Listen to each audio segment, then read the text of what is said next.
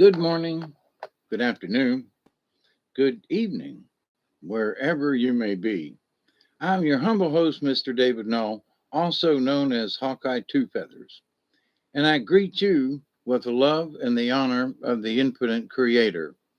And I continue to pray that each and every day, that each and every one of you will continue to learn how to accept and receive the knowledge, the healing, the wisdom, and the many blessings from the universe. So, with that, I hope that this is actually the 20th of September now. It's 12/20, and there's a 20 mark in there somewhere. And so um, I have come on here with the inclination from I guess you could say, the spirit world. I guess they're like, have a little chat, Mr. Dave. Come on, Hawk Islands, have a little chat with folks. And that chat with folks, spit it out. Hang on a second. Alexander Ganja Man, here's one for you. I wanted to share it with somebody, and you're a good person to share it with.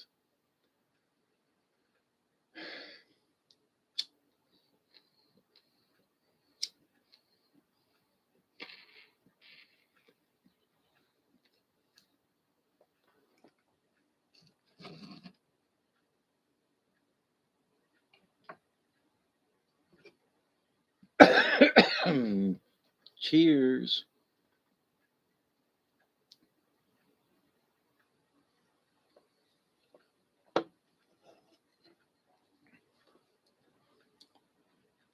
How you doing, Alex?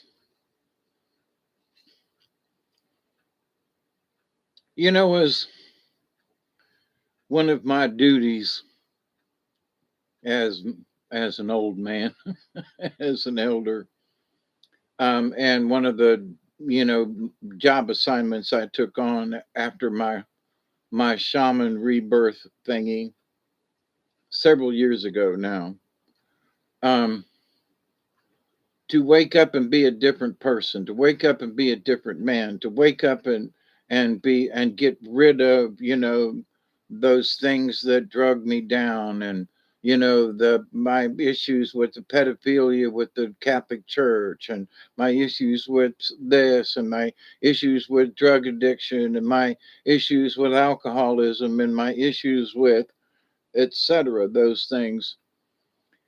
And was talking with um,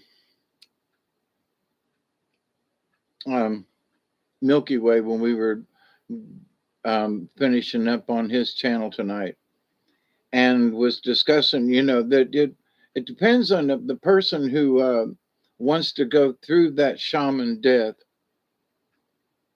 What's your life path number? I don't know. Chilling and blazing. Yeah, I'm going to light this thing up again since we're just sitting here and visiting for a moment. I don't know what you mean by a life path number. Fill me in, Alex. Um,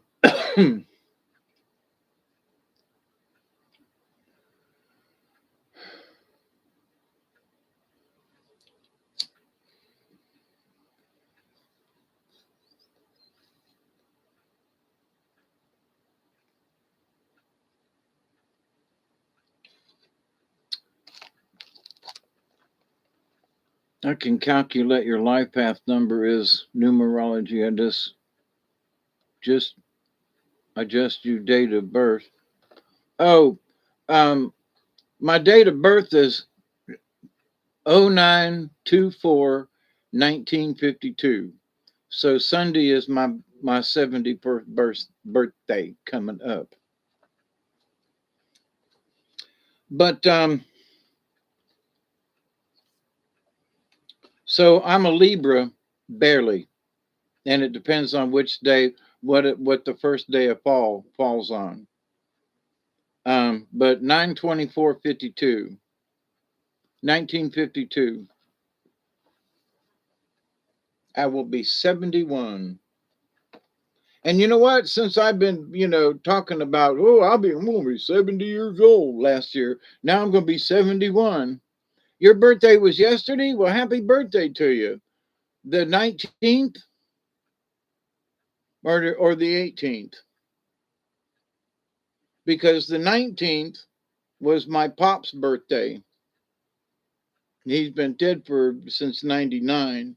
So he's been passed away a while. You're on the 19th? Well, happy birthday to you. Like I said, that was my Arno's. He was my uncle, but he was my pops. He adopted me and my sister. But his birthday is the 19th as well. How about that? That's just cool. I'm sorry, that's just cool. That your birthday is because I even said tonight when I was before I read the story on Milky Way, I was like, today's my pop's birthday and I'm going to dedicate the reading of this story to him. So anyway, oh, that's cool. We got to join in birthdays of sorts. I knew several people that, their birthday was on the 22nd coming up. A friend of mine who he was literally 2 days older than me. I don't know if he's still alive. And then on the 23rd is a friend of mine down in Florida, Miss Kathy. Well, I won't mention her last name, but Miss Kathy, and I've known her since grade school, literally. I think she was still in grade school when I was going to high school, but um,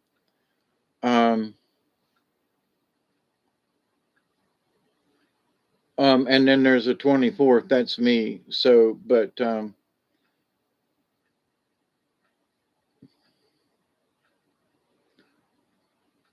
yeah, yeah. He passed away in 99, but yeah, his was on the 19th, right?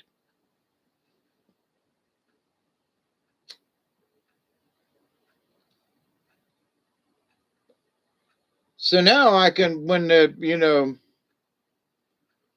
um next September I'll be like, wow, man, I know somebody else's birthday that's on the 19th. I hope I'm still around next year. Every day has become more precious, I'll tell you. After having this recent heart thing again, just got a bill from the hospital. $900 is going to be what I have to pay. 914 out of this, and I didn't even want to go, but $900 is just going to have to get split up but if that's the cost of saving my life, well then okie dokie, that's what happened, right? I'm a life path 5, the freedom fighter. Life path 5, love to explore, learn new things, travel. They love adventure. That's me. I'm hoping for an adventure on my birthday this Sunday. If I can't get the bass boat thingy in, I want to take a kayak down. I got to get on the water. I gotta.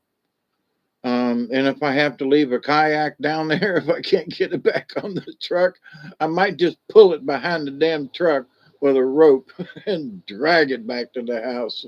I could do that actually. It'd wear a hole in the bottom, I'm sure. But I could go slow enough; it wouldn't be too bad. Maybe I could put a roller under it, and put a board under it and drag it. Anyway, that's not a bad idea. I could probably get it in the back of my truck, but I don't know if I could get it on my truck, on top of my truck. I just don't know if I could lift it yet. I'm working on it. I walked all over the place today. I'm sore. I am one sore puppy. In fact, I gotta take my meds after. I have to remember after I take them out. I forget them if I don't take my meds after the show that I just got done doing with Robert. So I got these two meds I got to take, and these two meds I got to take.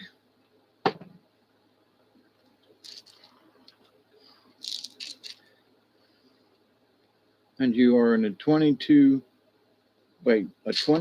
personal year is about building on your desire, planning, working on your foundations. And next year, you're going to be 5 personal, which means your life going to take a transformation. Okay, next year, your life going to be a big change. A lot of things going to come on your path. Hey, Richard, how you doing? Good to see you.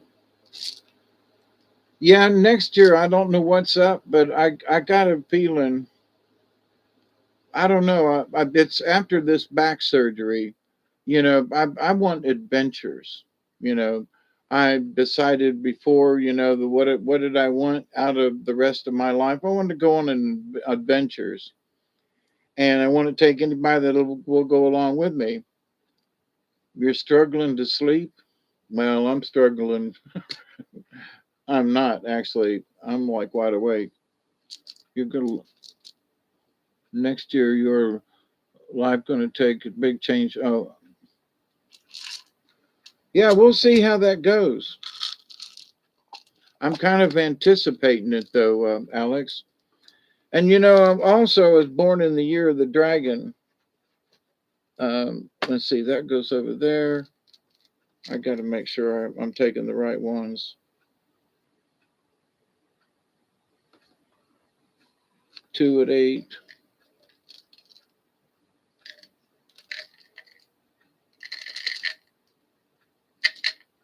Yeah, I'll be out of them next week. Tim Solosin, supposed to be for helping with your prostate and peeing. Peeing, oh, peeing. Next year is the year of the dragon. Oh, yeah. Oh, so in February starts the year of the dragon? I wondered when it was coming up. So coming up in February is the year of the dragon. That's really something to look forward to. Wow, because it only happens every 12 years. So, year of the dragon coming up? Wow. All right. Yeah, and I'm ready for some adventure. What I think my biggest, it's not a worry, or it's not an anticipation, or it ain't nothing like that. It's that I wish that I could share it with somebody, and I don't mean a woman per se, but just a companion.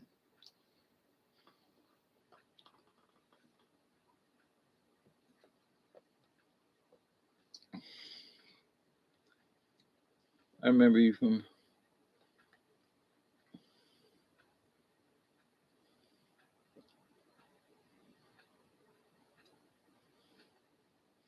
We're in the year of rabbit now, right? I used to keep up with this. This has been a weird year to keep up with stuff, having been operated on and all this other stuff, and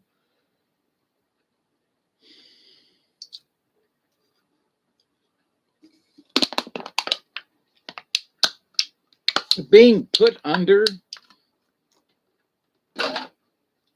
being put under with all the different tests that I've had, plus the 2 operations, plus the 2 different tests and the 2 other things, and being put under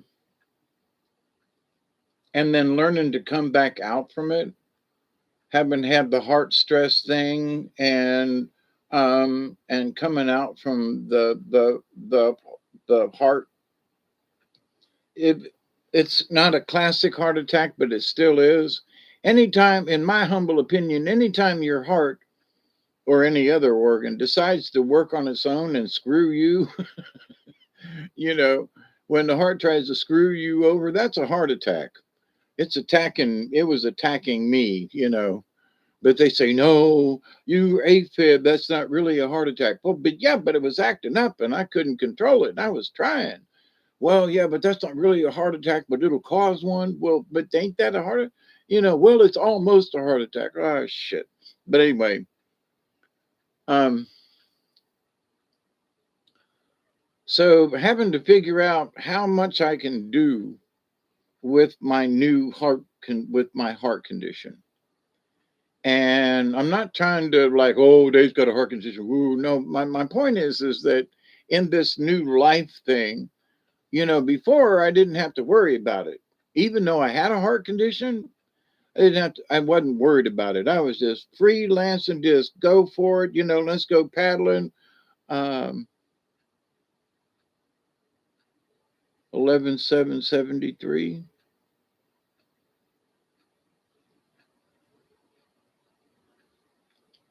Oh, thank you, Richard. There have been several people when I tell them I'm going to be 71, they go, "You don't look 71."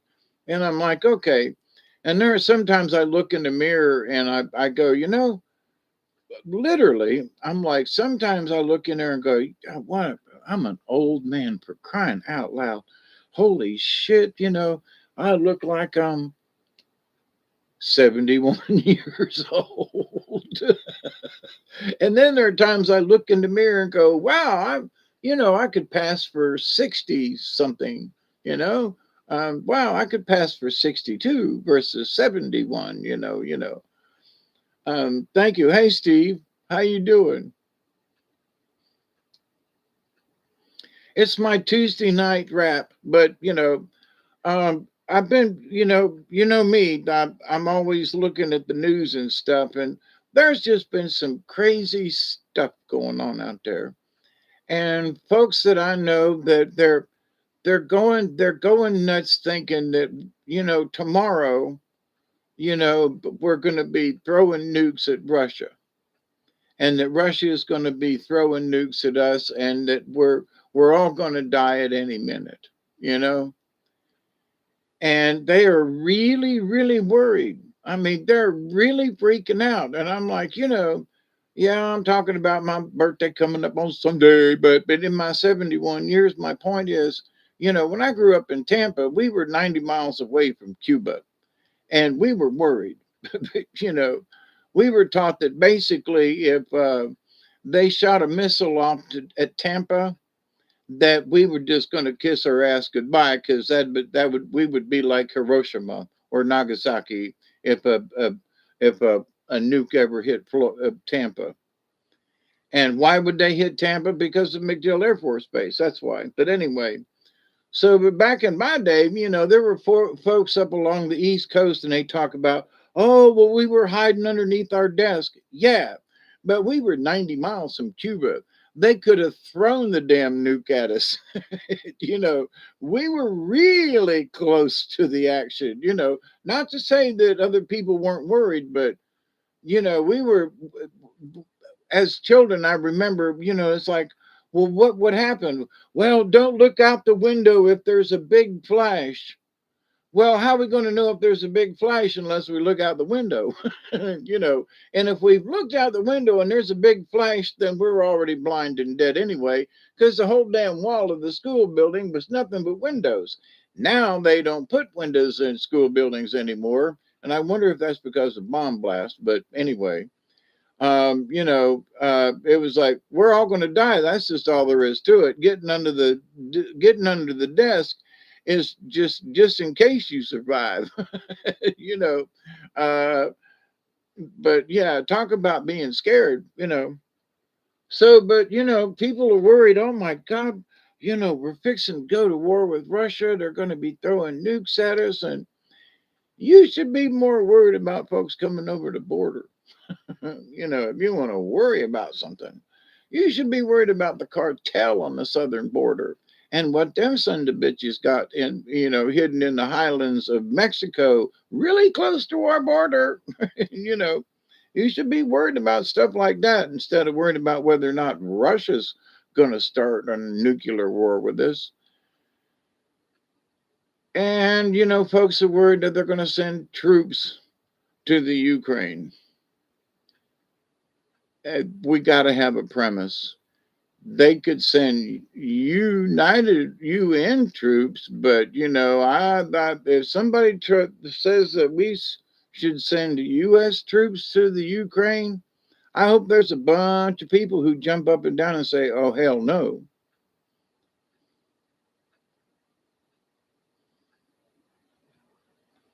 It was the same year in Wichita, Kansas, because Air Force Base and Boeing Aircraft Company. Yep.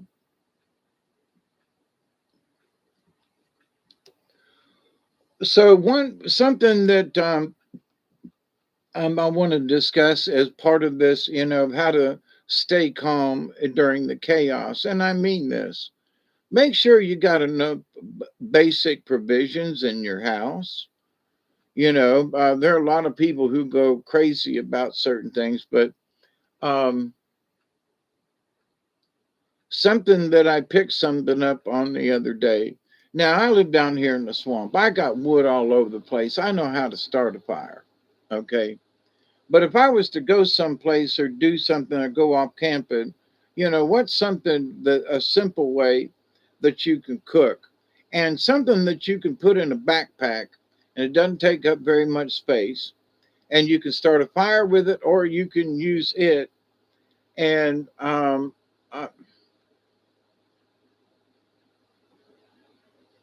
is sterno. Now, most people don't know what sterno is, but I've got this little oven thingy that folds up into this nice little thin package that weighs less than a pound. And you unfold it and you put a sterno can in it and light the sterno. It's like alcohol, right? And you can put a little pot on it and cook on it, and and it'll light a fire in the wet. And a can of sterno was like $3. You know, so and you can carry it anywhere. And you just seal the can, and when you're done, you got a can that you can turn into a candle if you need to. And so you can still, put this sterno can into a candle can kind of thing, and still use the little stove because you put a decent candle. That's how they keep stuff warm in some of these um, um, um, oh man, trays and things, underneath the different pots and stuff for dipping cheese and stuff. But anyway, fondue, that's the word. Um, so one candle with a decent flame, you can heat up water or whatever you need to do. But anyway, so um, but so the lights went out. Okay, well, I've got a gas stove. Well, I've got an electric stove. Well, get you a couple of cans of sterno and get your little thing, and it's not really quick, but you can cook on those things. And you don't have to go way out of the way, and you can put the lid back on them. And these are little things you can do without having to go nutso.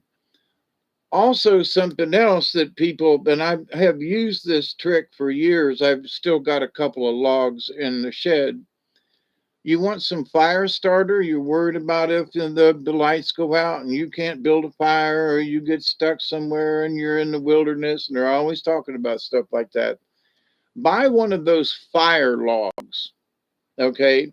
One of the big fire logs that you would put in your fireplace and set on fire. Buy one of those, and you can buy them for $5 or $6 or sometimes less. And I say, why? Because one of them things that are yay long, you can cut it up into pieces, okay? And you've got fire starter anywhere you want to go. You can crumble it up. You can, spark it off. And so there are people paying $5 for a couple of strips of fire starter when you can buy a whole god dog log of this stuff and cut it up yourself and put it in plastic bags. That's what I've done. I still have 3/4 of a log left out there in the shed because I still haven't used all of the starter that I had, that I cut off of it. So there are things, and having a couple of those fire logs, you don't have to burn the whole log. You can literally cut it up into sections, and say, well, we need some fire for tonight. and we need a little bit of light in the house. So electricity's off, and so what do? What you cut that much off at the end of a blog like this, and you light one of those. It gives you light, it gives you some heat, but then you still got can cut this thing up into smaller pieces. So if you don't have wood, or you're stuck, or it's snowing and you can't get to the wood pile, and there are ways that there are things that you can do that can get you by, especially if you choose to well, we've just got one log. Well, actually, you've got several pieces. Well, but it doesn't keep the whole house warm. No, you don't want to heat the whole house. You want to snuggle in close to that fireplace, and everybody get together, and you sleep on the floor right there, and you close off the rest of the house. And you know uh, wait a minute, you pay attention. So, like, there was this one person I was talking to. This is a year or two ago, and we were talking about things, and she was like, "Well, I just can't use a handheld can opener, for example." And I was like, "So, what's going to happen if the lights go out and you've got all this canned goods? How are you going to open the cans?" "Well, I've got an electric can." Oh, and then she stopped and she went, "Oh, I see your point." And I was like, "I know you've got arthritis," and I'm talking about my friend Miss Marcia. And I'm not talking bad about her, but I was just telling her, I said, "Look, so and Michael came through and the lights went out and she couldn't open the cans." It actually got to that point. And she couldn't open the cans of cat food she had for the cat, because she was always used to using the electric one. So something simple like that to an old person is a really big deal. Now, fortunately, I still know how to use a hand twist can opener, but she was a year and a half younger than me, and but had severe arthritis in her hands, and she couldn't open the cans, without it being an electric one. So simple things. So, well, and who knows what these crazy people are up to, because most of us know about Agenda 21 and Agenda 2030. All right. So they have missed their quota big time, and they got to make up for it. All right. So beware of crazy shit these people are going to pull. All right. Just pay attention. What is it they're going to do? I don't know. I would not. I would not get a shot. I wouldn't. I haven't told them I wouldn't. It's up to you. Too many people still getting sick and having reactions.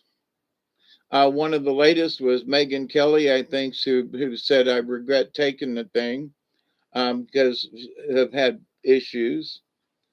Somebody I know just had their 1 year old inoculated, and I was like, "What, are you freaking crazy?" And I said, "Keep an eye on that child, because they start acting weird or whatever. You need to go to the hospital with him." But wait, oh, I can't wait to get my 1 year old. What?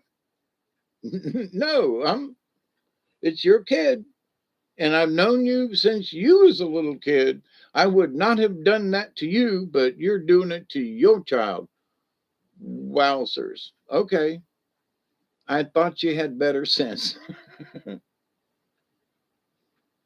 Yeah, Alex had a birthday yesterday, sort of carried over to now. His is the 19th. So, yeah, happy birthday to Alex, everybody.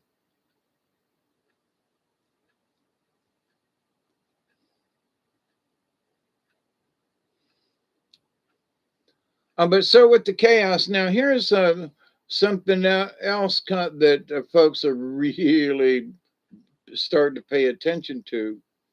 And they should have paid attention like a couple of years ago. And it's about the BRICS. Okay. What is BRICS? Well, look it up. All right.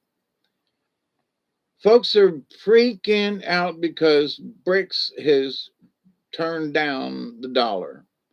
BRICS nations are now, they don't have to accept the dollar, okay, the American dollar, and that their economy is not built upon the dollar anymore.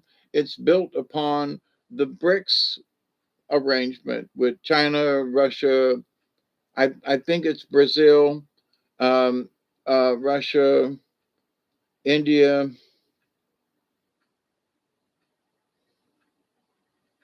China, and I can't remember who the S is, but anyway, BRICS. So they started this years ago, and people were like, "Oh my God, what are they going to do?" And Putin and Beijing and all of them got together and said, "Listen, screw America. We're already in this section of the planet. Why does everything have to involve the American dollar?" And so they got together and said, "Nope, we don't need this anymore." And so, hey, let's get together and form our own coalition here, which is BRICS. So the BRICS now have, um, with BRICS, the countries that operate this way, they, I won't say they don't have to worry about a tariff, but by dealing with the Americans, they kind of sort of had to pay a tariff because they were using American money. Somehow it was formed in there, and then now they don't have to do it. So it's actually cheaper because they're working together now. Where now these countries are not accepting the dollar, and folks are freaking out. They're like, "Whoa, we didn't see this coming." Well, the BRICS folks have been warning y'all for a long time, saying, "Listen, we have decided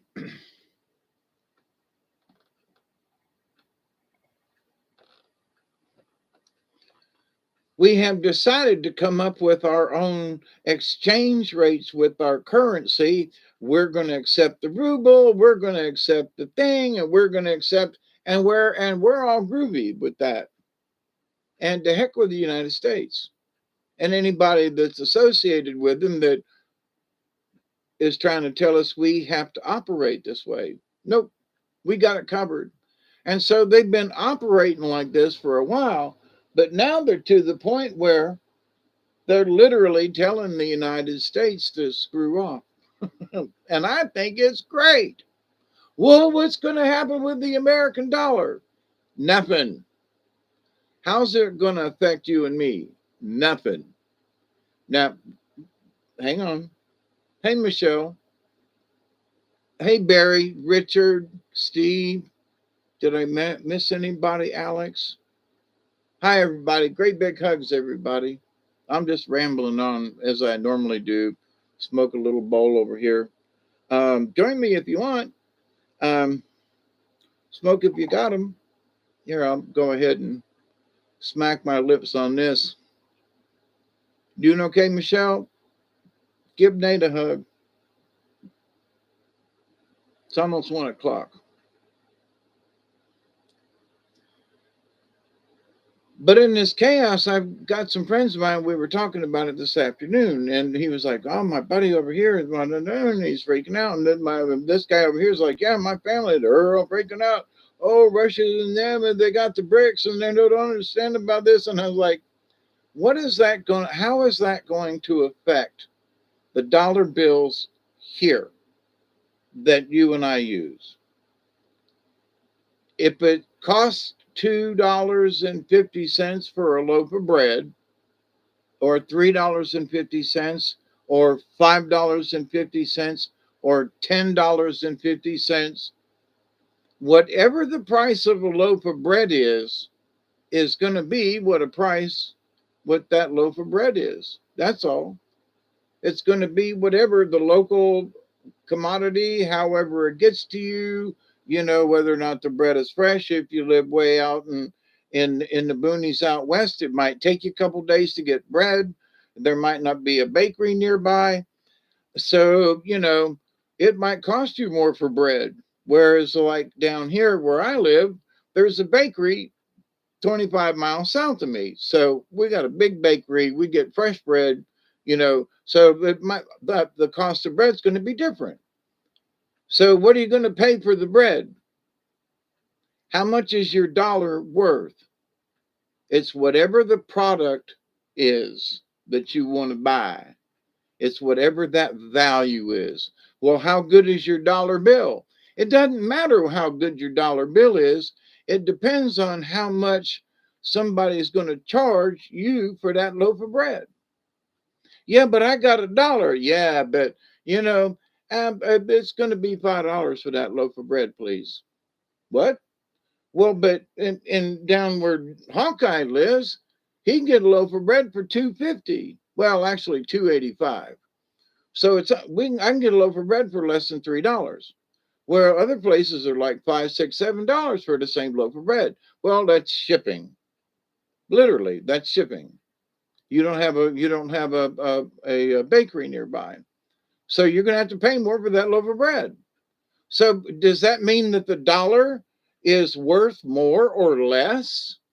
No, the dollar is still worth the same. It's still a dollar. It's that whatever the price is for that commodity you wish to buy. That's how much it's worth. Doesn't matter what they do on the other side of the planet about the dollar. It ain't gonna matter. Well, oh, the dollar just ain't worth anything. No, we don't care what it's worth in Europe. What we care about how much the dollar is worth is whatever commodity it is. How much is that gallon of gas? 3.50. Well, then that's how much your dollar's worth. A gallon of gas is $3.50. Okie dokie. That's how much your dollar is worth. Well, if the price of gas goes down, wait, your dollar is actually worth more because now I can buy a gallon of gas for $2. Oh, wow. Value goes up, right? It's only $2 instead of $4. Wow. So you have more buying power with that dollar, but the dollar hasn't changed value. It's still a dollar. What? Pay attention. So quit freaking out about what the rest of the world thinks about how much it is. It depends. As like, for example, had a dream the other night. Let me what time is it? It's 12:58. Yeah, it's almost 1 o'clock. I think Gaddafi wanted to deal in gold dinars rather than, yeah, he did. He wanted to shut him out. Absolutely. That's why they knocked him off. I'm drinking a biscuit flavored tea at the moment. It's lovely. Oh, Richard, wonderful. God blessings, everybody. Yep.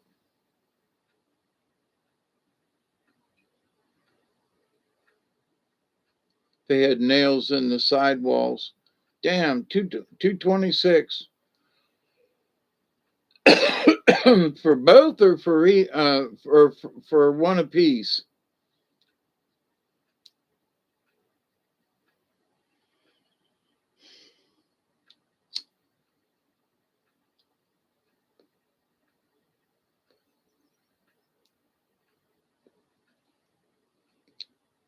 Absolutely lovely, Richard.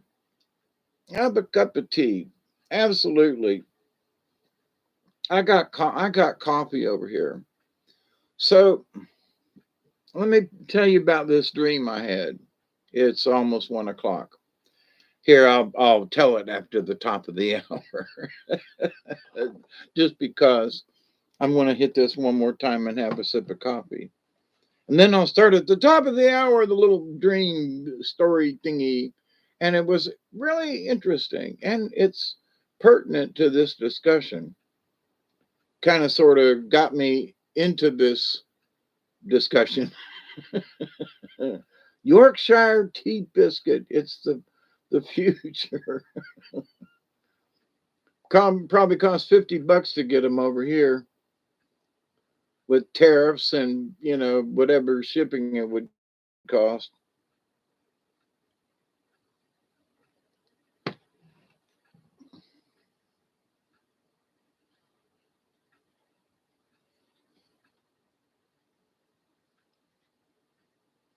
for both. That's a good deal, Steve. I know it was $226, but that sounds like a good deal, actually, for two in this day and time. So it's 1 o'clock a.m. September the 20th. It is now. Actually, yep, 9:20. So God bless y'all. I thank you for being my friends and hanging out with me. And for any birthdays that are coming up for September, uh, we have a birthday boy in the house, which is Alex, the shaman dude. One of my favorite friends of all time. But anyway, so the dream, and I remember, have y'all seen the movie, Soylent Green? Okay. If you haven't, well, then in the movie, um, Charlton Heston's character meets up with Edward G. Robinson's character, who is an old man living in a shack kind of thing, and he's got some canned goods on the wall, and they're having conversation. And, he's Charlton Heston is asking Edward G., how come you don't eat Soylent Green? And he said, because Soylent Green is people. And he was like, nah, no. And he said, I'm not going to eat it. He said, I've got a few canned goods left on the shelf. And he goes, so then what happens when your canned goods run out?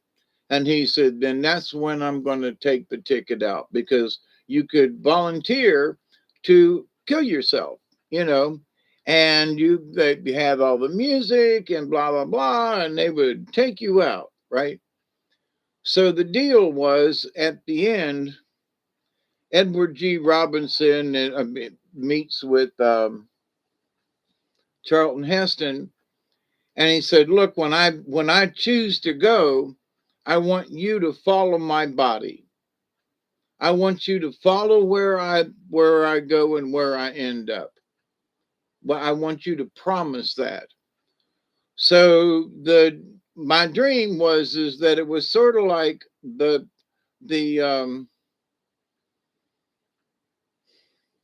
the Edward G. Robinson character, and he had a can of peaches. And he opened the can of peaches and said, this is it. This is my last can of peaches. And when I'm done with these peaches, that's it for me, because I can't get any more. They don't make any more peaches. I have hoarded these peaches. This is it. I'm out of here, right? After this. So the Charlton Heston follows his body as it goes through the chain of whatever. And come to find out, that's when he comes out and goes, Soylent Green is people. That it being housed, chopped, whatever, and then turned into the little wafers and given to the population. So Soylent Green is people. So the dream was that here's a can of peaches, and this can of peaches is $10. Now you say, well, wait a minute, it's just a can of peaches. Yeah, but it's $10. Well, what makes that can of peaches worth $10? Because the person selling it says so. So who gets the good, clean peaches? The people who can afford them, right? So if you got plenty of bucks, then $10 isn't anything for you to buy that can of peaches. But that $10 can of peaches, to the rest of us poor folk, I would have to save up 2 months to buy a can of peaches. Now, if I really want that can of peaches, its value to me, this is all related now. The value to me is, I want that can of peaches. Yeah, but they're $10. Is it those can of peaches really worth it to you? If I want peaches bad enough, then it's worth $10. I will bitch and complain, and I will kick the dirt and wonder why that can of peaches is $10. But that's not the point. The dollar has not devalued. The dollar's still a dollar. It's just that somebody's going to put a value on something, and it's going to be twice as much. It's going to be $10 for that can of peaches. How bad do you want that can of peaches? And how much are you willing to give up something else to have that can of peaches? But I have some fancy dessert tea also. Pinky brand called Manchu D ice cream. Yeah, and I'm drinking this afternoon's coffee, which is good, by the way. Folgers. So this idea that for some reason our dollar or the value of the dollar is going to change here in America is isn't going to matter, except for the value of that which we are buying. Okay, or how much, it was 220 for the tractor tires for both of them. Some places it would have been 220 for one tire. So in a way, yes, it cost 220 for the 226 for the tires for both of them, but in a way that's not bad in today's market. Not bad, you know because there are some folks that would have charged $500 to change them out or whatever, just so. But anyway, so that's my point. Also, it's the value of whoever puts it on there. You know, there are some mechanics who are $100 an hour.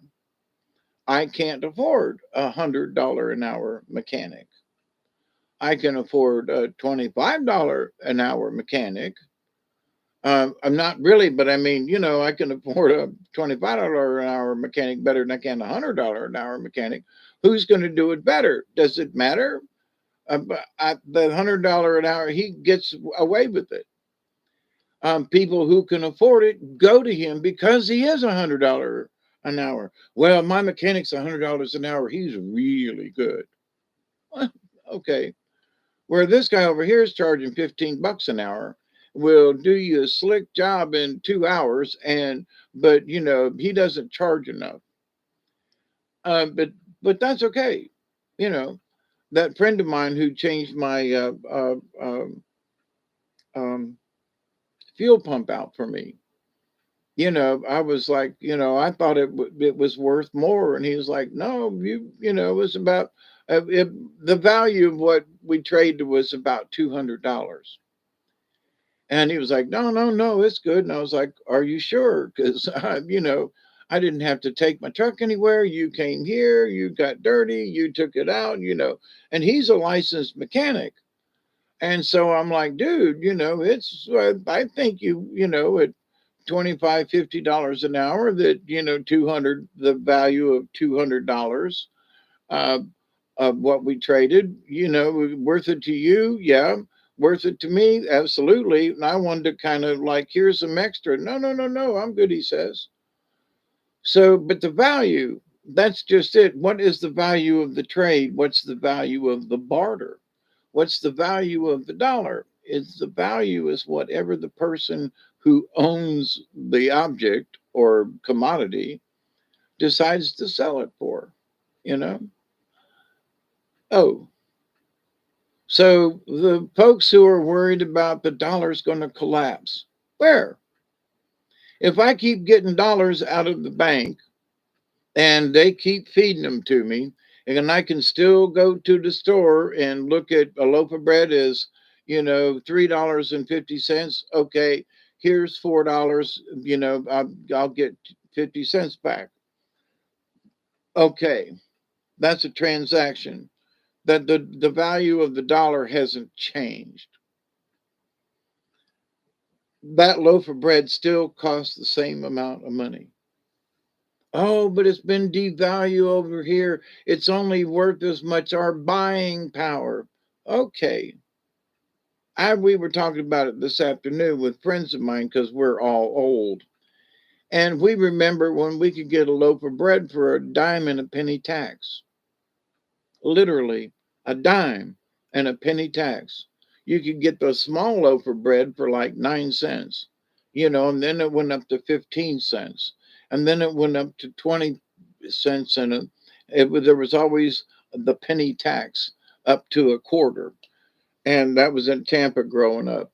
But, other places were very similar. So, you could buy a pack of cigarettes for a quarter, and back then mama sent you to the grocery store with $1, and you could pick up some eggs, and you could get a loaf of bread and a pack of cigarettes, for grandpa, for $1, and there might be a couple of pennies left for you to buy some bubble gum. That, so has the dollar changed? No, it's still a damn dollar. But what you can buy with the dollars changed. Well, our buying power. Yeah, well, but the dollar hasn't changed. It's still a dollar. It's the commodities and who went. Like I bought this John Deere tractor through my neighbor. Thank you, Ricky. I mean it. Boy, I love my John Deere. I did mowing today, by the way. But that his brother fixed it up, sells them as a sideline with his fixing lawnmowers and things, and $400. And I think it's worth more than that.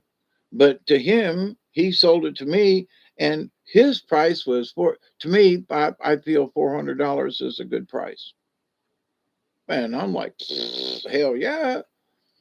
So, but has the price, has the dollar changed? No, his value of what he set for this lawnmower was $400. What I considered what I would pay for something that runs this good was 500. So I was willing to bump it 25, $50 here. This is such a good deal. I'll give you more money. And no, that was his set price. So sometimes you get a good, you get a really good deal. The dollars are the same. It's the value put upon them. So the dream about what's going to happen in the future, there are things like a can of peaches, just as an example, that there are going to be things like canned peaches that only the rich are going to be able to afford. I know it sounds stupid not to replace some nails in the sidewalls. Yeah, that's a strange one, Steve. I don't think something going to happen financial next. I don't think something's going to happen financial. Something new going to come. And this October, we're going to get sneak preview for next world financial state. Yep. Well, that's why I'm sort of talking about this, because the folks who started BRICS started it years ago, and they're trying to panic everybody into, oh my God, BRICS. That they set it up. They warned the United States in the financial situation. They said, screw you guys, years ago.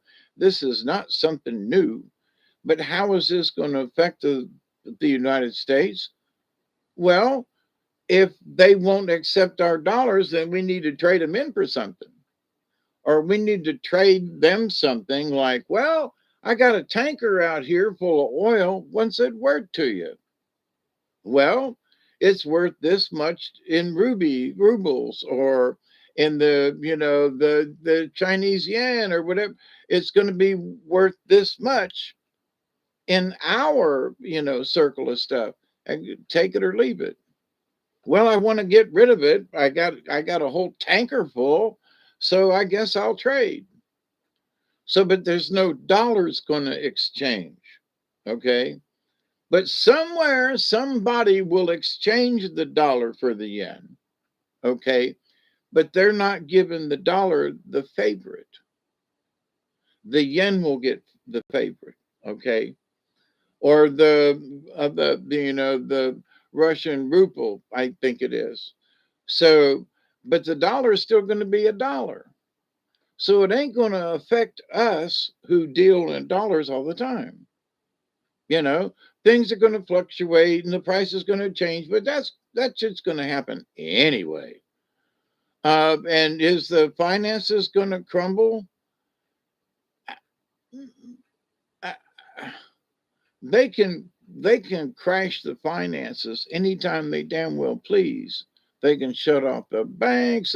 So my thing is, and what I have done, is I've got some money put away here at the house. Screw the bank.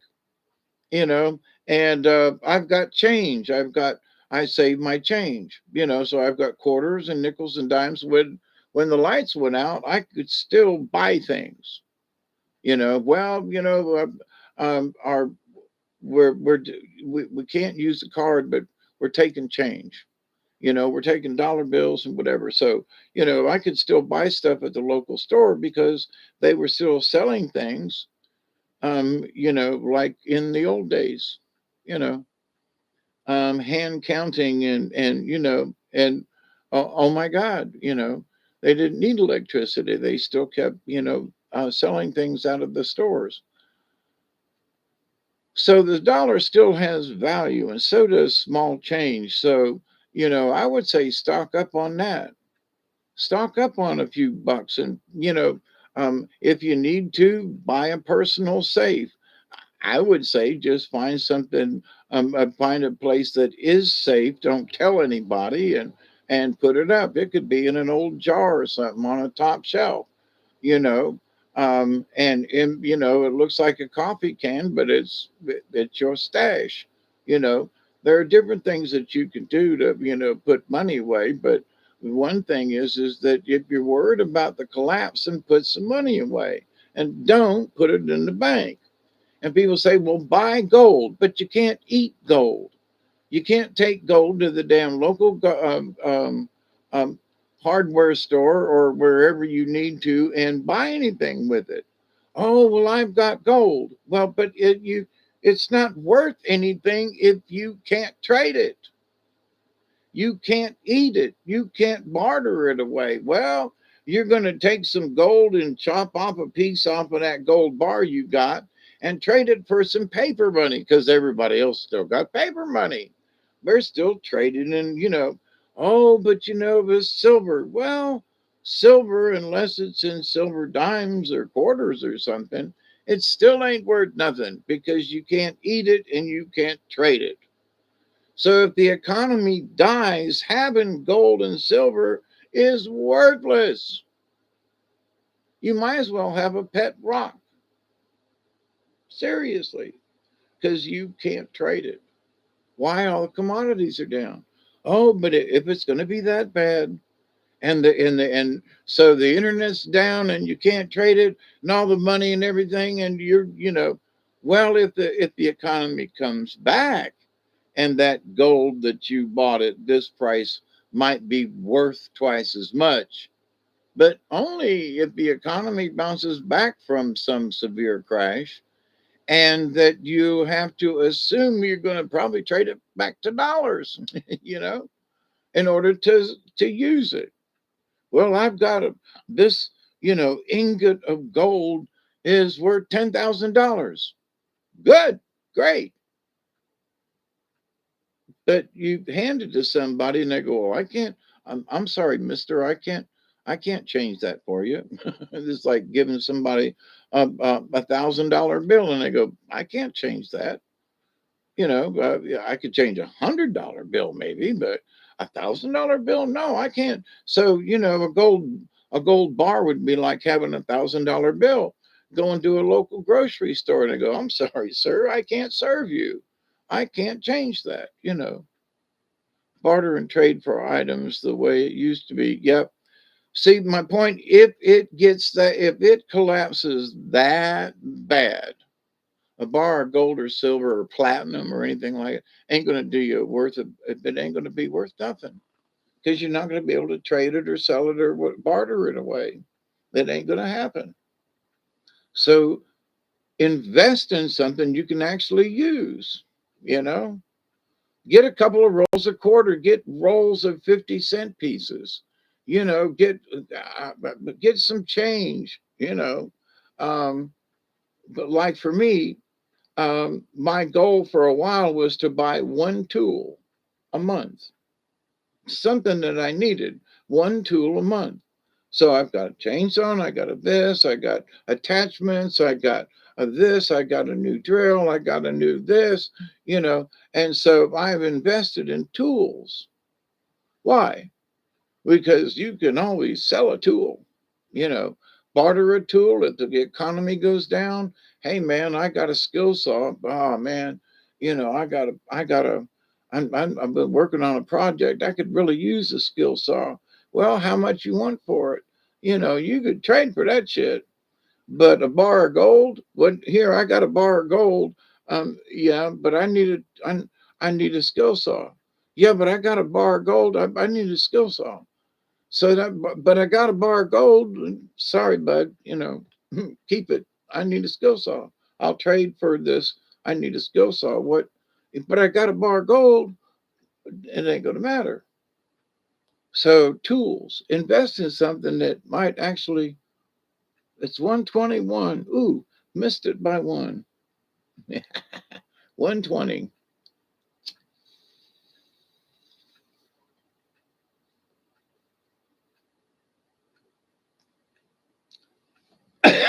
Now I say this because in my 71 years, my birthday's on Sunday.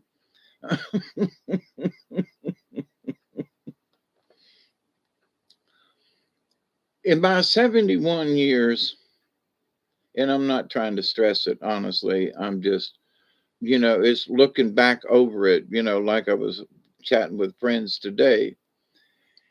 And I was like, in the last 70, there was a time in the 70s, and then there was a time in the 80s during the Reagan days when there was a lot of us who thought we were all going to die, and they called them the Reagan days, zap, and hippies were having issues and blah blah blah. But anyway, so and then the 90s came around, and the Clinton years were actually fairly profitable and not too bad. And Congress was actually, balanced the butts in Congress at 99 2000. So there was actually things to look up to, and then Bush took over, and then 9/11. That was fun, right?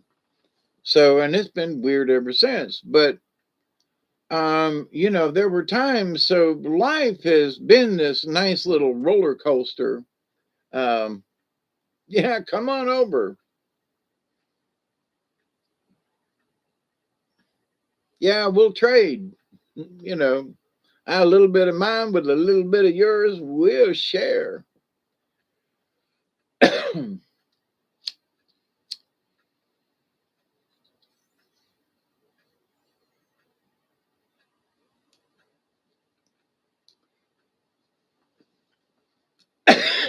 And it's beautiful outside right now down here.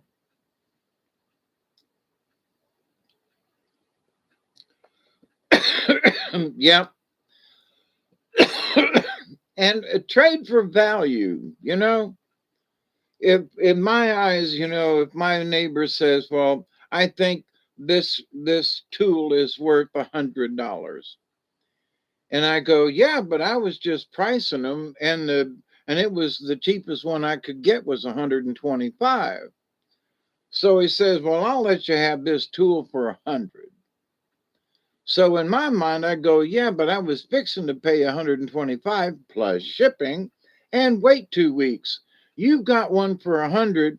Here's 110. Just, well, I no, I said 100. No, here's 10 more. Well, why you want to give me extra? I only wanted 100 for it because in my eyes, I was going to pay 125, which is 25 more than you're asking.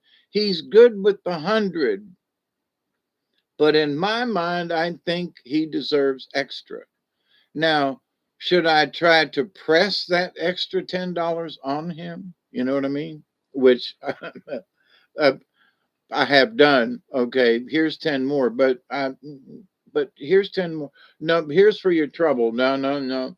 Yeah, but I mean, here's so, but a lot of folks ain't like that.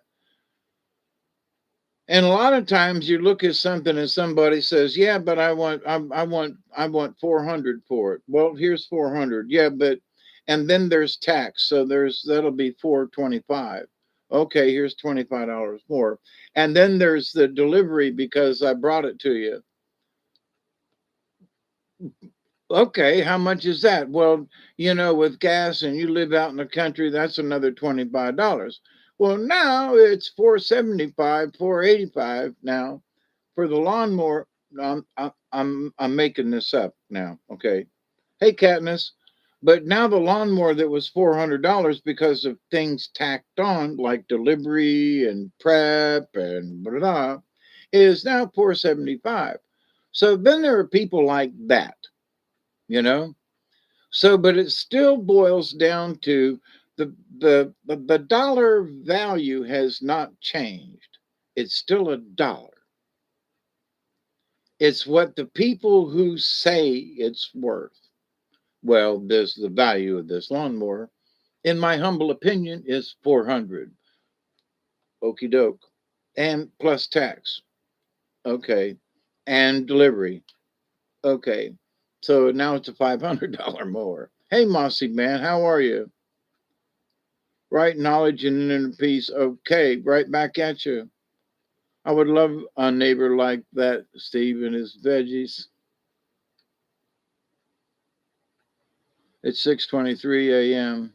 Getting light outside. It's good to see you, Richard, my man. It's good to see all of you, actually. You know me, it's 1:27 a.m. I should have put another little bud in this. It's running out. Good, Mossy man. I'm glad you're well.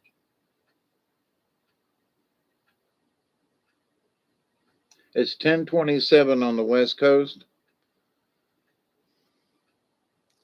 Trying to have a yeah, right back at you.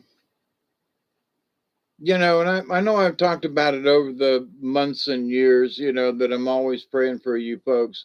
And I am, you know, outside today, riding around on the lawnmower, going through the grass on my John Deere tractor.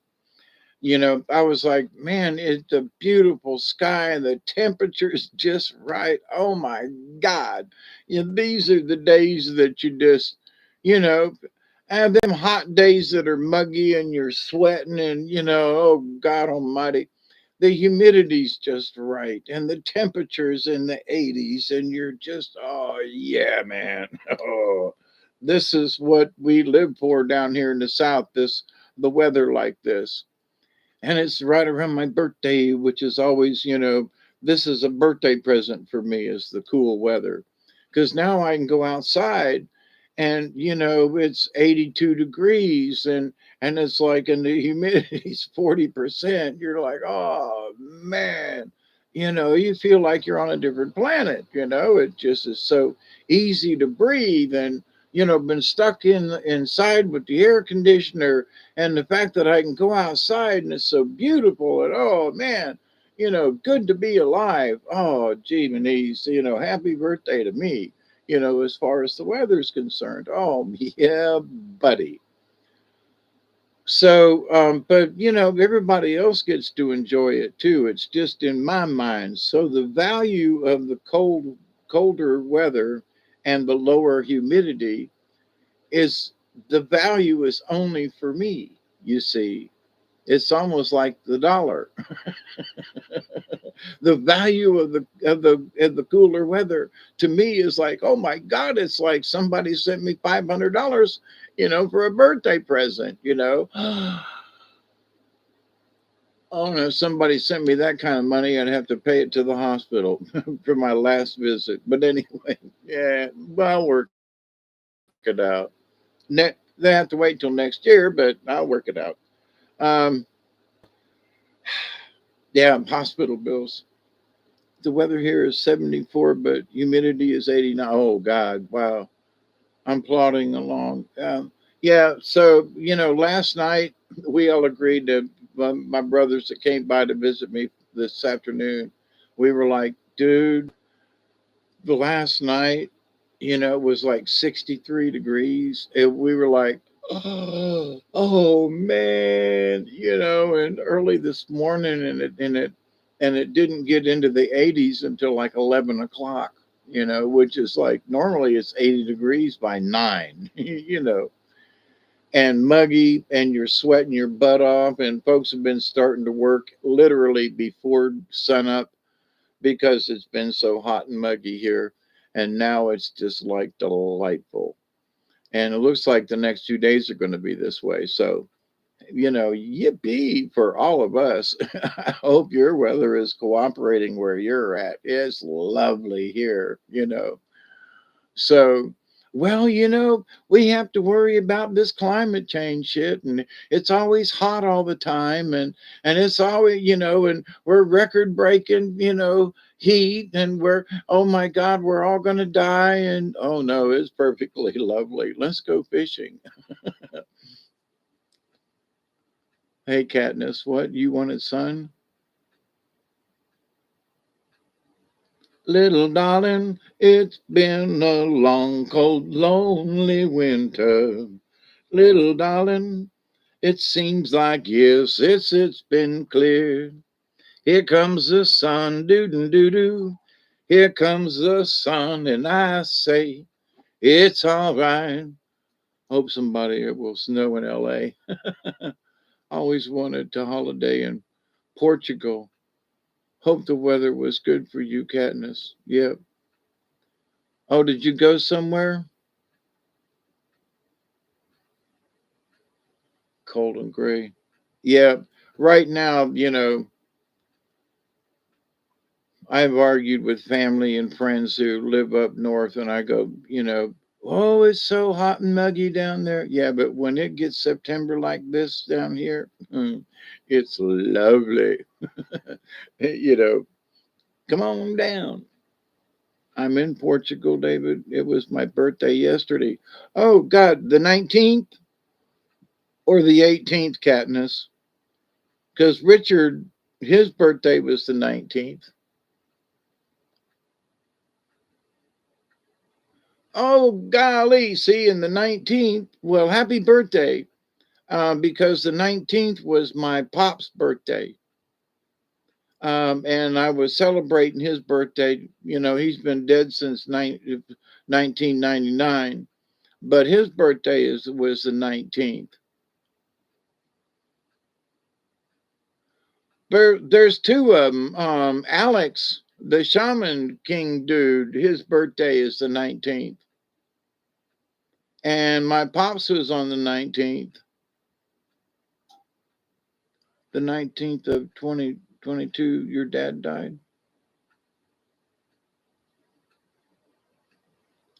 Yeah, three in the same day. Yeah. My pops, his name was Arno W. Null Jr. And my salute to Pops. His picture's over here on the wall, and you know, um, and Katniss, your birthday, and also Alex, the Shaman King, dude. So there's two in the chat and three counting my pops. That's great. That's great. 1 year ago from today, he passed away in his sleep. Oh, so the night you mean the 19th of September, just a year ago. Holy crap. Wow, there's another 19. Wow. Wonder what's up with that number today, huh?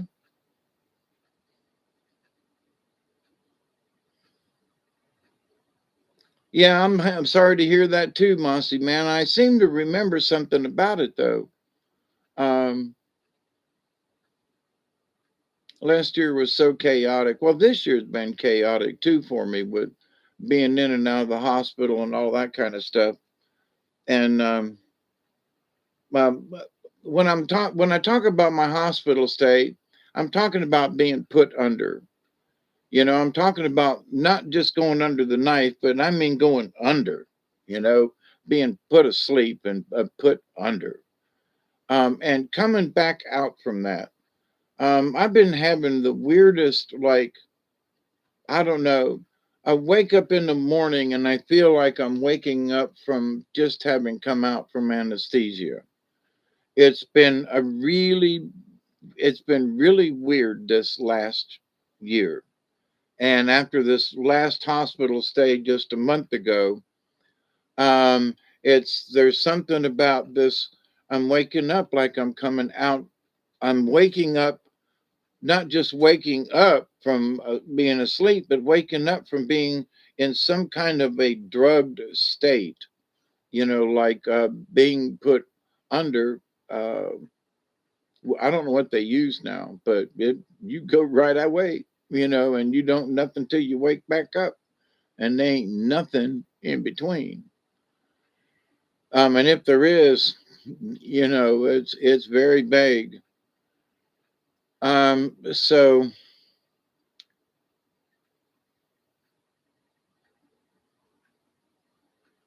my brain is still trying to adjust somehow, and I haven't been able to figure it out. Other than that's where my brain is headed. Like, you've been put asleep, 4 times this year. And recently, and blah, blah, blah, blah, blah. Yeah, well, so no, man, when they put you out like that, it's really close to being dead. They put you right in that little area there. And so recovering from that, it's like recovering from being dead 4 times. What? So my body's still trying to figure it out. Now, that's as close as I can get to, how the feeling that I'm having was with coming out from, being asleep. Like wake up and you go, whoa, man, where was I? Wow, am I in a room? Or, there's been a couple of times when it felt like, now I got my new TV, and sometimes I fall asleep and the TV's on, right? And I wake up and it feels like the TV, it's a bigger one than but it feels like it's like right here. It feels like it's right here when actually it's way over there. And there's this weird perception depth thing going on, and it's really freaky. Let me tell you. I mean, like I'm on acid, kind of freaky deaky, out of perspective, twisted with a thing. Whoa. And it's like, I ain't had none of that kind of stuff, recently.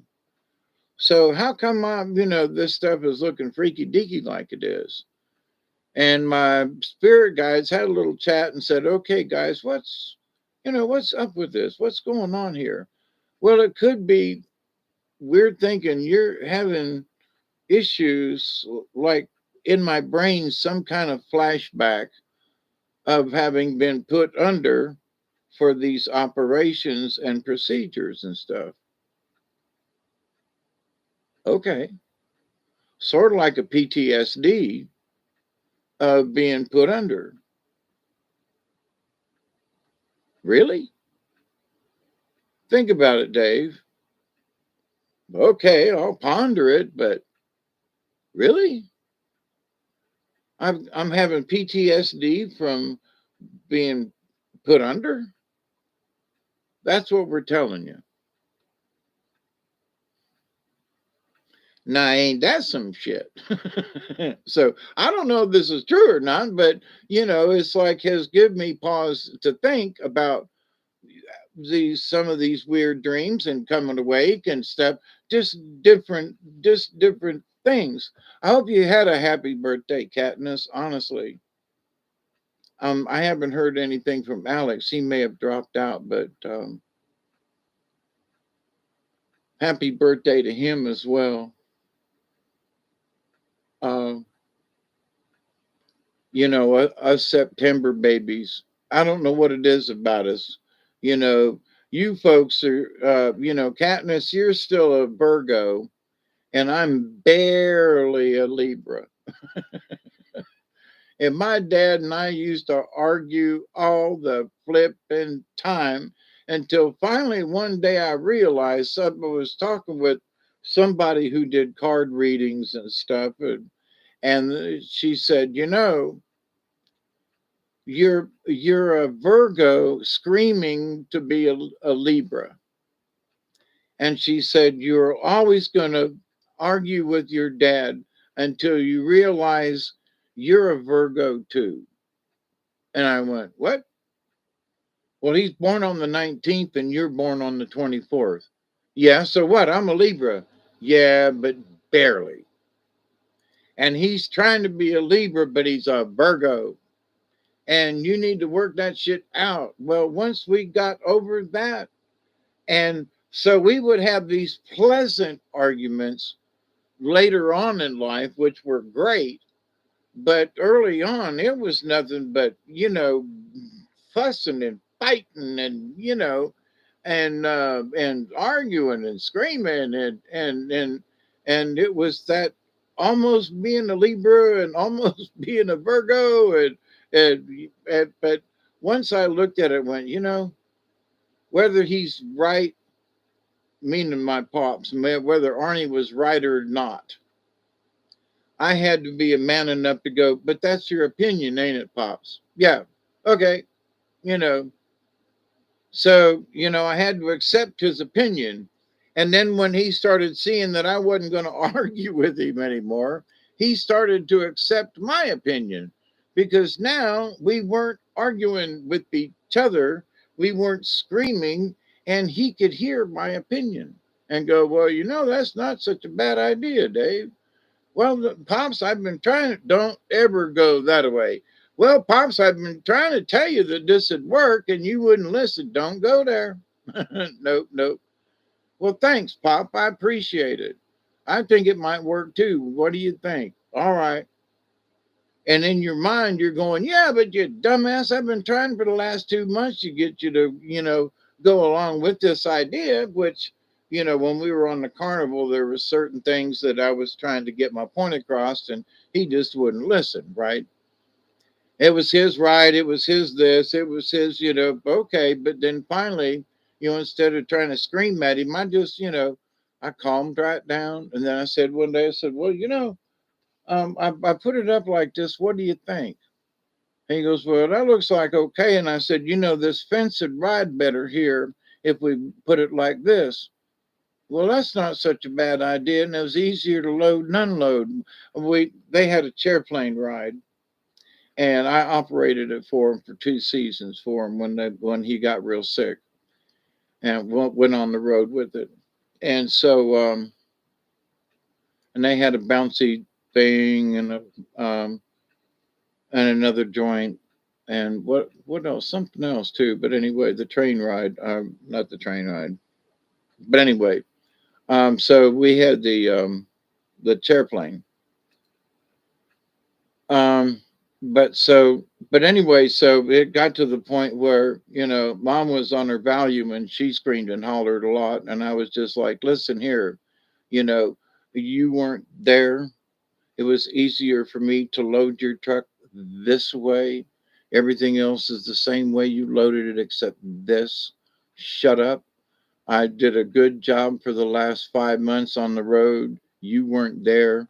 I brought your home, all your stuff home. It's all in one piece. Now you can stack it any goddamn way you want to. Is what I told her. And she was like, what? And I was like, look, but there are times when um, you just have to be fine. You just have to be the better person, and then scream and holler and jump up and down. And that's basically one of the cards that I pulled. Patience with the ant. We have to be patient with this economy and what these stupid idiots are going to try to scare you to death with. And now one thing that's weird, and it is absolutely scary. And since people are moving out of California, And Georgia has become the new California because of movies. Atlanta is a hot spot for movies and films and stuff. And so there's a lot, the commercial value of property in Georgia has really gone up. So where you used to be able to get a decent home to rent for $500 a month is now $1,000 a month. The house isn't in any better shape, but because of folks moving from other places out of California and other places, Georgia isn't the best place. But if you're in the movie business at all, folks are moving to the state of Georgia. And so property value is going up. And it's like, what? So the folks can't they can't afford to rent houses anymore around here. I mean, they literally cannot afford.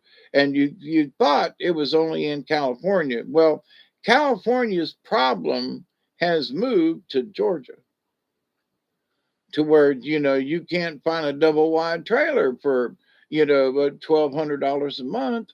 It's an old double wide trailer. There's a single wide trailer with one or two bedrooms. Going for $850, $900, on a small lot, and then you got to pay lot fees sometimes. So, but the value of things, so the dollars is still a dollar, but somehow whatever the commodity is has changed. So my next door neighbor over here, been a lot of noise. They moved his single wide trailer out. I guess it would be at least a two bedroom. And now they're moving in a double wide. And I mean, two halves, a double wide, big double wide. And he's my same age. I guess he decided that when he, got older, that what he was going to do with his money was he was going to buy him a bigger house or whatever. Well, good for him. I mean it. Um, well, it seems to me he would have bought it sooner in his life, so he could have enjoyed it longer. Him being the same age as me, 71 on Sunday. I'm being silly. Yeah, it's time. What time is it? I want to get another piece of butt out. My granddaughter was born the 27th of August this year. My first grandchild, and she's also a Virgo, but a Leo cusp. Yeah, yeah, yeah. And them Leos are strong, boy, let me tell you. But coming out of the Leo into Virgo, right? Yeah. I had a friend of mine who was more Leo, but oh boy, she was a toughie. I mean, tough as nails, tough, just tough, and get in your face and be tough. 900 a month is cheap. Yeah, I know, Mossy man, but the point is, it used to be cheaper than that here in South Georgia. You used to be able to get a deal, and now the prices are like, whoa, wait a minute now. The price in California, the rent is blah blah blah. So there are folks here in Florida, in Georgia, going, well, if they can get that in California, we ought to be able to get it here. And it's like, what? Hey, Zara. She's also a Virgo rabbit. Oh, great traits of you, and you're the snake. Well, there ain't nothing wrong with a snake clan. You're a Pisces. Oh, my first wife was a Pisces. And no offense, but she was a really bad Pisces. She was either up or down. There was no in between with her. Now, if she was up and things was good, but when she took that nosedive down to be that other side of, whoa, you just let her be. Just let her be. You know, she got. She wasn't necessarily crazy. Um, it was only on her downside. You know, But when her fish was up, it was good, you know. And me being a Libra, we tried to keep that balance, but but her, unfortunately, um, she was mentally imbalanced, and it's literally she had a mole over her one of her eyes. I can't remember.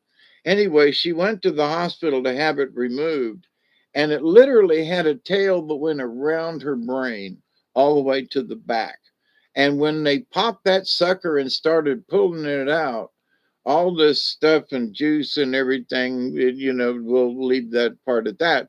But it was the fact that the tail was like this long, and so the neurologist at the time said, Mr. No, we don't have any idea what the tail of this mole, this the root of this thing, what effect it's going to have on her brain, and she her personality changed.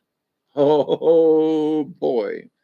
And it was just like but you know, they had to take that mole out. It was unbelievable what that thing looked like, and it was growing around her brain. You know, it was sort of like, you know, some you know, horror movie, you know, that they pulled this thing out of her brain, almost snake like, you know.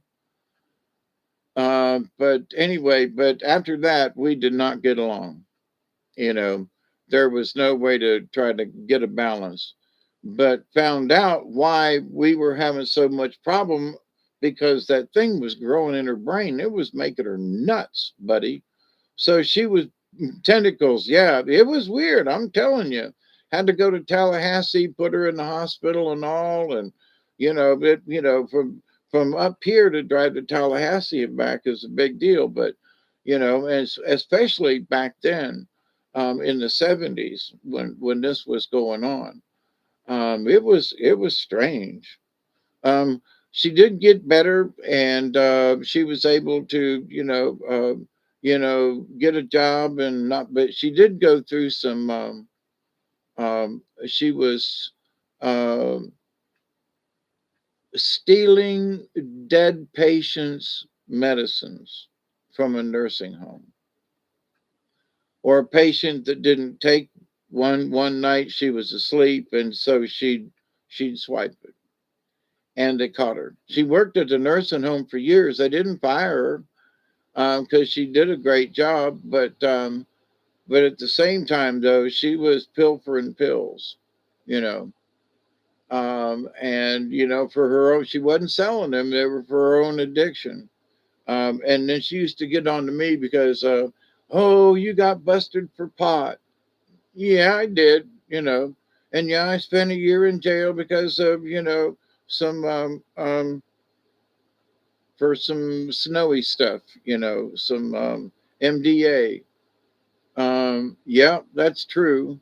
But now I'm home and I just smoke weed and drink beer at that time. You know, I'm not taking pills. I'm not doing coke. I'm not doing acid. I was just smoking weed and drinking beer and wine. Well, and some Jack Daniels. But to the point though, you know, I was staying off the other stuff. So trying to be clean up to a point, you know, I'm only going to drink and smoke weed. That's it. So, but then I quit drinking, and now all I do is smoke weed and cigarettes. But so you know, we try to do better, at least you know, for me in lifetime, and you know, the choices that we make. And I was talking earlier about the shaman death, you know, and it's like, what do you know, and you're the only person who can figure out what you need to give up. But my life was such a train wreck that I had to give stuff up, you know. Okay, Katniss, it's always good to see you, and great big giant hugs to you, sweetie. And you're in Portugal, right? Is that what you said? And happy birthday. Absolutely. To us September babies. Well, to October babies too. It doesn't really matter, you know. Happy birthday to all the folks, This just happens to be my birthday month. So happy birthday. You know, can I buy your property? I don't know. It ought to be worth something one day.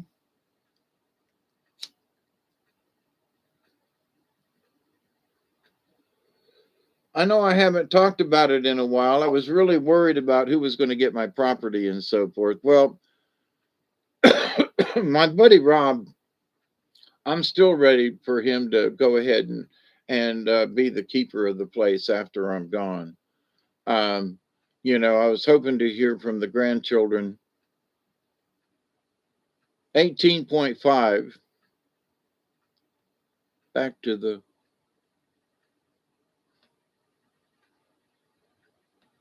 what is TMW?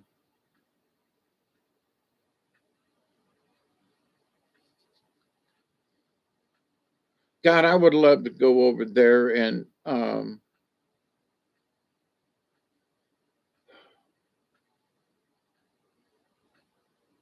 just visit.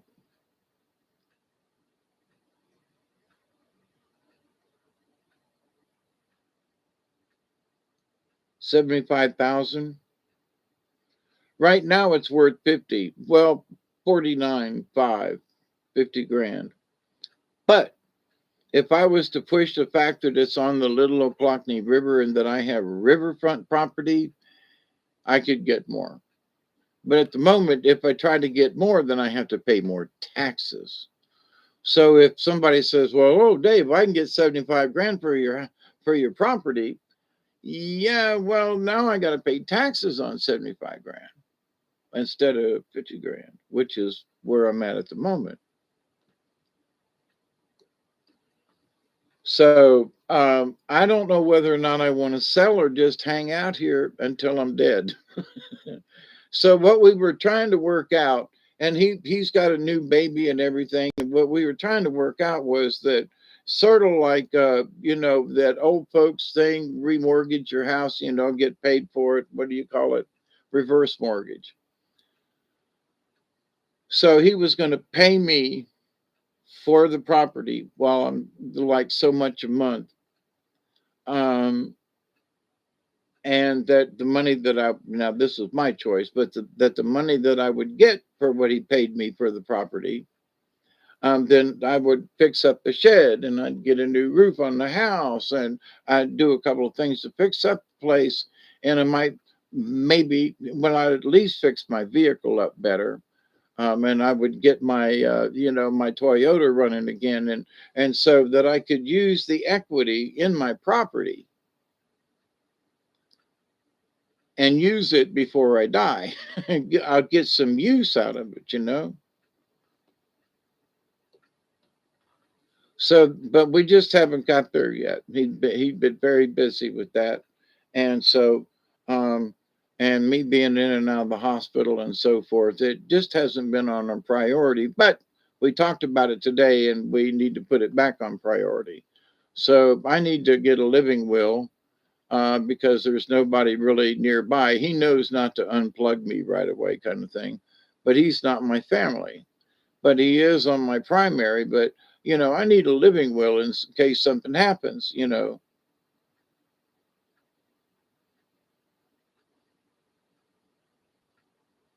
In the mountains, family worth 95 grand.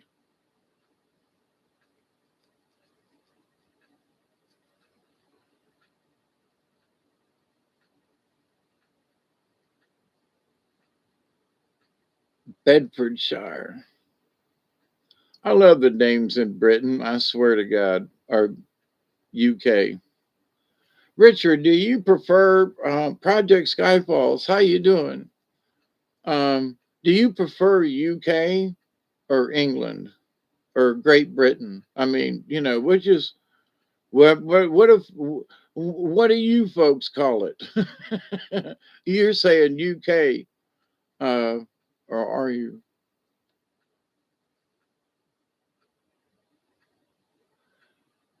Bedfordshire, not Shire? I was thinking of the hobbits, Bedfordshire. Never mind. You probably get. You prefer UK instead of England?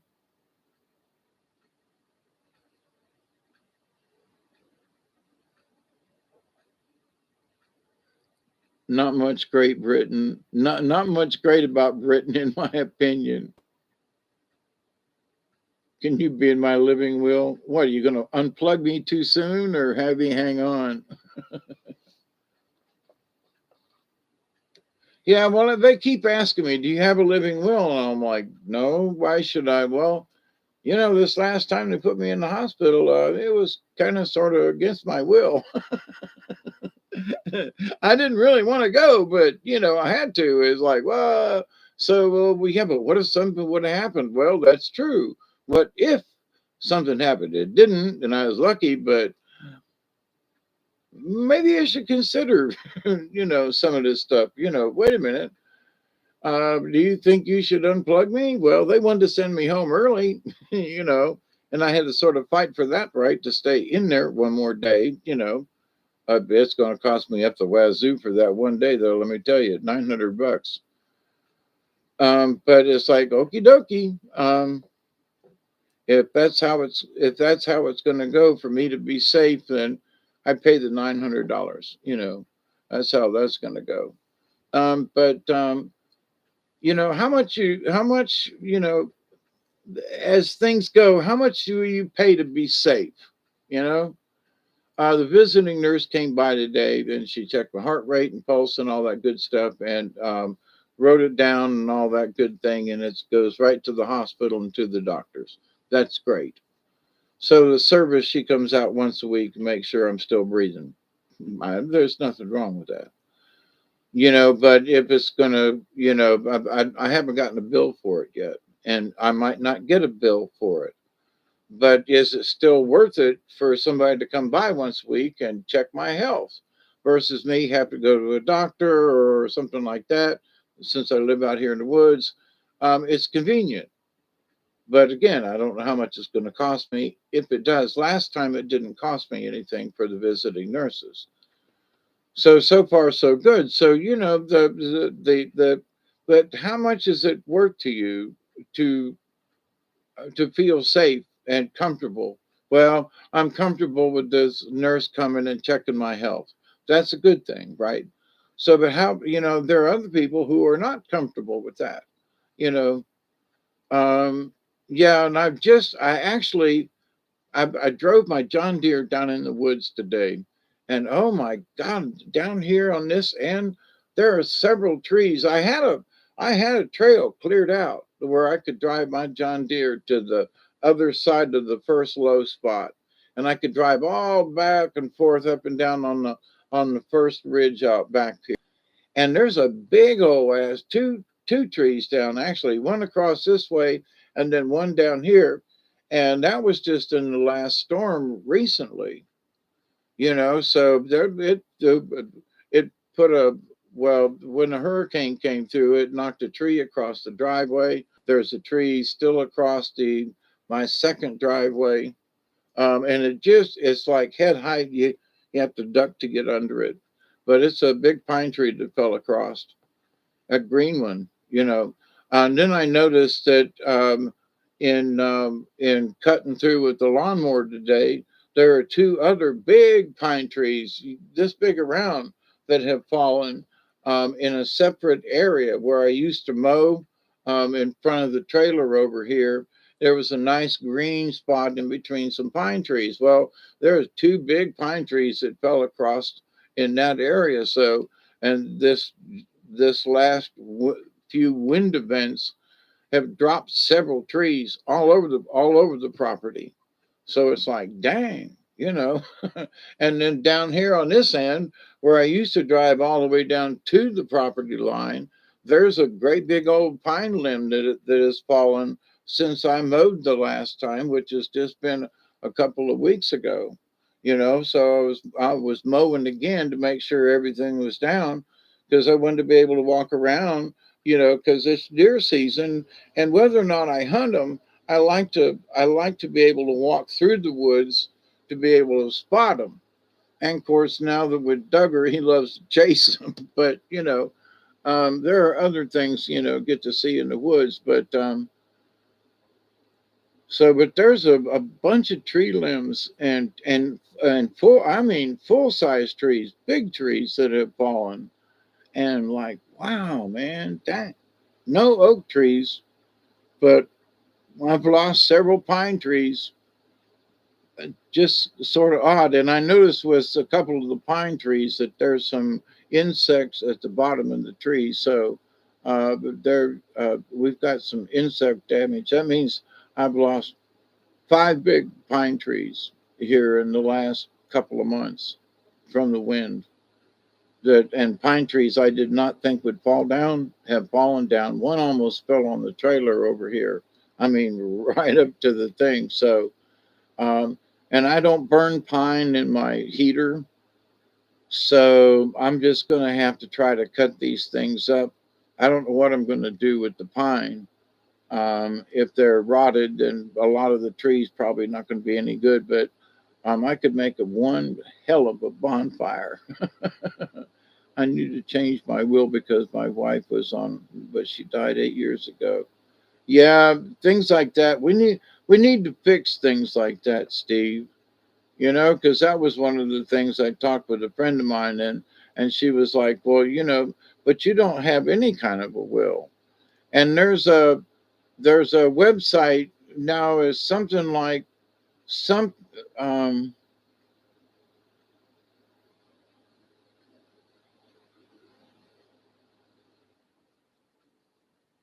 what do you call it when you going to a trustfundswills.com or something like that. You probably will find it if you put an asterisk and comma wills.com. That will probably set up a where you find it. But for $159 you can write a simple will or whatever. And it's like, well, okay, that sounds good. For me to do at least start there. Um,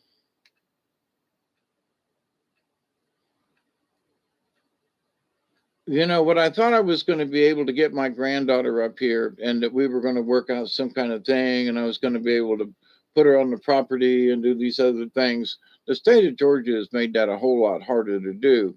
But it doesn't mean I wouldn't sit down with her with a lawyer and write up a will, and I could put some things down in paper and we could have a discussion about this. But it's been on this year will be 2 years now, and she still hasn't showed up. So I'm not pointing the finger or anything, but I'm not going to last forever. And this last time around could have been it. So if you're interested at all in coming up here and taking over this place, or that you might want it in the future or whatever, like I have had the discussion, I don't want the property to go to somebody that ain't going to do something with it. No, elephants. I have turkeys and deer on my place. Yep. I got a rabbit on the place again. I saw my first rabbit up here on the hill. That's why I've been mowing in between the trees and stuff up there. And now there are big pines that have fallen. Wow, I couldn't believe how many big pines are down.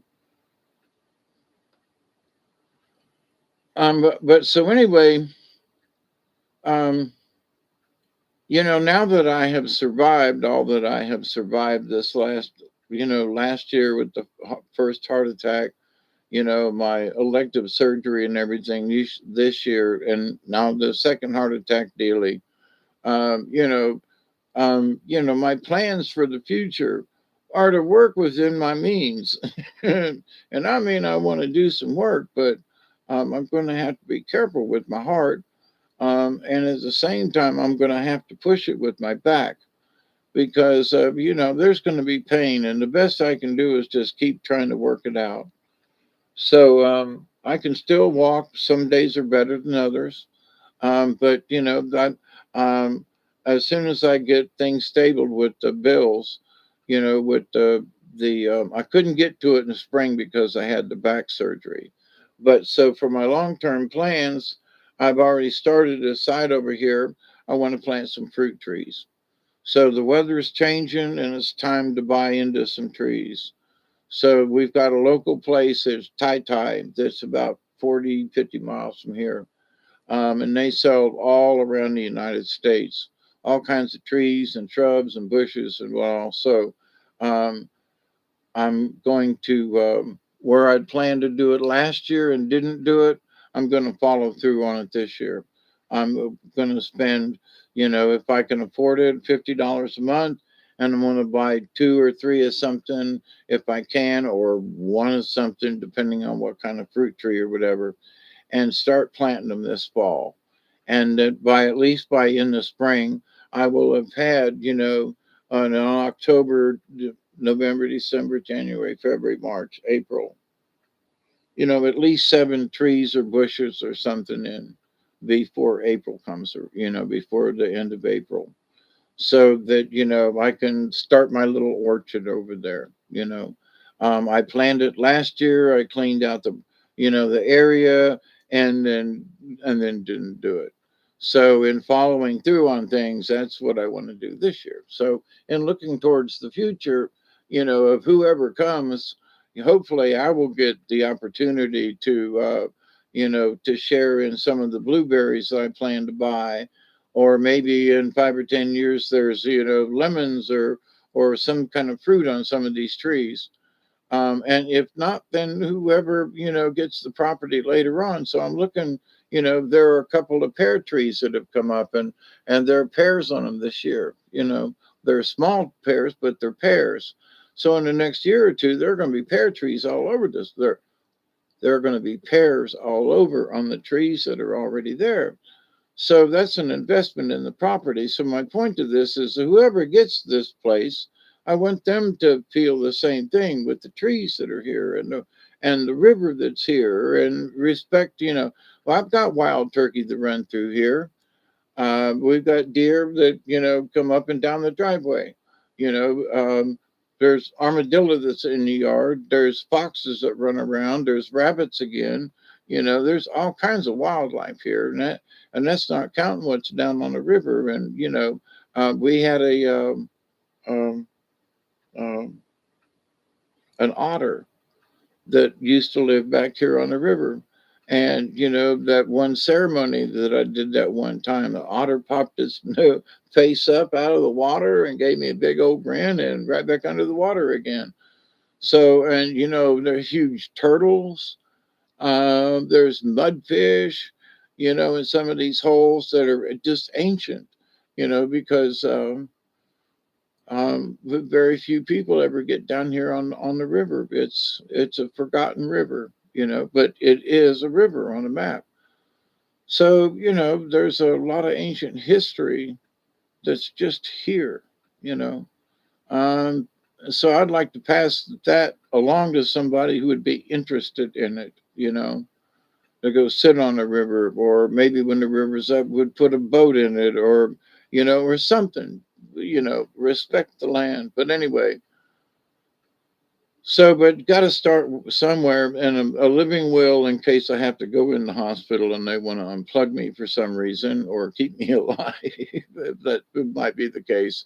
I think that's something everybody should not necessarily worry about, but yeah, that's not a bad thing. So, with the chaos of looking at the news and everything. Oh, by the way, I've talked about, the money situation early on, and folks freaking out about the banks and stuff. If you're worried about banks, then keep putting some money under your pillow or under your mattress. Don't tell anybody where it is, but put it up somewhere and keep it, because cash on hand is going to be your best bet if something really bad happens, like when we had hurricanes. Cash was the deal. Okay. So think about that. You can't eat gold, and you can't eat silver, and you can't eat platinum, and you can't eat the piece of paper that is written on. So have some cash on hand. Have simple things in your house that you can eat. Now people say, "Ooh, get beans, get beans, get beans." Yeah, but that's good. But the thing is what do beans do to you? Beans make you fart and want to shit. And if you can't flush your toilet and you're pooping in the tub or some ungodly place because the electricity's out, and the whole house has been eating beans for the last week and a half, you're gonna have, your butts and guts are gonna be beamed out. So get something else that don't do that to you. Oh, but beans and rice, yeah, okay, but and I've eaten beans and rice, but my point is, yeah, you be tooting and pooting, and that might not be something that you really would. Yeah, but that's, it's cheap. You, okie doke, but just keep in mind you're going to have to, uh, mulberry trees, 3 black walnut trees, and a lot of things. Yeah, I got this mulberry tree that's right here beside the house that I need to cut some of the limbs off of it and see if I can get them started. And I haven't been able to do that, but it's sitting right here and it's in the way. And I had planned on transplanting it, and that may come this fall and transplant it out there in the yard where it needs to go.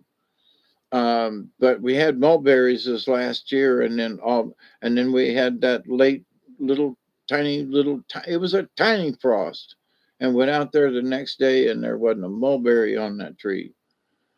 So, but anyway, you have to put up with what Mother Nature does and what the trees will produce, and you hope for the best, fingers crossed and all that good mess. Um, Same thing with blueberries. Some of the blueberries did well, and the other ones were like, "Psst, forget about it. Okay. There's a blueberry bush out there. I know. I don't know if it's going to make it this year, but I'm going to put some fertilizer around it and see what happens and trim it back and see if it'll come back in. But so what do we plan for the future? So for me, I'm planning for the future. I'm going to spend some money, on fruit trees and on some maybe um,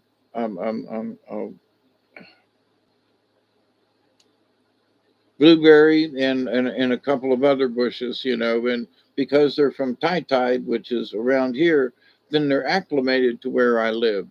So you get something from up north and you bring it down here in the south, and even though they say it's okay and it'll grow, maybe not. My grapevine out there, the muscadines. Oh my God, the grapes that I've got this year. Holy mackerel. And they're big and juicy suckers too.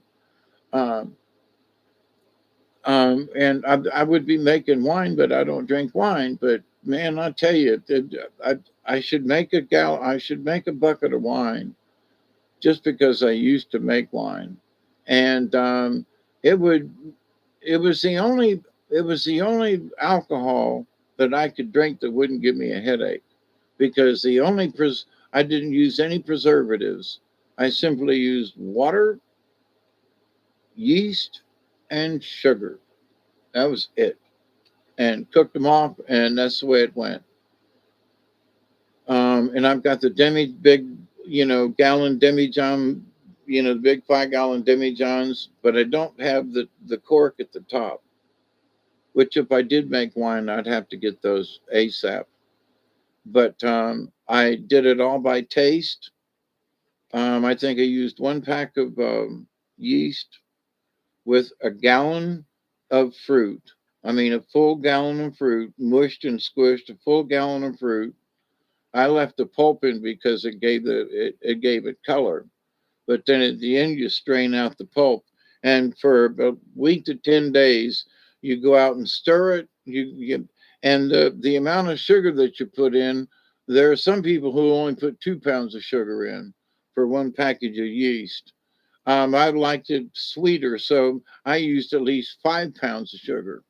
And if you really wanted, so I don't, I want to say a Mogan David kind of sweeter wine, um, then you use 7 pounds or 10 pounds of sugar. And that was really turned out sweet. But 5 pounds was like a really good mix in a 5 gallon bucket, so that you used 1 pound of at least I'm sorry, 1 gallon of fruit to 5 gallons of, I'm sorry, 5 pounds of sugar, 1 package of yeast, and water to the top. And you worked it out. And when it got to the point where you could smell the alcohol and everything, you strain. I always strained it through a couple of teas, skimmed it off the top and squished it out, and then strained the rest of it through a t-shirt. And then poured it off in a demijohn and put the cork in it and let it sit until it quit working. And then you got some really good wine. And that was called Old Hippie wine. And there's no, now folks would use a clarifier and different things. Well, if you let the jar sit and don't move it, if there's anything in the wine itself, it will settle to the bottom. And if you siphon the wine out of the jug, you won't pick up that sediment until the very last, you know, little bit that siphon out of the demijohn when you're done. But so, but the making that hippie wine is real easy. And one of the best wines you could make is I would go down and buy cans of whole plums. And I would also buy prunes, because prunes are dried plums. But the dried prunes, there ain't no juice in them. So, but if you bought the cans of the cans of the big purple plums, get a couple of cans of those and a couple of pounds of um, prunes, and use the same ratio, and you will get just one hellacious wine. And you go, what is plum wine? And you go, what is plum wine? Yeah, because, and you made it out of prunes? Yup. And it's easy to make, you know. So if you like to make simple wines, and we made similar things when I was in jail. Hey, Chloe, how are you? We had similar things. We made the recipe is basically the same. We're coming up on a 20. Is that true? I think so. Ain't we? Oh, we already passed it. Oh man, I got to put a butt in here real quick.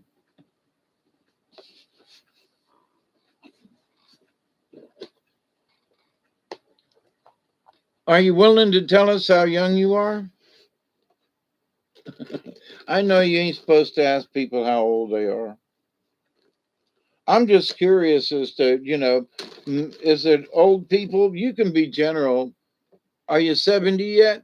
Oh, 46. Oh, well, good on you.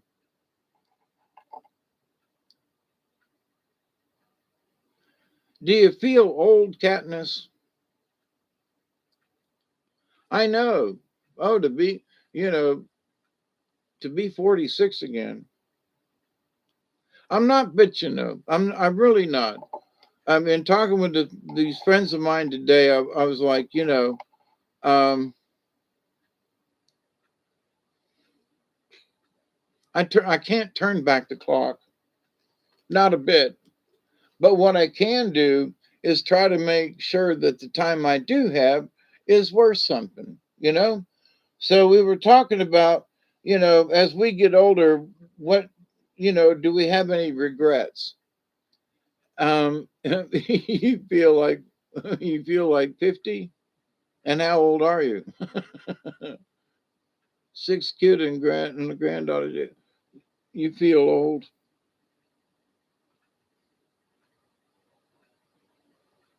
And so we were talking about regrets, and I said, well, here's the thing.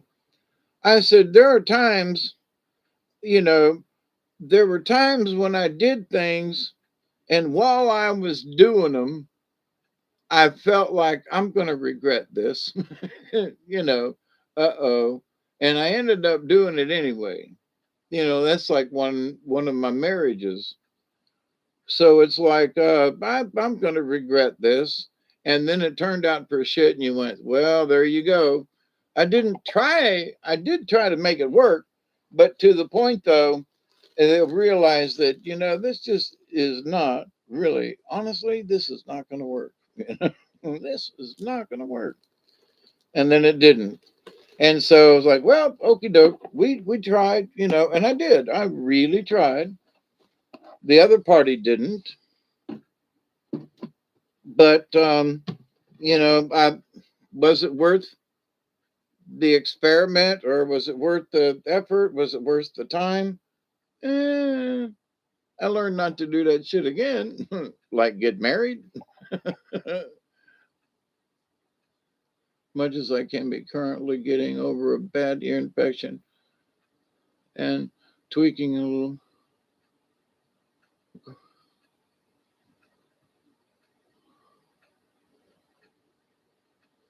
Sorry about that, Chloe. Oh man, that's right. I think you said something about that. My my my first brother, younger brother, they got T-boned, him and his wife. I didn't know about it till a couple of weeks ago, and put them out of commission. Man,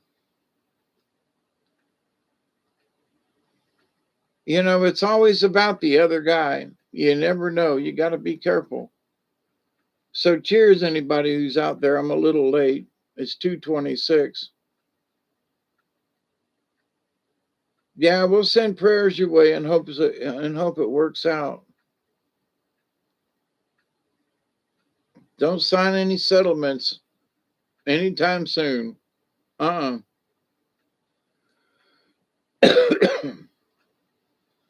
There are some times that the body won't show things up until 2-3 weeks until after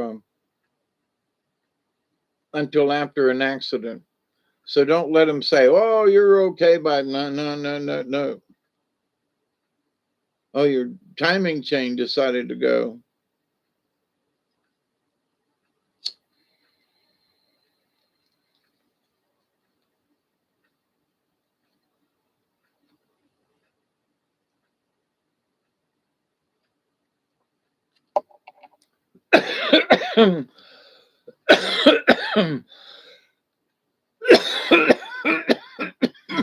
Oh, yum, yum. That was good. Oh, goodness gracious. Yum, yum. Um, Time and chain, did it put um, a, a valve through a piston, or did it just break? Because if it just broke, time and chains, no, it bent a valve. Yeah, that sucks. What kind of car is it?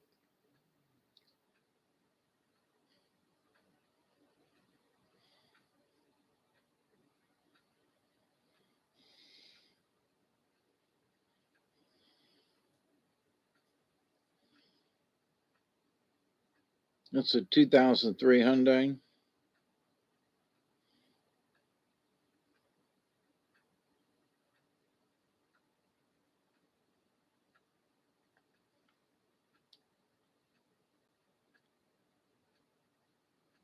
The pick and pull offered you $100. Screw that. I'd find out what it would cost to have somebody put a new head on it and a new head gasket. Because if somebody could pull the head off of that thing, and say, "Oh, it's going to cost me $1,500 to fix it." Well, yeah, but can you get another vehicle for the what it would cost to have it fixed? Now I don't know what the going price is in your neighborhood.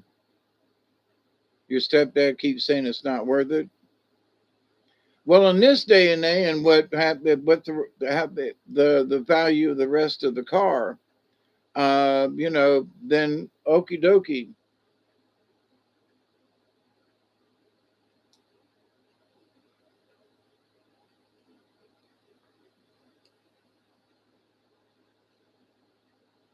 I know some stepdads that I look at them and go, "Really?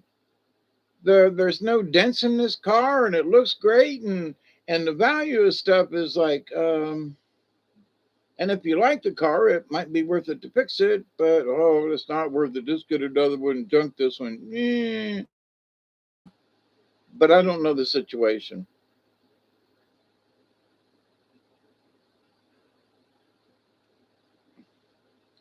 People throw things away too quick, in my opinion. And there are times when I go, "You threw that away? You mean you could have, had somebody pull the head out off and just and what? And you threw it away? Well, I've come over hungry.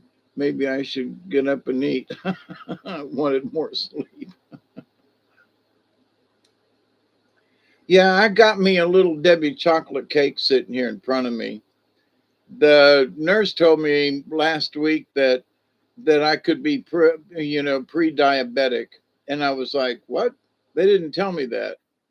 That one of my trips in the hospital and one of my blood tests showed that I might be pre-diabetic, and I was like, "Well, damn it, man."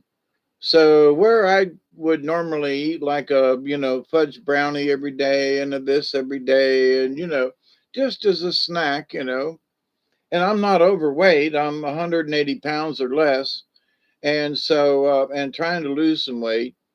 Um, but wait a minute, I'm pre-diabetic, some bitch.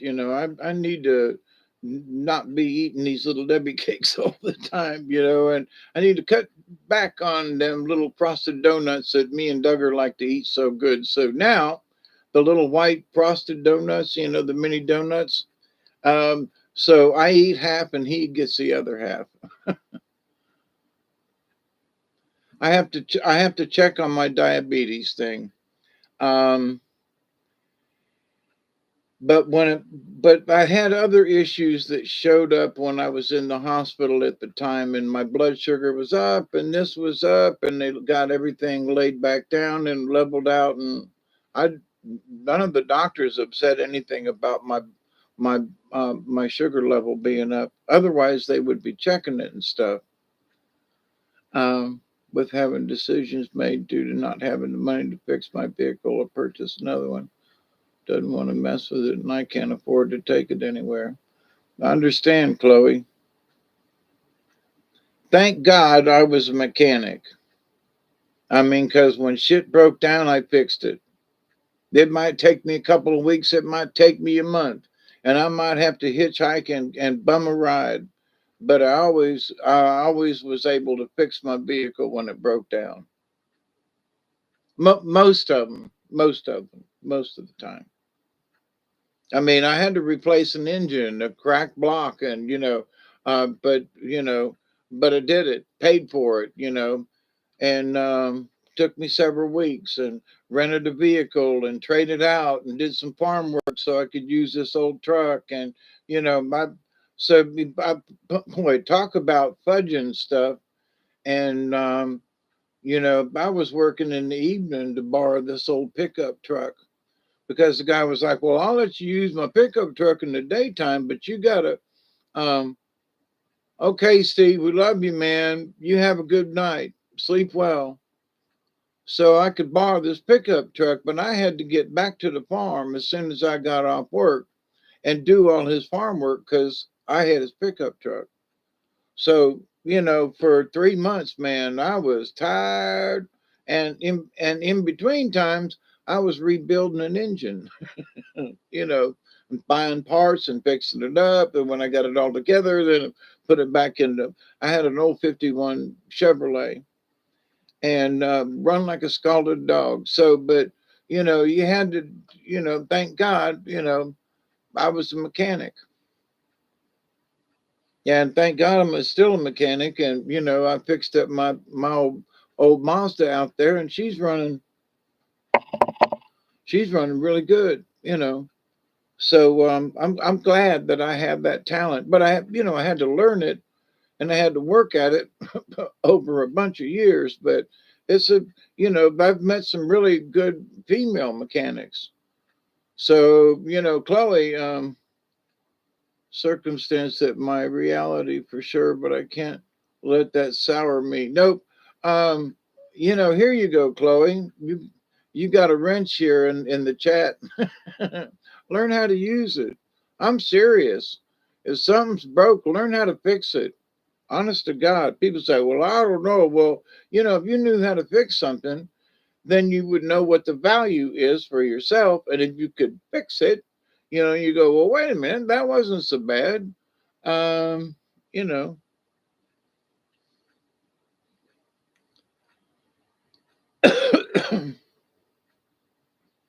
for example, with an engine, a bent valve. Well, if the valve is bent, but the piston's not, doesn't have a hole in it, well, then you just take the head off. You don't even have to pull the engine.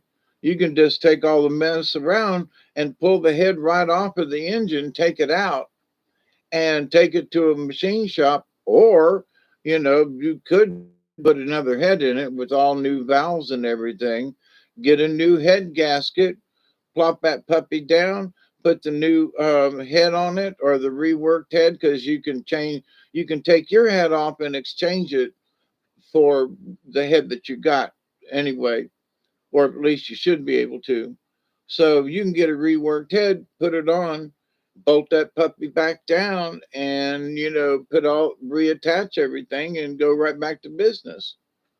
So, and while you're there, of course, change the timing belt or chain, but so you take the head off and put it back on. You don't have to pull the engine. You know, it's a pain in the ass. Is it a 4-cylinder or a 6-cylinder? If it's a 4-cylinder, it'd be even easier. Wonder what that would cost. Of course, yeah, you'd have to look around. But seriously, I mean, if the car if it wasn't burning any oil or anything, and it didn't put a hole in any pistons or anything, well, then you just take the radiator out and everything, and get the front end ready like you're going to put a timing belt on it, and then take all the other gizmos out and pop the valve cover off and loosen the bolts, pop the head off, put another one on it, new with a new head gasket, and put that puppy back together. I'm not sure about the whole parts he didn't say. It's a 4-cylinder, that would even be easier, because it's not as heavy and all that good stuff.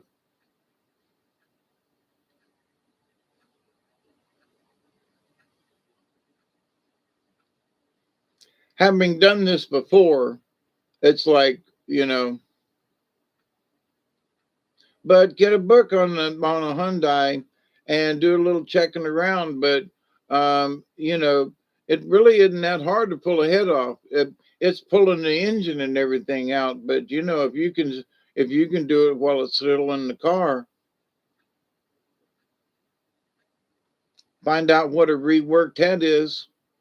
You know, there are places that'll ship it. I don't. J.C. Whitney. Anyway, you used to be able to get car parts all the time, rework engine parts and things. So just look it up. But I know you don't have the money, but the point is though that um, if you could get the head off, which don't cost you anything, and you can find a machine shop that does that sort of thing, they can redo and there's no pistons bent or whatever. Time of change is bad news. Sometimes you get lucky. Chances are the valves and pistons are damaged, but you would need to be confirmed by having a look. Yeah, that's just it. You can check the top of the piston, and if the pistons are okay, then you don't have to worry about the bottom end.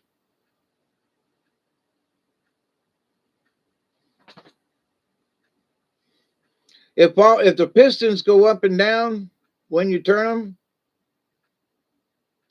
and if there's nothing scraping or whatever, and it looks like the piston's still coming up, the piston where that bent the valve, if the piston comes all the way up to the top, it's really hard to bust a rod. You're gonna put a hole in the top of the piston first. Well, you can score that piston it ain't gonna hurt it. You know, and but if the but bending a rod, bending a valve stem is easy. You know.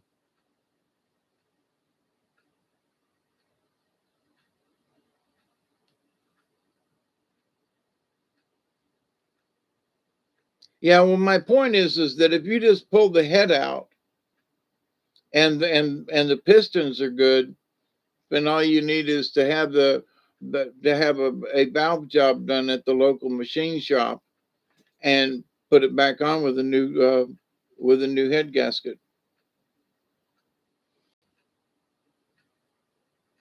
So here's the thing: if the timing chains broke and you could do it, it would be worth it to pull the head off and see if the pistons are damaged. And if they've only got a dent in the piston and you got a bent valve, okay, then see what it would cost to have a head job, and then you could go back to running it again.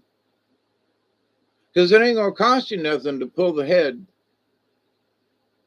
And then if you're going to sell it for junk anyway, then at least you could say, well, it's got a bad piston too. So pull the head off. They don't cost you nothing to do that. But if like I said, if the pistons ain't truly damaged, if they just got a bent, a dent in them, look for a machine shop that'll do a valve job for you.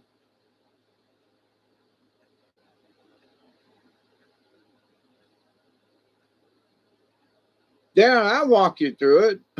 You can take pictures. We can do a video chat thing with your cell phone, But I mean, if it's trash and you're literally going to sell it for $100, could you video call Chloe and take a look? Yeah, I would. I mean, seriously, you know. And you ought to be able to get parts for that Hyundai. That would be the next thing. While you're looking this up, do you have a machine shop in your area? How far away is it? Can you get the head to it and all that? Does your local shop carry parts for Hyundai? Can you get a head gasket? Can you get any? They usually sell gasket kits. I don't know what they cost now, but there are other things like when you take the head off, you got to take the intake manifolds off. So there's going to be a gasket for each one of those. So so you can buy a gasket set, and it'll be the head gasket and both the intake and exhaust, the donut gasket if it needs it for the downpipe for the exhaust, um, and any other gasket like for where the carburetor's going to sit or whatever on top of the manifold, So, but yeah, and who knows, the gasket set might actually come with a gasket. Sometimes there's a timing chain cover gasket thing that goes with it. So, but anyway, yeah, there's a good machine shop that don't charge too much actually. Yeah. So, if you could, if you're good with wrenches, the first thing I would do is go out there with some PB Blaster, and we all agree with this, but get a can of PB Blaster and hit every one of the bolts that you're fixing to take off, everything that you can reach, like the intake and exhaust manifolds. Get down there and spray every one of them damn bolts that are sticking out, because most of the time they're nut, it's a nut. So spray them, um, and clear anything. Take a picture. You want to know where something goes, and so take a picture first, and then take off the top or the carburetor. Take a picture of that. Take the carburetor off, so then you can see everything else. So when you have an issue putting it back together again, you can look at the pictures at each step and go, oh shit, that's where that wire goes. Oh, that's where that cable goes. It goes through there. Oh, so you take a picture when you take this off before you, then you take the cover off, take a picture, take a take another picture, take another picture, You can't take enough picture these days, but it will save your ass when you go to put it back together again. Even if you got a book, you go, damn it, man, where did this go? I don't know. I've got this thing. Oh shit, it goes right over here, you know. And that's because you took a picture of it, you know, especially with cell phones these days. Yeah, the picture thing, yeah.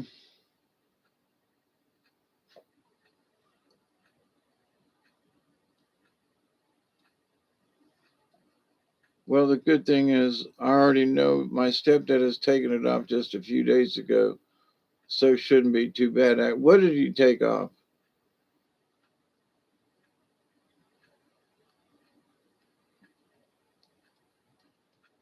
Yeah, there are a lot of YouTube videos too. But here's the thing.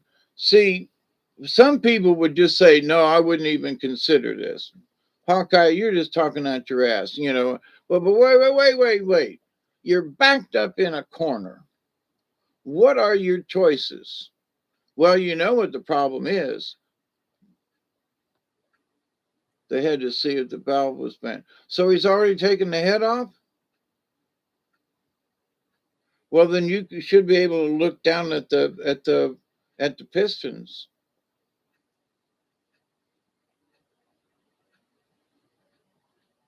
He's already got the head off. Well, hell, you're halfway. You're most of the way there. Find out who's got a head gasket set. You know, if he's already got the head off, I would still go around and PB blaster the bolts and stuff. Um, but find out, yeah, if you know where the machine shop is. Dang, you could get an Uber to go down and drop it off or something. You know.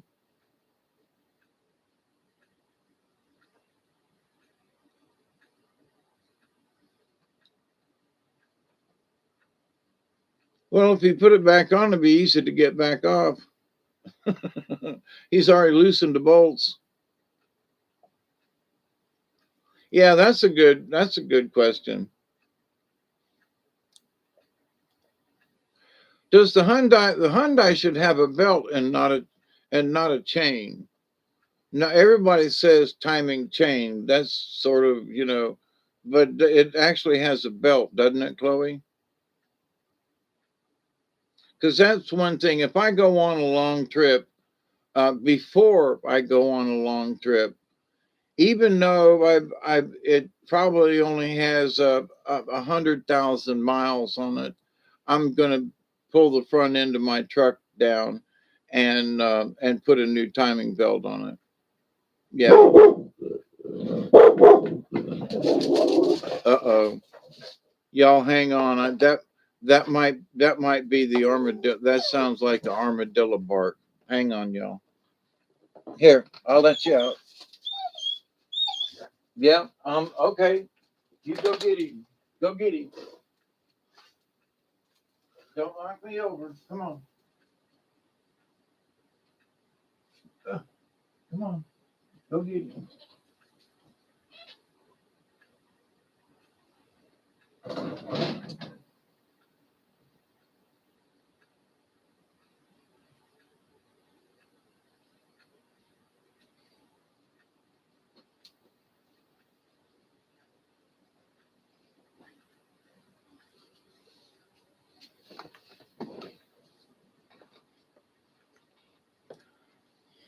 So when the car stopped, it would act like it wanted to crank and run, but just didn't. Oh, yeah, yeah, yeah.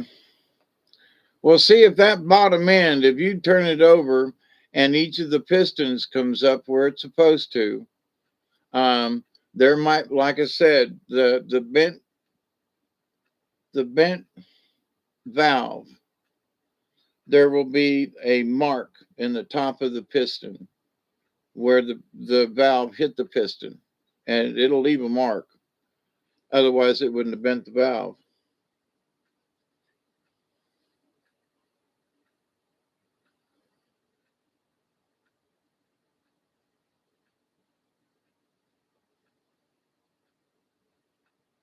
Well, it probably jumped time as well. So, it wanted to start, but just didn't, with the belt not there. Um, and so uh, that's one of the that's one of those things that some people, it's like, wait a minute, it won't start. Well, let me see what's going on. Well, hang on. Well, don't keep going. Because something popped, something went wrong. We were crossing a railroad tracks in Coolidge when the timing belt broke in the Toyota that I had. And it was like, wait a minute, no, stop, don't do that. Well, no, stop it. Don't, no, no, no, don't crank it over again. Something just happened. Something snapped, something popped. Wait a minute. Oh God, I think it's, only took a one ring. And I was like, no, we just busted a timing belt. Well, what do you mean? It was running and then it went, and now it's not timing belt. You know, don't keep turning it over because that's when you bust a valve. So we were lucky, you know, thank goodness. And it ran. I changed the timing belt, and hell, it ran for another 75,000 miles till my son just tore it up. The little Toyota was good, man. That seven, anyway, it was a 90 something, but man, it was a good little car and good on gas too. But yeah, so it looks like the pulleys came off the side of the motor, kind of where the alternator is.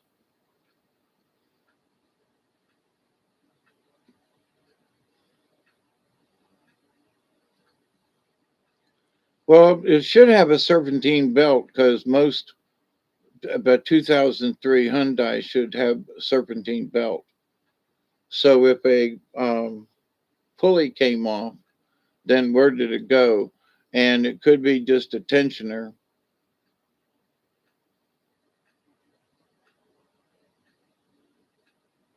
and a few belts. Hmm.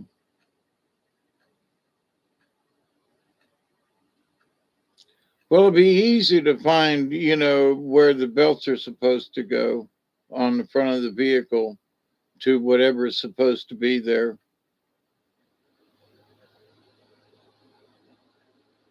If you've got an air conditioner, then you've got a belt that goes to the compressor. Yeah, the tensioner. Yeah. So you know what the pulleys and everything are for. So, and you got to take all them pulleys off to get to the um, timing belt anyway to get the cover off. And depending on how bad it is, sometimes you got to pull the bottom pulley off. Uh, the harmonic balancer, that can be a pain in the ass. But you usually just you can get a decent wheel puller that, and sometimes you can rent them, but your pa-in-law might have them, but to pull the harmonic balancer off at the bottom and some to get the timing cover off.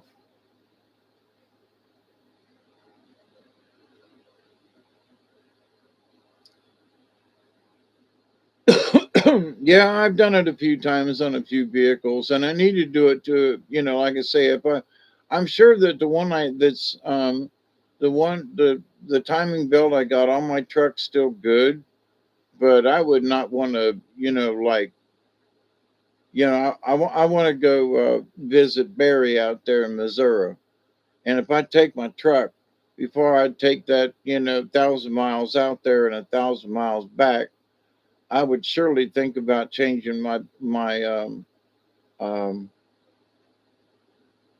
timing belt because I know it's been on my truck for probably 100,000 miles at least.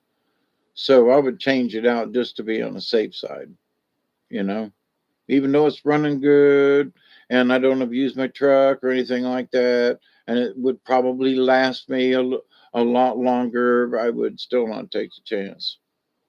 It would be easier to do it now, while everything's clean and I can do it at my leisure rather than a break and put me in a time spot. Time to play guess the socket size.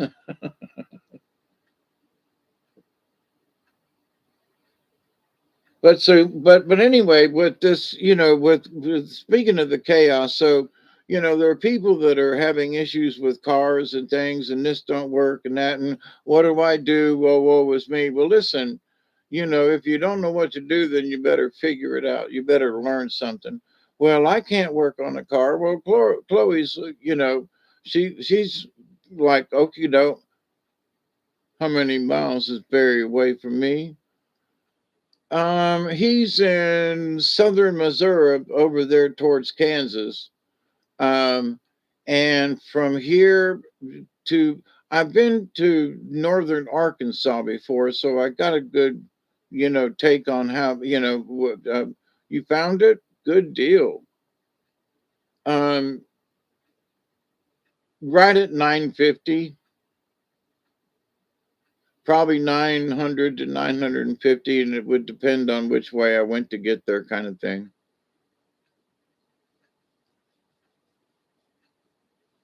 Which I'd be absolutely willing to drive, really, because I want to get back up into the last couple times I've been to the Ozarks. I took a blow up raft the last time I was there, and went on the Buffalo River, and had a ball. Okay, not just floating in the dinghy and paddling around, but in fishing in the streams up there. And I just had a ball. And the mountains are beautiful. The river is great. There's all kinds of ancient stuff around there, and there are caverns nearby where we went. We camped and then went off to caverns in North Arkansas, and was all over up there.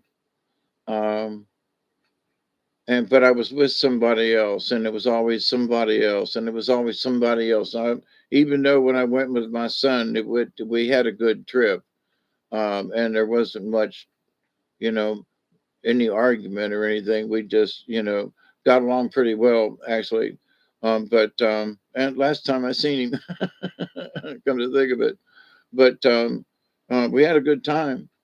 Um, But this time it'd be me and the dog until I got up there to Barry's place, and he's got a big house and everything, and a lot of property there, and he just had a new pond put in. He said, and I seen pictures of it. Indian Museum opened up here. Yeah, I'll have to do a better. I was guessing, between 800 and 950 was my guess to get to Barry. Um, I'll have to really look at it again, and make sure. But I don't drive fast. There's a good bit of interstate a lot of the way that I can take. So it's not, but there's some backcountry roads that I need to take to get there too, and it's like, but that's groovy. Been there, done that. And I ain't in no hurry. Used to be I was always in a hurry, but now I ain't.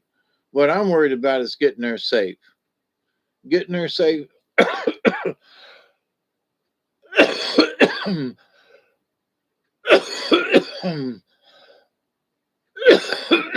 Whatever the destination is, get there safe, arrive there safe, have a good time, peaceful time while you're there, wherever that is that you're going, and and then um, um, um, um,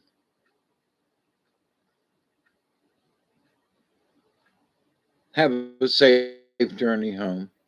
You know, don't care how long it takes, just as long as I get them safe. You know, that's the biggest thing. And it used to be, oh, let me get there, and I'd be in a hurry. I really want to get there, but in trying to get there in a hurry, so you made it an hour or two earlier. Oh, we should have been there at 5 and you're being there at 3. Well, that's cool because you got there before the sun went down and you got a chance to find a good campsite. And being there at 3 was groovy, but it really wouldn't hurt to have gotten there at 5. But you had to push to be there, 2 hours earlier and I drove 75 and 80 miles an hour to get there instead of 65. Keep the truck at a decent, you're not overdoing it. Your truck is, it's running optimal. It's running good. 65 miles an hour is good. But before I drove 80 and I got there sooner, and yeah, but big deal. It's harder on your tires. It's harder on the vehicle. There's more RPM. It's blah blah blah blah blah. There's more wind resistant. It's harder on the truck. It's just but right, so you drive at a calm 65 miles an hour and you get there, and so, but it's and also 12 hours and 27 minutes, 776 miles,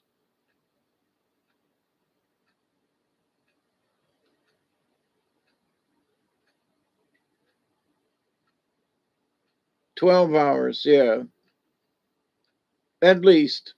It would take me 15 easy because I'd have to stop and pee. I'd have to get out with Duggar, uh, you know. And see, for me, Barry, I would have to split that up. I couldn't drive 12 hours. So I don't think. I think about 8 or 9. So I'd have to split that journey up for 2 days, you know. Somewhere around the 500 mile, I would find a campsite. I'd find somebody to pull over, some place to pull over. In the old days, I'd have done it in one trip. But I don't know if I could. I don't know if I could do it in one trip now. I'm getting too old. Now, if I got my groove on and the truck and everything was running, and I had some tunes going on and the dog was okay, and we had to stop and had some dinner or something and got out, I might could, I'd have to get out several times. The good news, Richard, with my Mazda, I bought it instead of the Ford Ranger, and it's because it's got a longer. If I can push the truck back, the seat back further. But to the point though, yeah, with my back now after the surgery, I don't know how long I could last. After an hour and a half or so with my back brace on and sitting and driving and whatever, I think I'd have to get out. You know, and I don't know. I don't know how long I could last. Gonna have to see. I got a trip planned that's about 35, 40 miles due west of me over to the Flint River. And I want to ride over there and just see how I do for the ride because I haven't driven very far since my surgery. So I want to see how far I'm good for. If 40 miles screws me up, then I'm gonna have to work on this, to go further.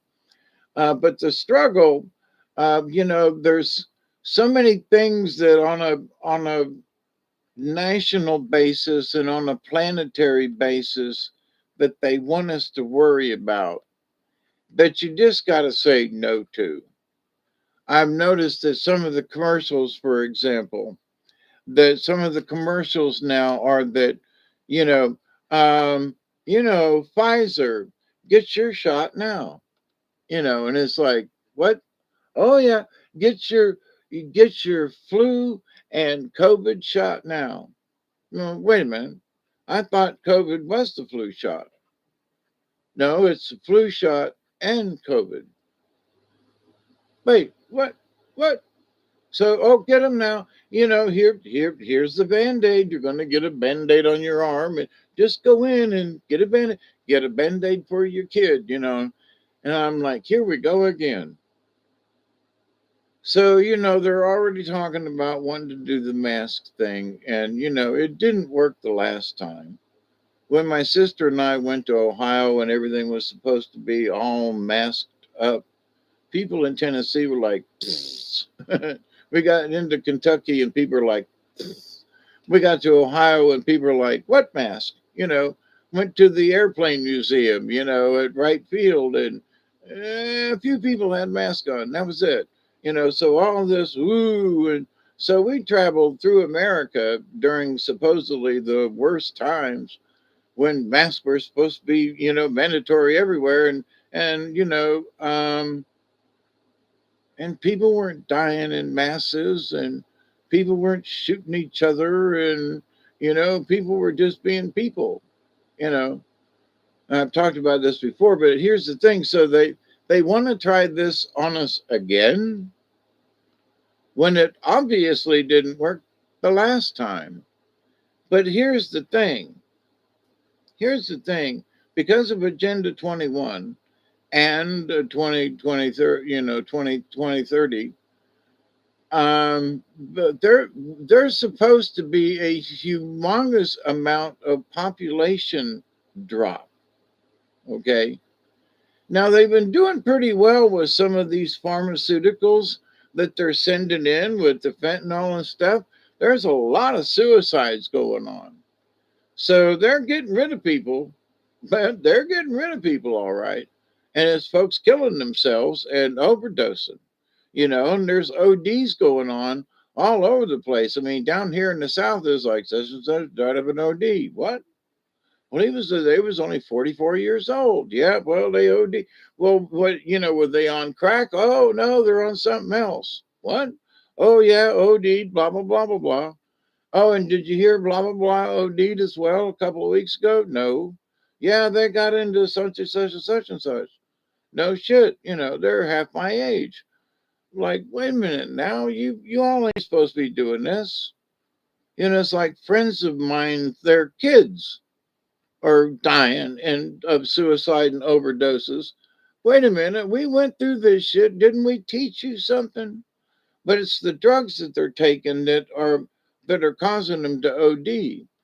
So, the Agenda 2030, oh my goodness, population. And so they're turning everybody queer or cis or some kind of, pick your gender. Why? Well, because if boys are porking boys, they ain't going to have kids. That's all there is to it. That one dude that, thinks he's a girl, he is not going to put forth a baby out his butt. That just ain't going to happen. Dylan, what's his name? Um, so, what? Got all the bolts, but need to get screwdriver. Almost off. Yep, you got this. And if nothing's bent, honey, you're in good shape. If them pistons ain't, it's hard to bend a rod. It really is, compared to that of a valve stem. You can bend a valve stem easy, you know, depending. And it depends on the valve stem too, is how hardened they are and blah blah blah. But it's hard to bust a rod.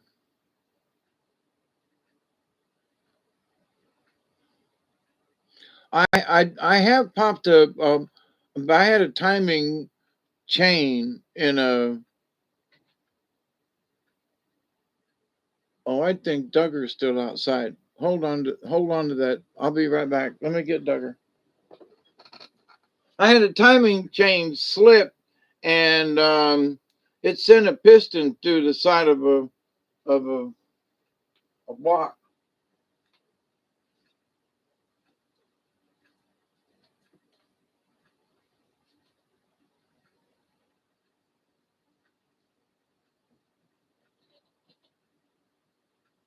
Duggar, where you at? Well, I don't guess it was him. Well, that's freaky deaky.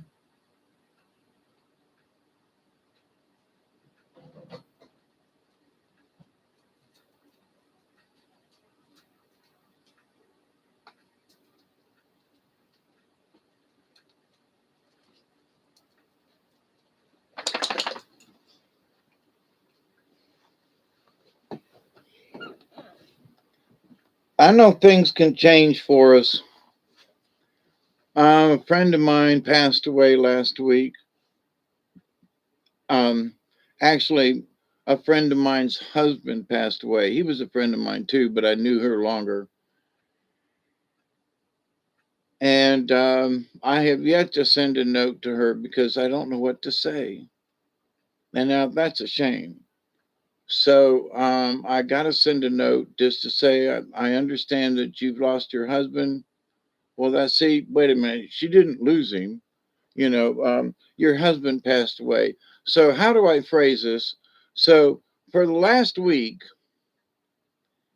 in between forgetting that I need to send her a note, how do I express my sympathy for my longtime friend whose husband passed away? Because, for 40 years, 50 years, they've been married as long as I've had this place. So that's at least 40 years. So, how do you say to a longtime friend, I'm sorry for your loss? And I have sympathy. I can't imagine because I wanted to have a mate for 40 years.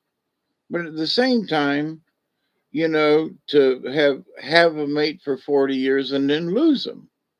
Well, you didn't lose them; they passed away. Well, what do you mean they passed away? You mean they died? Oh, well, that's being blunt.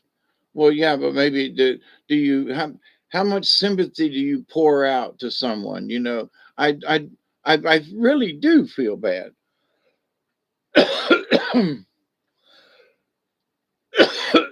But how do I convey that? You know what I mean? In a way that's meaningful and just doesn't sound stupid, So, I'm down to I heard your husband passed away.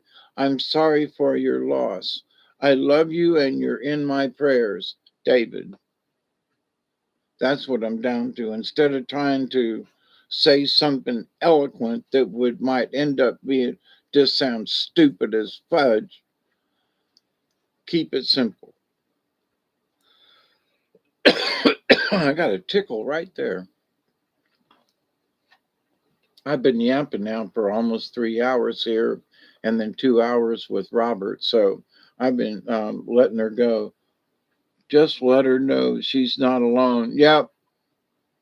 Yep. And I'm going to, leave my phone number and say, listen, call me anytime. I know we haven't spoken in quite a few years, but, you know, her kids have grown and her husband's gone and now she's going to be lonely in the house. And it's like, hey, I say old people need to stick together. We were friends long ago. We're still friends now. If you need to, talk about anything, call me up. She knows where I live. When I first bought this place, her and her husband came up and um, I had an outside shower and I woke up one morning and they were outside nude as hell, just showering outside in the yard. I was like, well, okay, come on. That's what it's all about. We were nudists back in the day. So there's, you know, but, but anyway, um,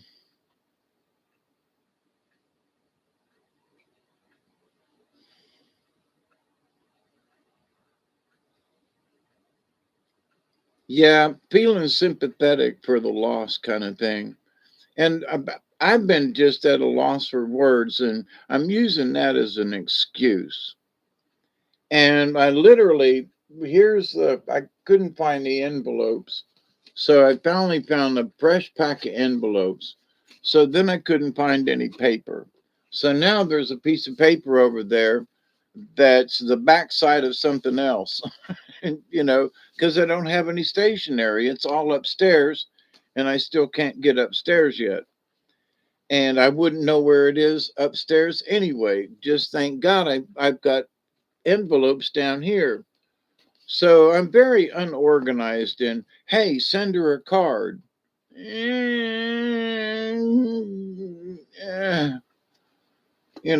I go to town, go into some place to buy a card. You know what? I got to go to Walgreens tomorrow. I can pick up a card at Walgreens tomorrow. Ah, that'll solve that, won't it? Oh, yeah. Okay. Sympathy card. Oh, yeah, that'll work. And I'll still put something on the inside. And it'll make it look official because I have to return the heart monitor tomorrow. And Walgreens is where I do it at. But anyway, but with the chaos and everything, with the money exchanges and worrying about Russia and everything, Putin don't want to start no nuclear war. But we gotta agree with him on this, and Trump agrees with him on this, whether you agree with Trump or not. But NATO needs to back the hell out, and they need to move them rockets away from the Russian border, like they agreed to. They need to quit putting um, nuclear and all types of other rockets on right on the border with Russia. NATO and the UN need to back off like they agreed. And Putin he'll he'll let up then too. But the more they try to push it, the more he's going to say because they had an agreement, you know. And it's the UN and folks who are breaking the agreement, not Putin. So we need to quit throwing rocks at Putin. He ain't the best, but he ain't the worst. But we need we as a collective need to stop throwing rocks at Putin as being the bad guy all the time, because he's not. Biden and these folks are instigating it with Putin and Russia. They're the ones instigating it. So we need to work on them and say, no, stop it. It's not Putin's fault, it's your fault. You folks are the ones that are instigating this with Putin. The United States are the ones that are being the bullies. Stop it. Just like Trump said, if I was president, he said, I could stop this war in 2 seconds flat. And Putin agreed. Putin said, yep, if he was president, we probably could stop this war in no time flat. It's like, what? Well, wait a minute. You mean it's true? Yeah, because Putin agrees. Yeah, we could probably do this. But the Biden camp wants to keep fighting. They want to send billions of dollars over there. They want to, they're, and talking with folks today, and one of these gentlemen had been in the military, and we were having this discussion. I said, you know why they're pushing all this stuff, don't you? And I said, remember back when they were doing the cluster bomb thing and they wanted to give them to send them over to the Ukraine? But why? Well, it's because they've got all of these munitions that the United States military complex has built. And some of this stuff has been in the warehouse too long. They have got to use some of this stuff so they can make more weapons, because as they have stockpiled things, well, we've already got a warehouse full of these Stinger missiles. Well, but don't you need another order? No, we still got we got some over here at Andrews, we got some over here at McDill, we got some over here. Nah, we pretty much got all the missiles we need. Well, then that means I got to lay workers off, because y'all got all you need, huh? Yeah. So the military industrial complex wants these missiles and bombs and things to be used so they can build some more. Seriously, they need to keep it going. They got too many in warehouses. They need to change, they need to rotate their stock, and the Ukraine is the place to do it. So they use up a bunch of munitions in the Ukraine, and it gives them the excuse, oh well, my God, we gotta, we just sent, a whole warehouse full over there. I guess we're gonna have to order some more. Boy, and that keeps jobs going, and but it also keeps killing going. It keeps the negative going. It keeps the chaos going. They could do a lot other than than build more bombs, but that's what they need to do. So they're rotating stock. So when you look at the war and you go, why are they doing this? And why are they? It's because they need to rotate stock. What? Yes, it's because they need to rotate stock. But I just think about it just for a minute. We haven't had a good war in a while. So after they brought everybody back from Iraq, and they brought everybody back from Syria, and they brought everybody back from Afghanistan, and we're not bombing anybody. Libya, nope. Here's we got some over here a little bit, but so after the war, as they were in the war, they were using them and rockets going off and everything. And so they built a bunch of them, but then they just went to the warehouses because there ain't no more war. So the people who were building them and everything, they got to use them up. And the Ukraine, I'm saying, is the perfect place for them to use them. So, and we need to keep ourselves out of it. And we need to say, no, you ain't sending our guys over there. I don't care who you are. Nuh-uh. We need to tell our congressman, you better not. You'll get, if you come back to your state, we're going to tar and feather you if you agree to send our guys overseas. Oh, hell no. It'll be like a Vietnam, but in Russia.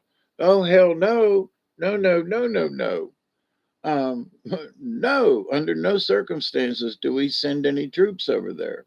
No, we should stop sending armaments over there because if we weren't sending arms over there, the Ukrainians would run out of bullets. And that'd be that. That'd be that. Ooh, but the Russians took over the Ukraine. The Ukraine has been part of Russia and over there for 1,000 years. Stop it. Quit with this insanity. Leave them be. Okay. Putin and Russia could help out a whole lot more than the aid that we're trying to give them in bombs and rockets.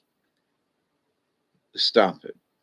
You know, Putin's not the bad guy. He doesn't eat babies, you know, much like maybe some of these Democrats do, and possibly a few Republicans.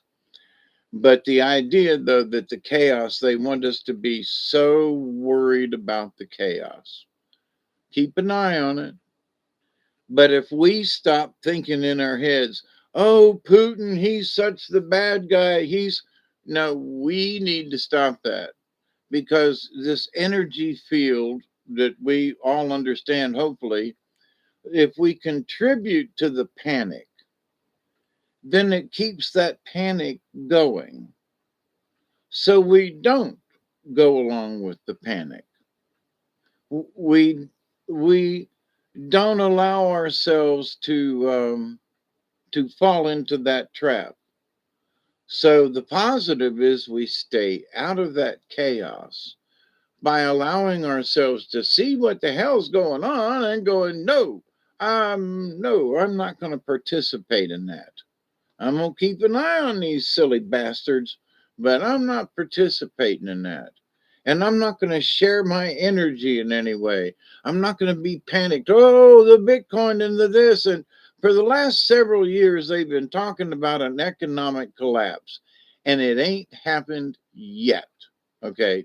But it's going to happen any day now. And it's because of BRICS. Listen, BRICS has been going on for years now. Stop it.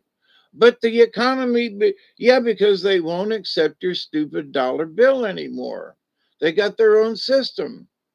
Now you, with your dollars, are going to have to buy into their system. You're going to have to go buy the yen now instead of the dollar. Hey, Sheila, how you doing? What time is it? Oh, God Almighty, it's 3:25. Ooh, we could have another bowl. I, it's 25 after. It's only missed it by 5.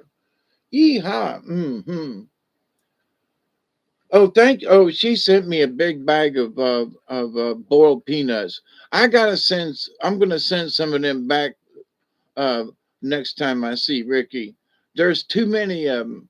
There's just too many of them. Thank you, Jesus. But I can't chew them and I can't open it because I ain't got no teeth. And uh, so the half a bag is coming back to you because I don't have any teeth and I can't open them. But I'm so up. But anyway, thank you. Spark plugs.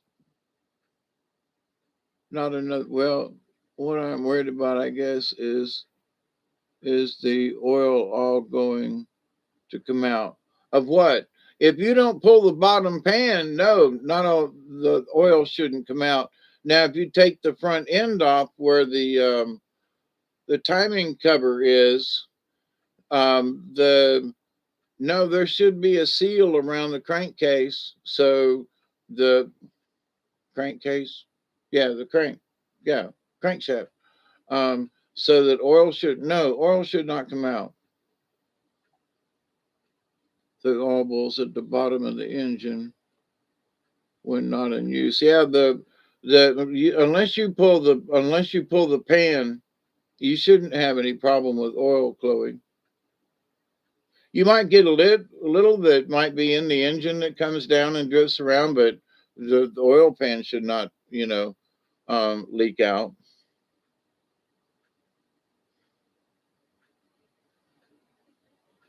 I'm taking to the top of the engine off, right?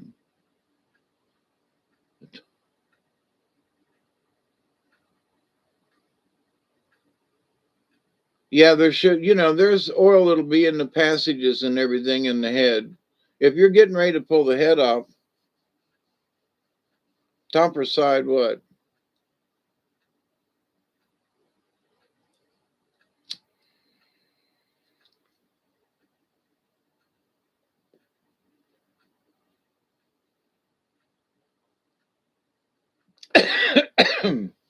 Oh, that's yummy.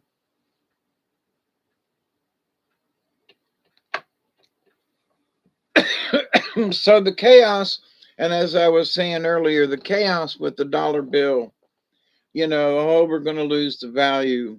And I'm going to restate this again. The value of the dollar depends on the value of the item that you're buying. Well, the valves are under the top of the of the motor. What?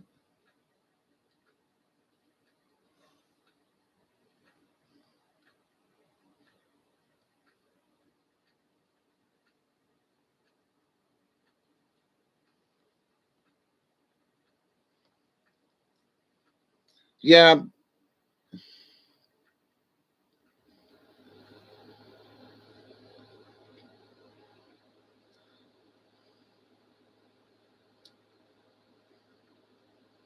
you undo all the bolts, the head bolts?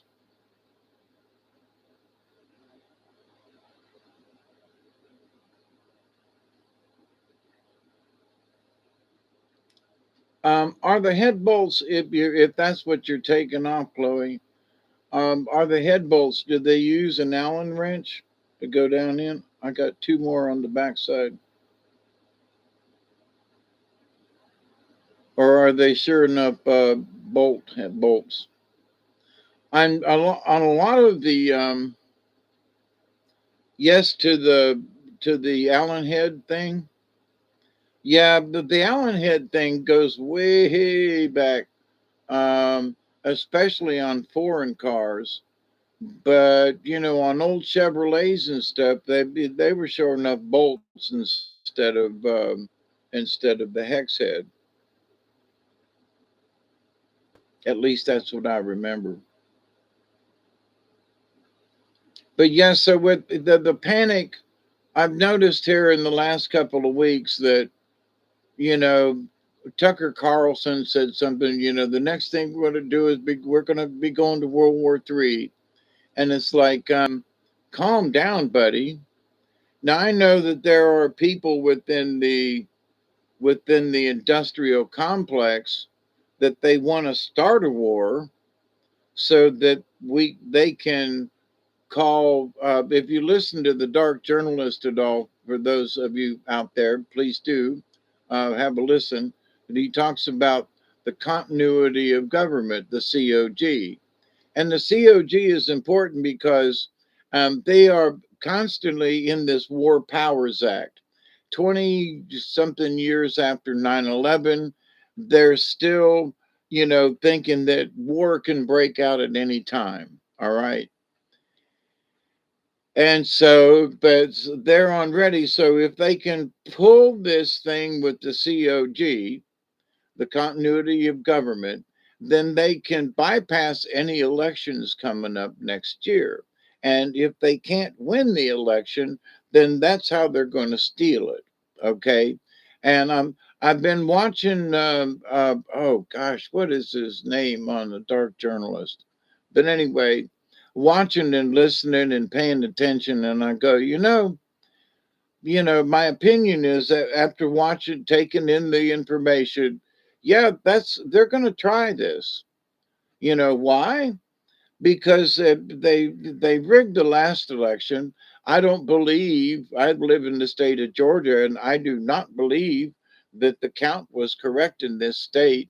I think that Trump had every right to object to how they counted the ballots here in the state of Georgia. There were a lot of us here in Georgia that were bitching about it, and they kept coming up with ballots. And it's like, where'd you get these sons of bitches? And it's that early mail in that's the killer. And I think they should get rid of. You can mail them in, but you got like a week. You can mail them in a week before the election. That's it. This early election where they keep coming in and they keep piling up and they keep getting. No, a heck said, yeah. Did they all come out?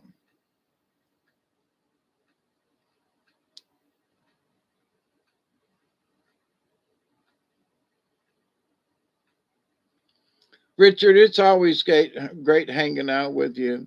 You have a great day. I know this is the middle of the week for everybody, and being retired, I can just sit here and shoot the shit with y'all. But anyway, be inspired. If it feels like stuff is getting you down, just take a deep breath and just let it go. If it doesn't affect you absolutely personally, oh my God, the dollar. Oh my God, the this. Just keep praying that some sanity will come back in.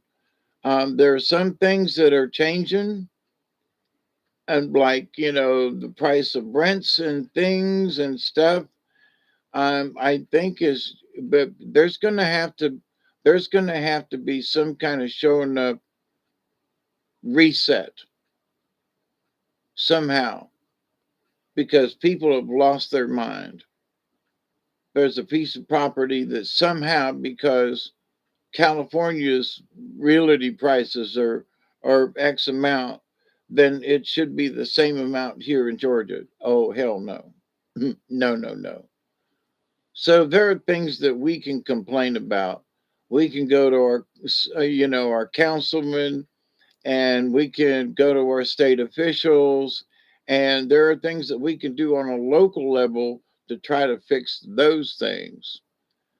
But I think certain things like rent and certain property values, I think they're here to stay, and we're just by God going to have to live with it, whether we like this shit or not. Get some people elected in, but if somebody's got a piece of private property and they say, I'm sorry, but this piece of property is $20,000 an acre. Well, how many acres you got? 100. Well, that's a shitload of money. Yeah. Well, if you want to buy this, 100-acre piece of property, that's how much you're going to pay. Well, how much of this? No, that's how much it's going to cost you. Period. Well, so, as I was talking about earlier, here's this can of peaches that, they're lovely, cling peaches, yellow cling peaches in sauce, for $10 a can. Well, wait a minute, I can't afford that can of peaches. Well, you're not supposed to be able to afford it. It's only for the rich and famous.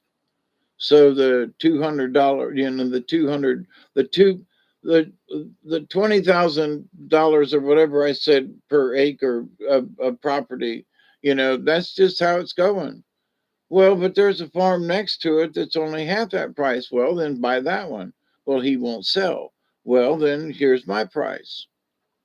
So, like for example, my property right now is worth $49,000. And for 18 and a half acres. The value of the house is nothing. You know, if I fixed it up a little bit, the house still would be worth nothing because it's a strange design, with all the windows and everything. And there's old tobacco barn wood in the house and, blah, blah, blah. The house isn't worth anything. Well, I've been living here, but okie dokie, if you insist. So, but and the property is just a property. If I wanted to build this property as riverfront property, hunting land, buy this property now because it's one of the only few pieces of property along the Little Ochlockonee River that you can actually get to the river. Everything else is big plantation. So unless you can get permission on one of these big plantations on either side of me, you're not going to get to the Little Ochlockonee River. So you can buy this special piece of land, but now it's going to cost you because it's riverfront property. It's not just woods anymore. It's not just a swamp. It's on the Little Ochlockonee River, riverfront property. Oh, see. So, how you market it, right? What is the value of my property? If I decide to sell it that way, then the property value can go up because now a hunter says, "You got a river in the backyard?" Yep, it is. The middle of the river is my property line. So, wherever that river runs, the middle of the river, this direction is mine. So to those folks that say, well, well, what about this? Well, but do I want my property value to go up? Because then I have to pay taxes on it, So I actually would rather drop the property value. Well, the value of the property is worth 2,000 an acre. Well, no, it's not because it's a swampland. You can't build on it. It's just a swamp. So the value of the swamp. Yeah, but Sheila knows because she's my neighbor, and it's beautiful down on the river. You know what, Sheila? I know I talked with Ricky about it last year, and I don't know if you was in on it, but I told him, I said, I want to clear a trail from my end of the river property down here along the river. I want to make a trail that you can walk all the way across your place, all the way up to the bridge. I would love to be able to walk the bank, make it through the palmetto bushes, whatever, but make a trail from one end all the way to the other, all along the bank, so we could walk it. Because you've got some beautiful spots on your side of the river. I've popped over there a time or two, and it's really dense. And it's like, I would love to get in there and not, just make it so that you could walk, but from one end to the other. That one place spot down there that you've got, it was like a 90-degree turn, and when the water's down, there's a peninsula there that spot right there is absolutely gorgeous.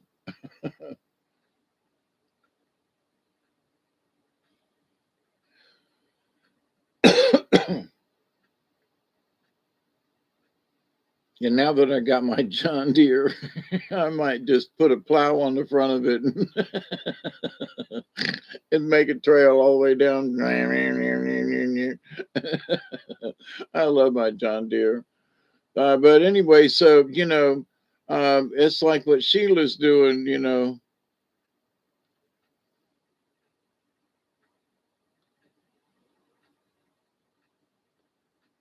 You too, Richard. Is that going to affect me taking it off? What are you taking off?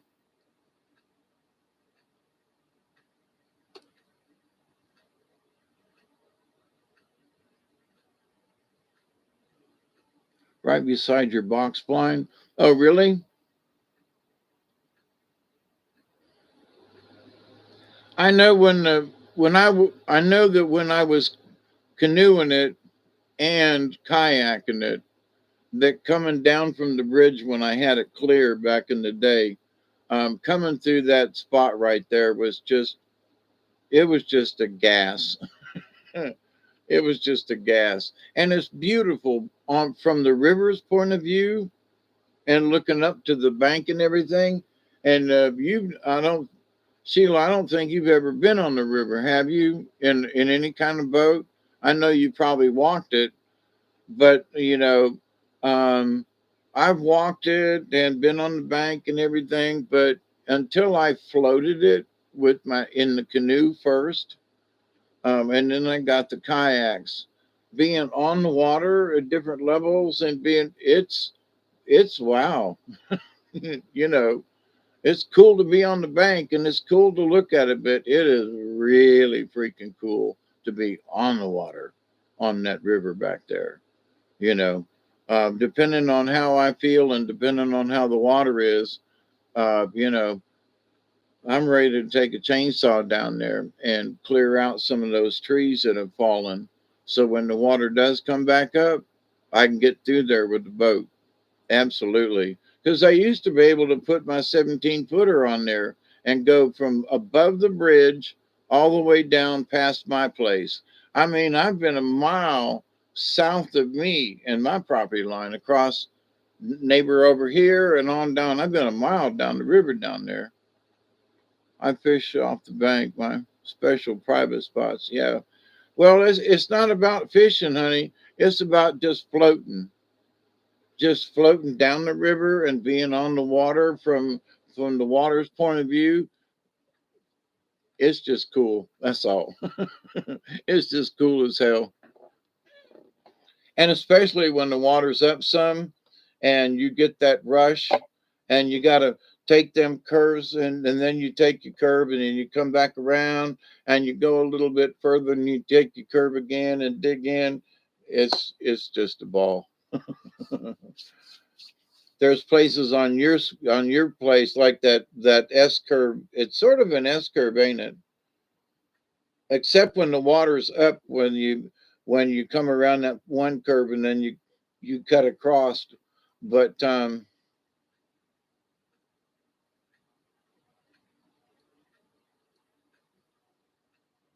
yeah, I want to go back up there because me and Duggar went to Red Roberts up there. You talking about up there north of the of um of Reed Bingham, right, Sheila? Because I'm ready to go.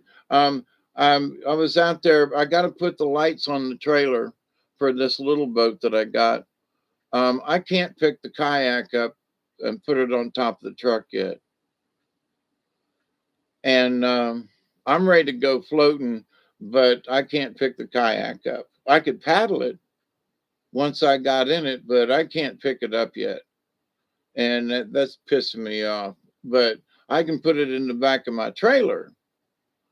So I could put the kayak on my trailer and drive to Red Roberts and take it off of the back of my red trailer and go kayaking.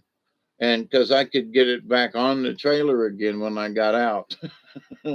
But yeah, I paddled. well, Duggar don't paddle, but me and Duggar went way up Red Roberts. But now that I got this bass boat thingy, I'm ready. I'm ready to go fishing too. I got two batteries and two trolling motors. I'm ready to go, and everything's legal. So yeah, let's go fishing. Saturday's my birthday, and I was hoping to go at least to the Oclockney. Um, whether on my birthday or not, just but that my bet with myself was I was going to be on the water in something by or on my birthday, and now that it's nice and cool, everybody's like, "Woo! Now's the time to go." Okay, well then, come on. Y'all said nice and cool. Yep. Well then, come on. Y'all promise. I don't mean you, Sheila, but other folks. Yeah, Sunday's it for me. I'll be 71 officially. I'm just so glad I'm here this year, and I'm so glad that the weather has cooled down. The river, the Oclockney's way low, but I would still go. You know, and the fact that it's low now, and it won't smell when it's low and hot. It's gooky and swampy and mosquito-y, but now it'd be really nice, even though the water's low on the Oclockney, it would still be a nice paddle. But where Red Roberts, she's talking about, the water level stays up because of the dam at the Reed Bingham. So that'd be a nice place to go, and I'd be ready to go there too. Absolutely. And if y'all was going to go fishing too, even if you take your boat and I take mine, that'd give me a chance to try out my boat. It's hunting season now. No more fishing.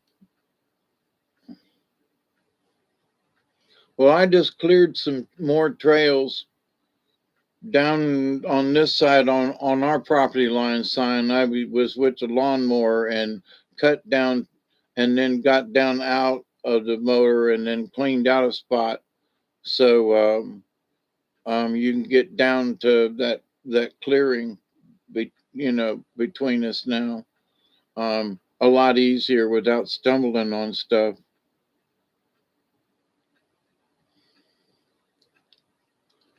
Well, I need to twist his arm. Me being old and everything. I need a little help. I haven't used a boat like I got, and I'm a little, I'm a kayak and a canoe person. This is new to me, so I twist his arm. Come on, Ricky, go with me. Yeah, you can go hunting, and me and Ricky will go fishing. We'll catch up with you when we get back. I want to go just for the damn ride, but I'll go fishing too.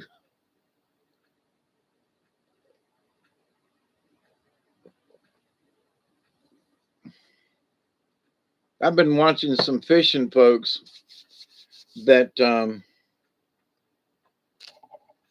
they've been using different kind of jigs, and one guy is Jay Cole and Jay, or Jay and Cole. I think it's a husband and wife team. The young for me anyway, and he uses all kinds of different lures.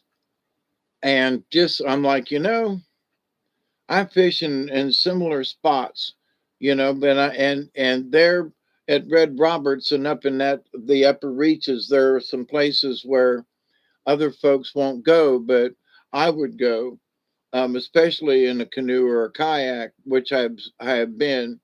And it's like, man, he catches some beautiful fish out of some of these places with these frogs and stuff. And I would love to give them a try in some of them exact kind of places where he fishes. So, oh yeah,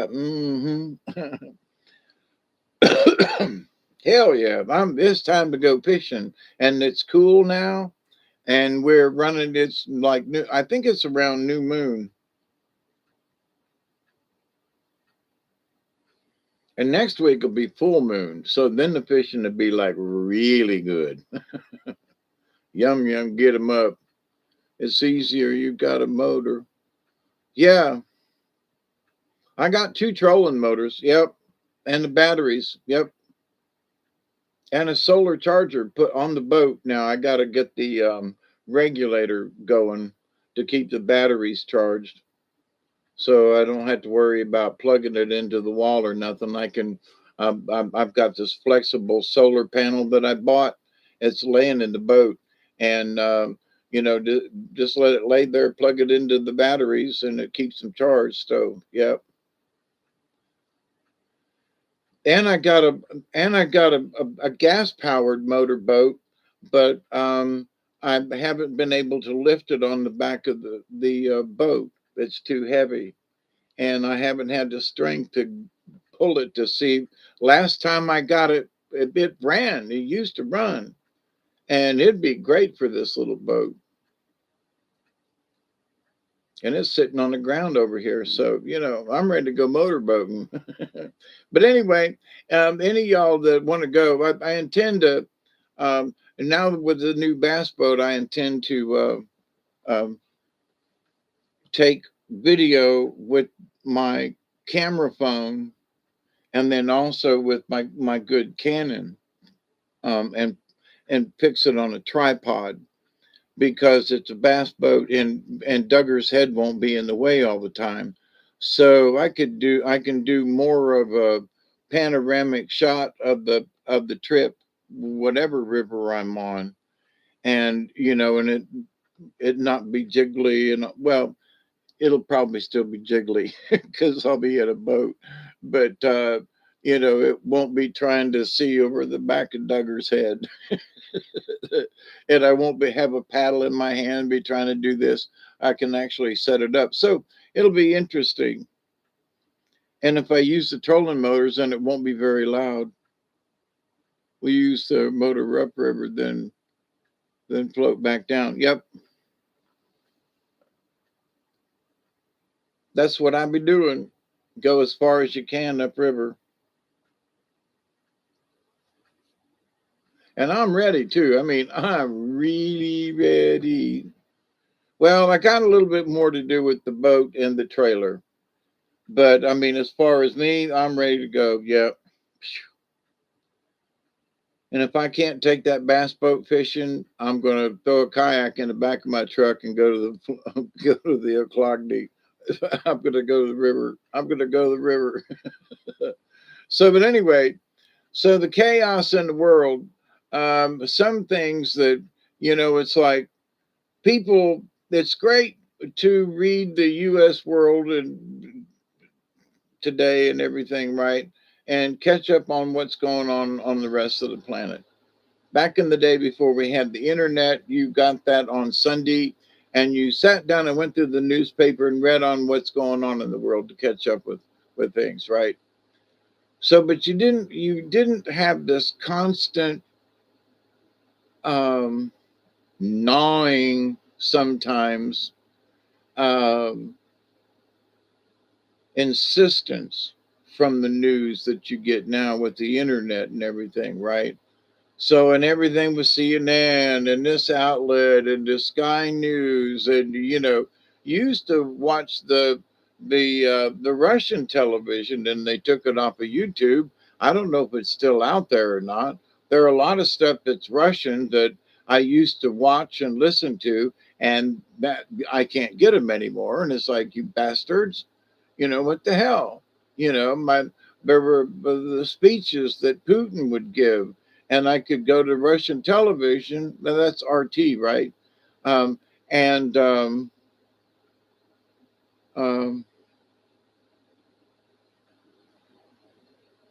be able to listen to some of his speeches myself. And like what they used to do to Trump, they would take certain excerpts from his speech and make it sound like he was starting to kill everybody, and then you start listening to what folks actually say, and it was converse, with the Democrats. What did he say? Oh, that's not what he really said. Well, wait a minute. Let me check for myself. Yes, he did say that. The hell he didn't. Screw you. So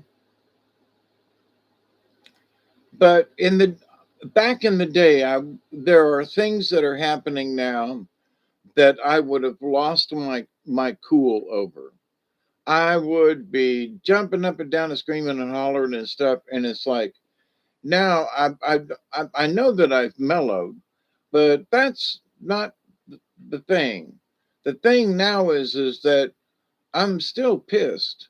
I still want to like slap somebody. You know, somebody just needs to just bap. Probably wouldn't do any good, but it'd make me feel better. You know, you try to just knock some sense into them, but you don't want to really want to hurt them, but you do, but you don't. Anyway, so it's that choice. Should I beat the shit out of them or just slap them one good time, you know? Or should I just get out my 12 gauge and end it all? For them, you know. So, but no, that's not, I don't mean that. Because the lady up here ended her husband's ex-husband. Well, I know, I think she was still married, but you know, shot him dead with a 12 gauge. So anyway, that's too close to home. Um, but So what do we do?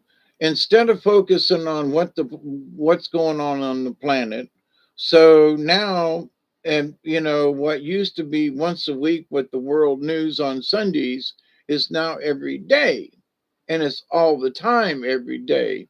You know, thrown in your face from one place to another about the tragedies in the world. Well, Las Vegas flooded. And um, I didn't mean to be so, but I laughed. I was like, God damn, look at the water having been in Las Vegas to see the water go down the street like that. I was like, holy shit. Look at them people that are always talking about living in the desert and they never get any rain. And now these sons of bitches are, could surf down the middle of the street um, with the amount of water, no, I don't want anybody to get harmed or drowned or whatever. And I have been in raging waters before. So I know what the situation can be like, and it's scary as hell and very dangerous. I've almost drowned twice in raging waters that came up suddenly, rain waters like that. And so I get it, but at the same time it's like, holy shit, I can't believe there's a freaking river in the middle of Las Vegas, chuckle, chuckle, chuckle. Wait a minute, but what about the damage? Well, it's Las Vegas, they can afford it, you know and so it's going to interrupt some gambling casinos, but at the same time there are people that got hurt and drowned, and I'm not for that. But this Oh, Lake Mead is filling back up. That's good. So let there be 4 foot of water in the middle of the street in Las Vegas. It's filling Lake Mead back up.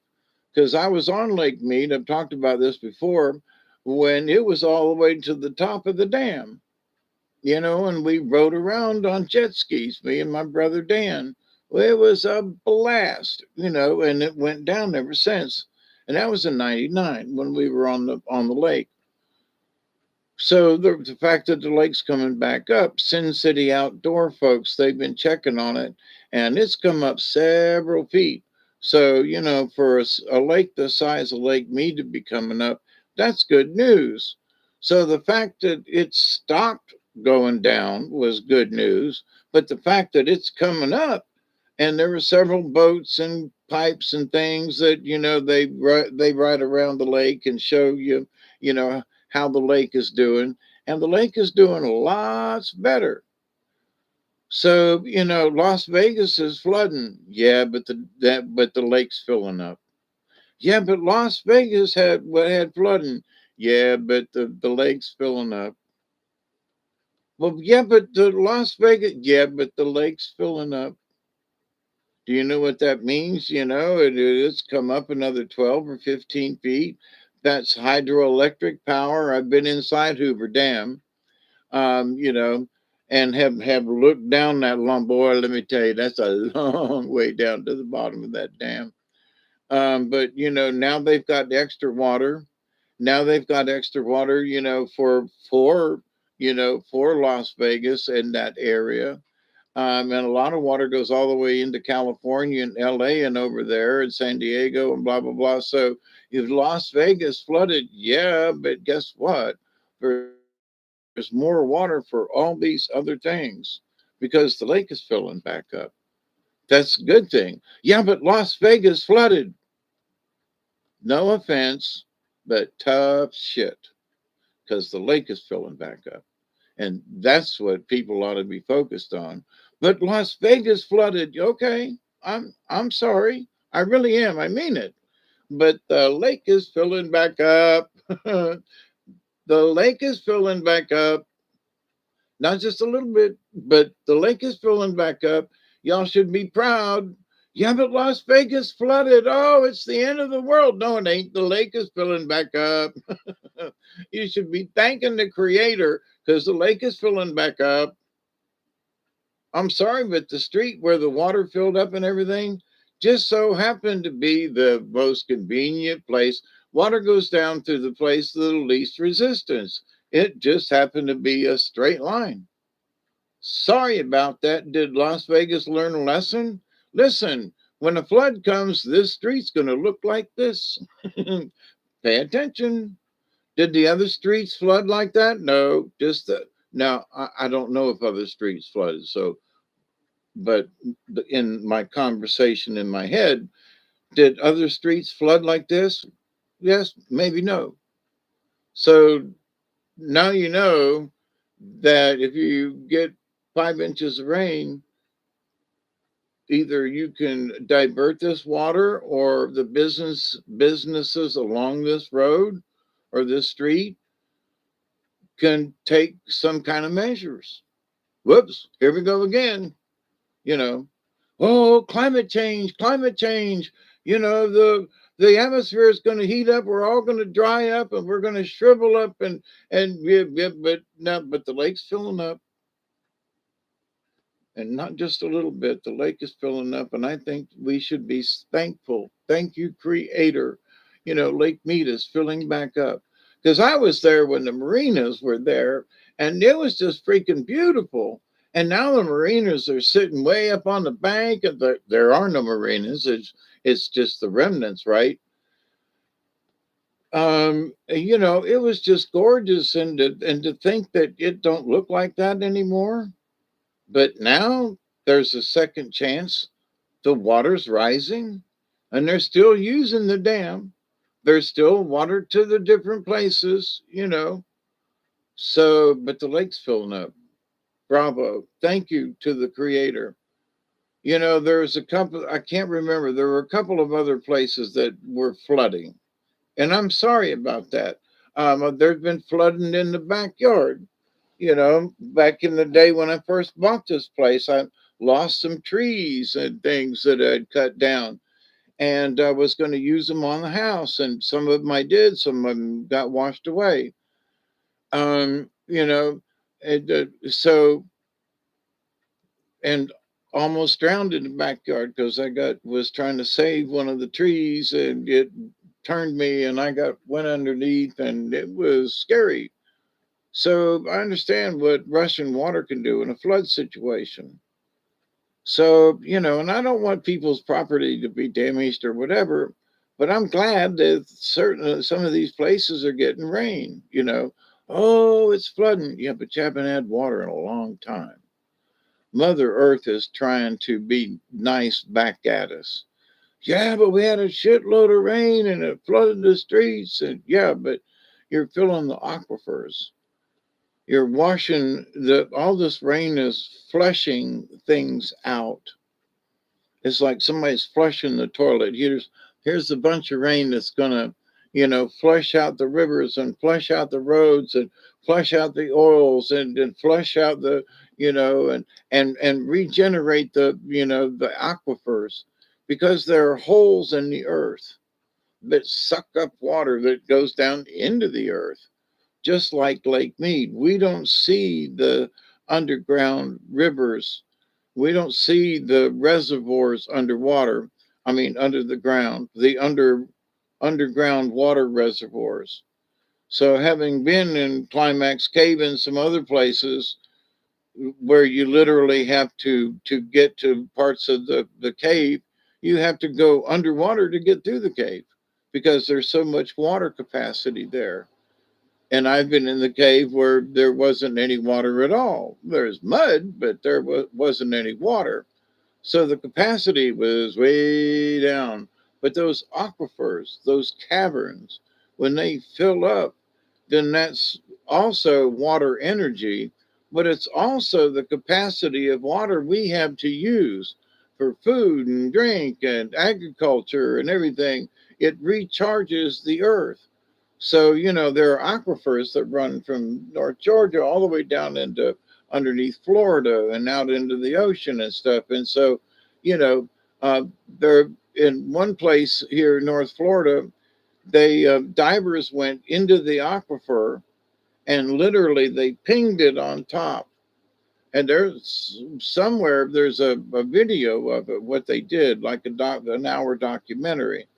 So there were people on top of the ground that were following where they were going under the ground. And they had divers that went through and they'd pop up in a sinkhole. And then they'd go back down and they'd go down the cavern some more and they'd pop up in another sinkhole.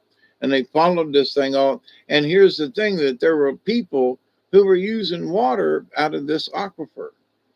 And there were bicycles and drums and there's all kinds of garbage and shit in the drinking in what people were pulling up as drinking water in North Florida. And so it is.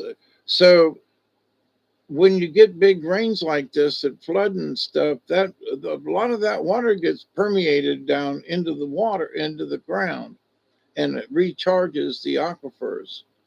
And yeah, it's muddy when it goes in, but after a good rain, it'll have a chance to settle. Having been in caves and seen it, the water's so clear.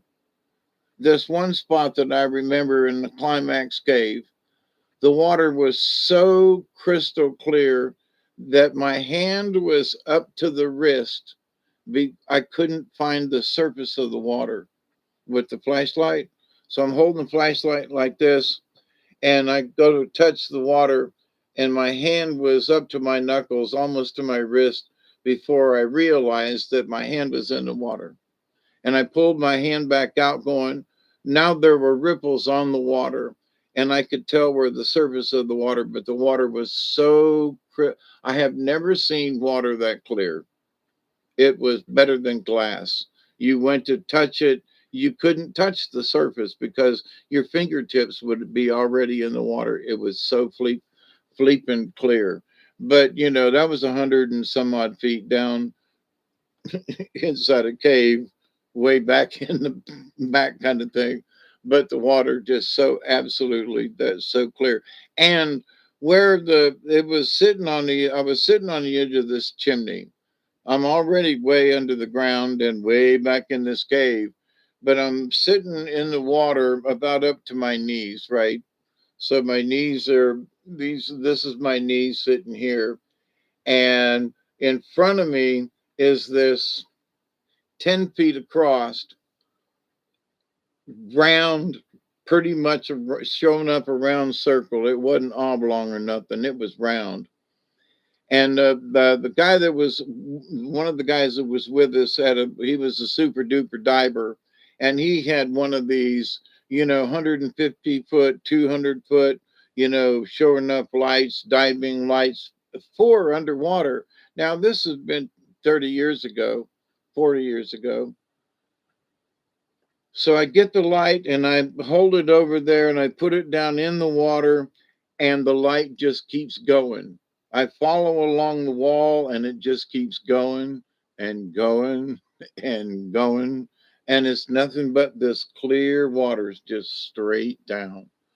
So the amount of gallons and thousands, and God knows how deep this son of a bitch was. I mean, when I looked down there, I was like, holy crap, get me out of here. If I slip and fall in there, I might not ever get out. Holy crap.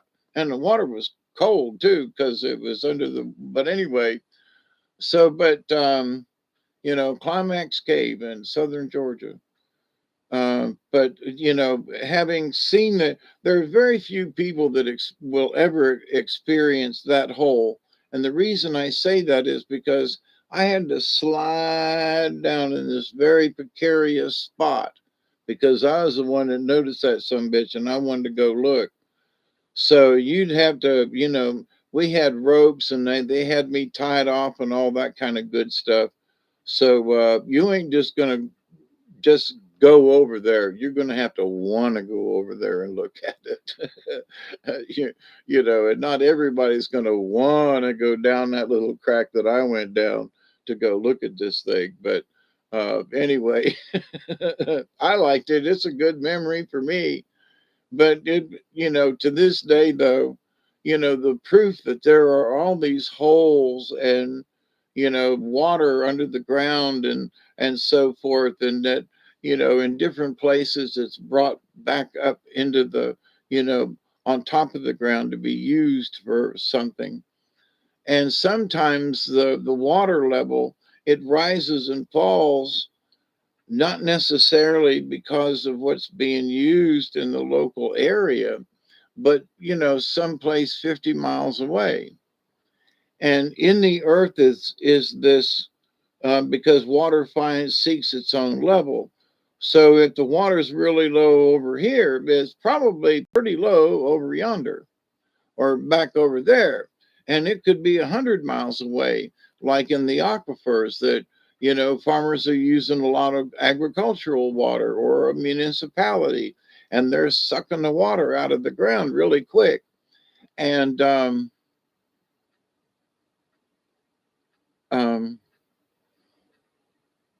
so it affects the aquifer way downstream, literally downhill from it. So how do things work out? Well, we have to have floods and things to recharge the aquifers, to bring the water level over a large area, not just in one spot, but fill up the caves and climax, so they bring that water level up, because that means this whole plateau along here, the Pelham Escarpment, be a couple of miles west of me, stays fully charged. That's a lot of water, and we have to have rain to do that, and it keeps the rivers flowing. That's what keeps the springs coming up in different places, is how much water is in has come in the ground. If there's no water in the ground in these caves and caverns, there are no springs bubbling up anywhere. So people, they don't get fresh spring water. Why? Because guess what? There's no water in the ground. So when springs dry up, we want a flood, sort of, so that it will recharge the ground. So I'm sorry for the places that have flooded. I think one of them was Greece. They probably needed, the ground probably needed recharged. And I just, in my prayers, to the universe, it's like, well, wait a minute, that, some people died. I'm sorry about that. I mean it. My heart goes out, to those folks that have had those losses, and having almost drowned a few times. I know what that feels like. I'm still here. I almost didn't, Um, so I feel bad for those folks who, got in those situations. And pray for folks that they don't get in those situations again. But some people are just, dumb luck, and some people are just stupid. I've seen some, folks in a small truck driving across water that's up to their windshields and shit. It's like, you dumbass, and then they went, oh, such and such got drowned, out there trying to be a dumbass. No, come on. I've done some stupid things and damn near drowned, but I learned a lesson or two. But some of these people are just, you're going to do what with your vehicle? Well, I got to get home. You're going to be dead. And some of them folks have perished. Some of these folks just got caught by surprise, and that's really a shame. sort of like a tsunami. When the water comes through and you see it coming and you can't get out of the way quick enough, you get swept away. And the best thing you can do is ride it like you was riding. Of course, there are a lot of people who don't know how to swim, and they get the surprise of the water coming up, and it will surprise you, and you will panic. You think you're going to keep your cool, but you'll panic. A good person with a strong heart will panic when the water comes up fast. Crystal blue rocks. I like the land. Crystal blue. Oh, there you go, Michelle. You put it up there. Every time it rained, 1 inch Vegas floods. Always has. I'm sorry, I wasn't reading. Is everybody there used to it, Barry? Well, that's good. But I mean, but to the point where, on the news, it's like, oh, Las Vegas floods, blah, blah, blah. See, that's my point. They, oh, Las Vegas is at it again and water, water, water. Well, wait a minute, but the lake went up. wait. And I haven't heard anybody talking about the lake going up. All they've talked about is the flood in Las Vegas, is my point about this. See, it's only some of these locals and this one channel, the Sin City Outdoor folk, that they go out and fish, and they've been keeping up with they they haven't stated the height of the lake. They've only showed, the boats that used to be sticking out of the water that are absolutely 10 feet under the water now, so there's 20 more feet of water. And, but the fact that you can actually see it because they drive around the lake and show these different spots, you go, wow, these folks are like, yay. Um, but you don't hear anybody talk about, ooh, Lake Mead's up by 20 feet. What? Hooray! That's a great goddamn thing. 20 feet, it's up, cheer, cheer, cheer. But, so all they could do was talk about it when it was getting at its lowest. But now that it's filling back up, they don't care.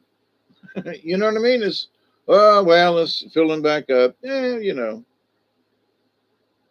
What? Ain't that a good thing? Come on now. So folks around here are used to stuff like that. It's like in our backyard. If we get 3 or 4 inches of rain and the creek comes up, we expect it. We're gonna get 3 or 4 inches of rain coming down the hill, it's gonna go in the backyard. And if there's a bunch of rain and it starts coming downhill, and from upriver they get 3 or 4 inches of rain and it starts building up, then the backyard's gonna flood. It's just that's the way it does. So if somebody else was here, remember, oh my God, my backyard is flooding. Whoa, Jesus, I'm going to die. No, no, no, no. I had one guy tell me when I built the house here, he said, you're going to be so sorry you put the house there. And I said, why? And he said, because the river's going to come up and wash your place away. Now, the river's never gotten any closer than about 20 yards down here in the back. But there was a lot of crap and water when it got to that point. And if it had come any more, it had washed the bridge away.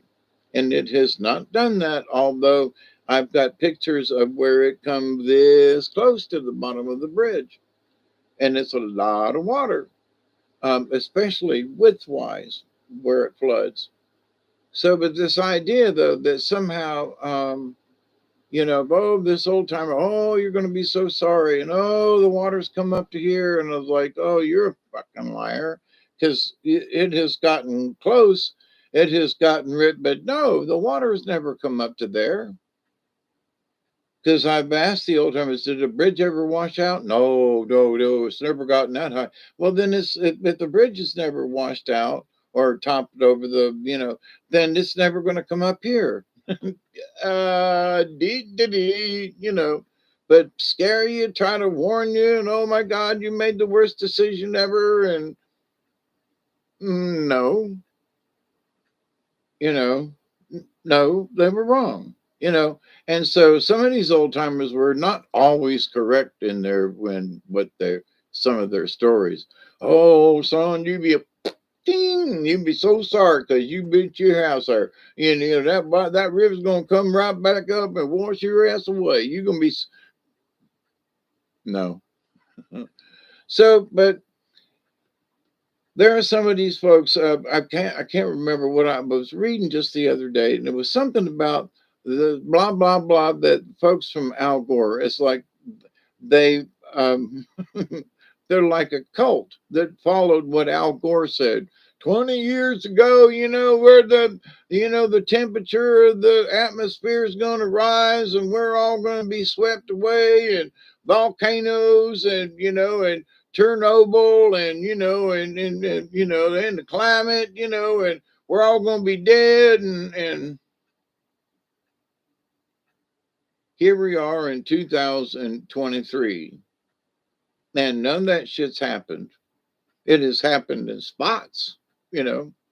Oh, we've had storms, yeah.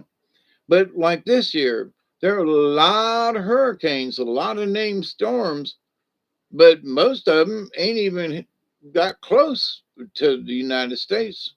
They all come into the Atlantic and been so, yeah, a lot of names. Oh my God, hurricane season. They'll be talking about this season and how many named storms they had and everything, but only one or two has actually affected the United States at all. Cuba and down on South America, but knock on wood, we haven't had any bad storms come up through the Gulf. Now, season ain't over yet, but we've had one of our worst hurricanes that came through, Kate, back in the '80s, that spawned with the first tornado that went over the top of the house back in the day. I think it was in '85. It could have been '86, but Kate. And it tore through here in South Georgia, and it did like Michael did. It was a Category 3, and it just wiped the crap out, folks. We was out of electricity for days, and I mean, we were barely skimping by, and trees were down, and it was bad. It was bad. Um, and trees across the driveway. It was bad. Um, but the fact that we all made it through that, but that was in November, and it was like 3 days. It came through like on a Tuesday or something, and Thanksgiving was like 2 days later. The storm went through just before Thanksgiving and just tore everything up. But we all made it. But it was, so the end of hurricane season is supposedly December 1st. But we got a lot of named storms this year, and so if you hear certain people talking about things, it's been an active hurricane season, and oh my God, it's been active, and yeah, but we've only had one that came through just here recently, and it was, it knocked some trees down. Having ridden around here on my John Deere tractor. There's some big limbs down off of some huge pine trees. I've lost several big pine trees up on the hill. So the storms were bad. Yeah. Knocked some shit over, tore some things down. As I look at the trees, they're all laying the same direction as the one that fell across the driveway. So something, a crosswind came and knocked them 4 or 5 pine trees over in the same. Actually, there's 6 trees, and they're all facing the same direction. So wherever that wind came across the hill up there, it knocked all these trees down, all in the same direction in different spots up there. So yeah, that an oddity. And the one tree's this big around at the bottom. So not little trees. The one across the driveway was yay big around. But to the point though, you never know when something like that's going to happen. You think the trees are all in good shape because they're standing there and weaving back and forth on a normal basis, and then a big wind comes by, and then this big diameter tree that looks healthy from standing there is all of a sudden on the ground, you know, saying, whoops, sorry. and then it takes another one with it on its way down. Just interesting as hell. So anyway, I'm praying this year that I have the strength to go out there with my chainsaw and cut some of these trees up so that I can get around with my new lawnmower, because it needs to be. There are places up there that are just cluttered with tree limbs and stuff. And I hope I can't use them I could use them in the heater, but it would clog up the system. But I can have some really nice bonfires this winter and coming into the spring. And I don't have to go anywhere. But if I could cut these pine trees up, and so I can roll them out of the way and keep up with some of these areas up on the hill, it's turning out really nice. And I got blueberry, spots up there. I had spots up there where the blueberries are, but I couldn't get to them because the trees were down and it was nasty. So I'm hoping that I have enough energy and strength to be able to clear up some of these spots. This is my goal, you see, because it looks like it's sort of like a park when you walk around up there, and the rabbits has got a better habitat up there, and the deer, and where the deer and the antelope play. What does Duggar think of the tractor? Oh, he loves chasing. He'll run away coming down the hill I'm mowing, and he's like, oh boy. And then he realized I was going to turn around and come back. So then he laid up there and just watched me. And he doesn't chase the tractor, but he will come up to where I was up towards the top up there, and he'd come up to see how I was doing. And he thought I was going up the hill, up the driveway more where it narrows. And I was actually turning around to come back down the field. And he was like, oh, okay. But when I went down in the woods back here, he'd follow me down. When I went down on this property line over here, he was following me down and going through the woods. He loves it. And the fact that, I'm bouncing through some of these places, but I'm also mowing them so I can walk them without running into a bush. So what's important to me on the trails that I'm blazing with the John Deere is I would love to walk them. And now that they're wide enough, you can walk them without stepping on anything to make a noise.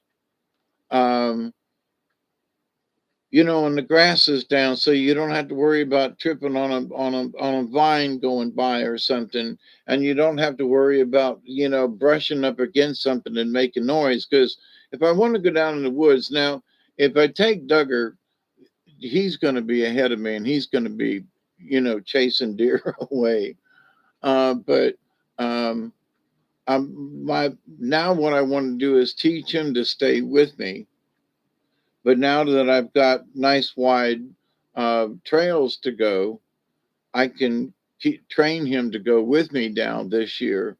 So if I want us to find the deer together. I don't want him running off and scaring the deer away. I want him to stay with me within a couple of feet. If I have to put him on a leash, then I want him to stay with me so we find the wildlife and he doesn't scare him off. But he's so anxious and ready to go. This is going to be an interesting hunting season, I guess. Because I want him to learn this, because I want to be able to take wildlife pictures and stuff like that, like I used to do. I want to get back into doing that. And I can't do it if he's chasing shit off. It's like, no, you stay here with me. You can run in a minute, but let's go take a look first. And if there's nothing down here and there's nothing here, then go have a ball. Let's go to some place or whatever, go run around. All right. If we ain't seen nothing, okay, bye. But that's what I want to teach him. Stay with me during this time. And he's normally pretty quiet. I gotta say that he will haul ass off chasing something, but he won't necessarily bark. But now he'll be in the house and bark out the window and about take the window out. and scared the crap out of me yesterday. Oh my God, 3 o'clock in the morning. He woo, woo, woo, woo, woo. I let him out, and he within a few strides he was on an armadillo, and I mean chasing that armadillo across the yard. And I've got solar lamps in different places out in the yard, so I could see him chasing the armadillo between the yard lamps. I'm like, get him, boys, sick him, yeah, get that son bitch. He digs some holes in the yard. So, but but the chaos in the world, when there's too much out there going on, sometimes what's important is to focus on what's just right in front of you. Like quit looking out there. Yeah, but Tucker Carlson said there's going to be another nuclear war, and this person said something, and Joe Rogan, blah blah blah. Okay, calm down. Come, you bring it back, bring it down, bring it back down. Come on, bring it down. Take a deep breath. Yeah, but we might have. I know. Bring it down. Calm down. Calm down. But Putin, calm down, and the Ukraine, calm down. Bring that energy down. But okay. But it's a nice evening outside. Why don't we go for a walk? Yeah, well, the season's changing. Have you noticed that? Yeah. Well, it's almost the first day of fall. Did you know that? Yeah. Well, but Putin. Oh, shut the fudge up! And would you just come on, bring it down, bring it closer to home here. You know, bring it closer to home. So how do we deal with it? We bring it closer to home. You know, what about the world problems and everything? We bring it closer to home. When the Cuban Missile Crisis was going on, there wasn't a goddamn thing that any of us in Tampa could do about that sumbitch. We hid under our desks like good patriots and scared ass little kids and parents and stuff. We did exactly what we were told to do by the government. Did it happen? No, thank God. But did it happen? No. Do all of us remember that? Oh hell yeah. And who was more scared, the people in Tampa or the people in Virginia Beach or in Cincinnati? Oh, we might have but we were 90 miles away. Yeah, but no. People in Miami, they were worried. People in, Key West, well, they ain't many people there, and yeah, they weren't going to bomb Key West, nah, but Tampa with McDill. So, but the rate of fear. So, times are not like that now. So the rate of fear that people have about nuclear war, just drop it down a couple of notches. Could it happen? Yeah. But this is not the Cold War like it was back in the days of Khrushchev and all that folk. Okay? There were missiles laying on the boats just outside in the Florida Straits. We don't have that now. At least as far as we know. So it's not the same thing. The panic and the we're all going to die situation it is not the same. Oh my God, would you crank it down a notch? you know, could it happen? Yeah. Hasn't happened? No. For every time they have made this fear mongering, we're all going to die shit, it hasn't happened yet. Now, also to the point, if you have been um, ripples outward, yes, we affect the most changing by loving our families and communities. Yeah, keep your focus.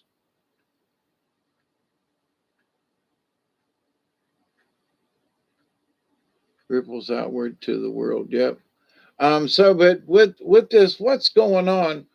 So, when we don't worry about the things that they're trying to get us to worry about, when we keep an eye on them, because these are some sneaky sons of bitches, but we really don't pay them no mind.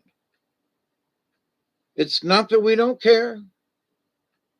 Somebody said, well, Hawkeye, you just don't give a shit of whether or not we go have a nuclear war. Well, yes, hell, I do. I don't want to see any kind of rockets go off, except for fireworks on purpose for, my birthday on Sunday. I will keep throwing that in there just because it's fun. But uh, but anyway, but now this is a good idea. I should go by the fireworks place tomorrow and pick up some because I really love them mortars. But anyway, I can have me and Doug. He don't really like them fireworks, but I sure do. But anyway, in this world of stuff, when you bring your prop, when you stop think it is can I got to back up to the being in Tampa during the Cuban Missile Crisis. There wasn't anything any of us could do.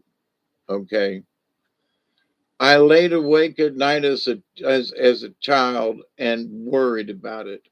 There was nothing we could do. Well, what if it went off and you see a bright light? It's too late then because the mushroom cloud's fixing to come your way.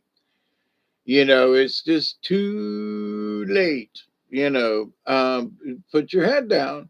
You hear a boom, don't look up. So, but the terror of like, of worrying about that back then, nothing you could do. So, as a little child, though, it's hard to, not think about it because you're practicing under your desk every day. So, but as an adult, you go, wait a minute, if they're going to bomb us, being underneath the desk ain't going to do nothing. Look at Nagasaki, Tampa's, that's going to be that. So, and St. Pete will be gone too. So kill two birds with one stone, and but so now, well, they got nukes trained at us. Okay. I'd be a lot more worried about the people who are coming across the border. There are a bunch of them, a bunch of them, right? In one place, they said that, it's getting so bad in America that the Mexicans want to go back and the people want to actually migrate back into Mexico. So there are places along the border where Mexico's building a wall going, nah, you can't come back. You left, you stay there. Adios, amigo. Now that's funny. I'm not sure if it's true, but that's funny.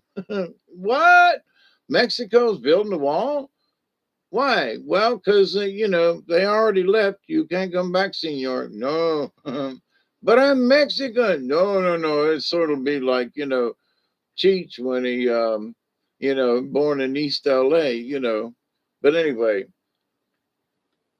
I want to go back to Mexico. No, senor, you stay there. You made your choice. You live in it. But what? there's so many landscape artists now. Where, how am I going to get, the only job I can get, is to mow somebody's lawn. Well, too late. So we got enough lawn keepers now, you know, but we have a lot of them around here too. Um, Lawn keepers, and they work hard. Don't get me wrong, and you know,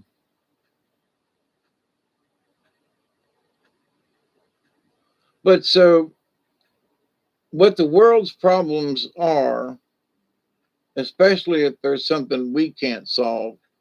Well, I'm going to send some money to the Red Cross if it'll make you feel better. Okie dokie. I want to donate something to the. Now, there are some places where you can send in clothes or whatever, and some of these foundations I think are really good, and they actually get stuff done, like send clothes over, and they make packages for soldiers overseas and people and stuff, and little care. I think that kind of stuff is absolutely great because it actually gets to people. And it might be just a short term thing with some sea rations or some something and a little this and whatever. But having been in jail for a year and somebody sends you a little care package, no matter what it was like, oh my God, something from the outside world. And for the did it help in the long run? Yes. Why? Because it lifted your spirits for that short time.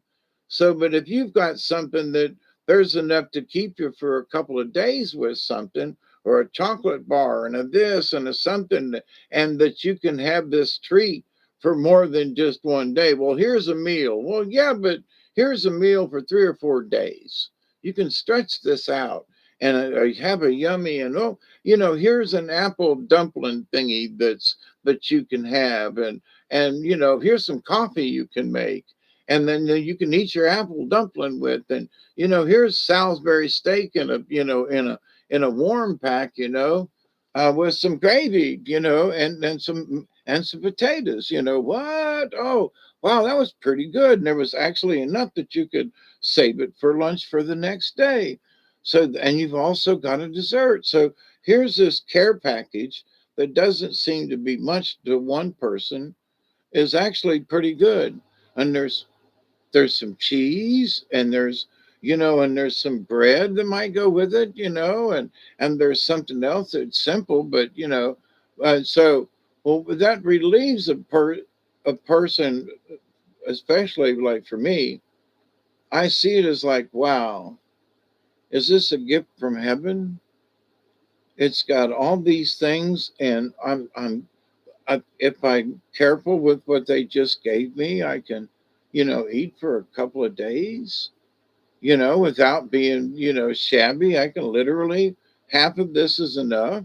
Fills me up, and I'm going to eat the other half for lunch tomorrow. So it's only a few hours, and, but now I can have this dessert. And so, but, if you use your brain with what people can give you, then that is a blessing. It's sort of an island out of the chaos. Wow, everything's been really shitty, but now I got this decent meal.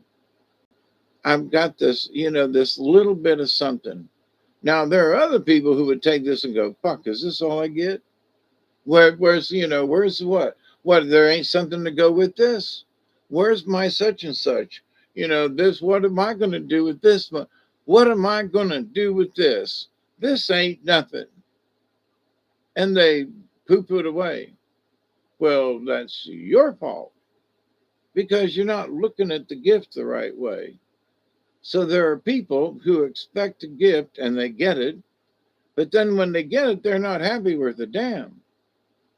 So be grateful for what you get. Well, wait a minute, blah, blah, blah, blah, blah. No, well, there was all I got was this, and there was this little pack of crackers. Well, I got it on this meal on Monday, and on Thursday, that little pack of crackers came in handy because somebody, had some soup, and I wish that I'd had some crackers, and I remembered that little pack I had that I got from Monday, wondering what am I going to do with this little pack of crackers.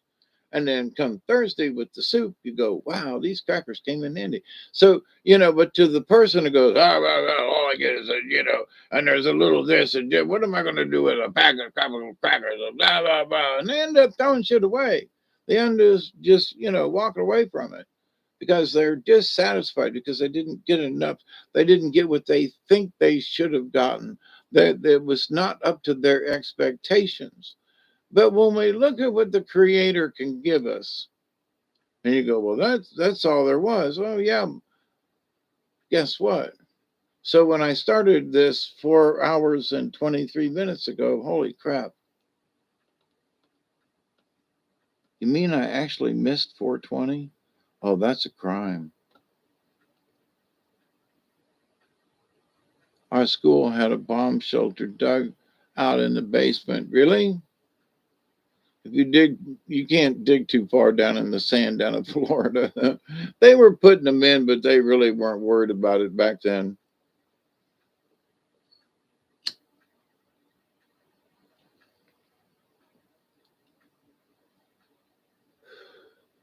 And Tampa was so close. to Cuba, that if the siren went off, the bomb was there. It was going to go, it was going to be there. The warning in Tampa was going to be non existent. You know, the air raid siren was going to go off, but that was going to be it. There was no time to run to anywhere. The amount of time it takes to go 90 miles with the rocket, you're done for if it's coming your way.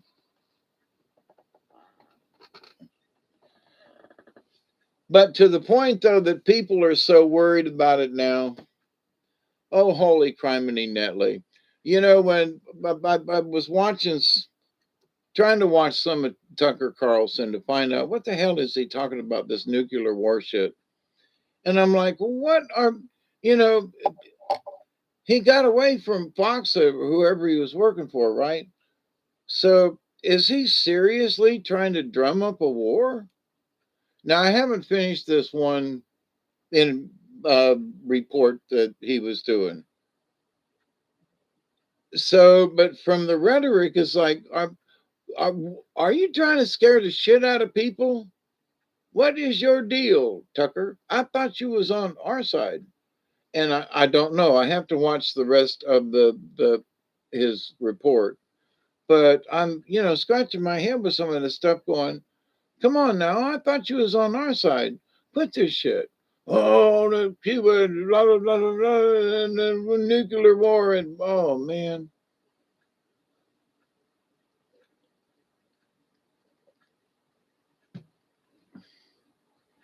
I agree that there are people who are pushing for us to get into the Ukraine war.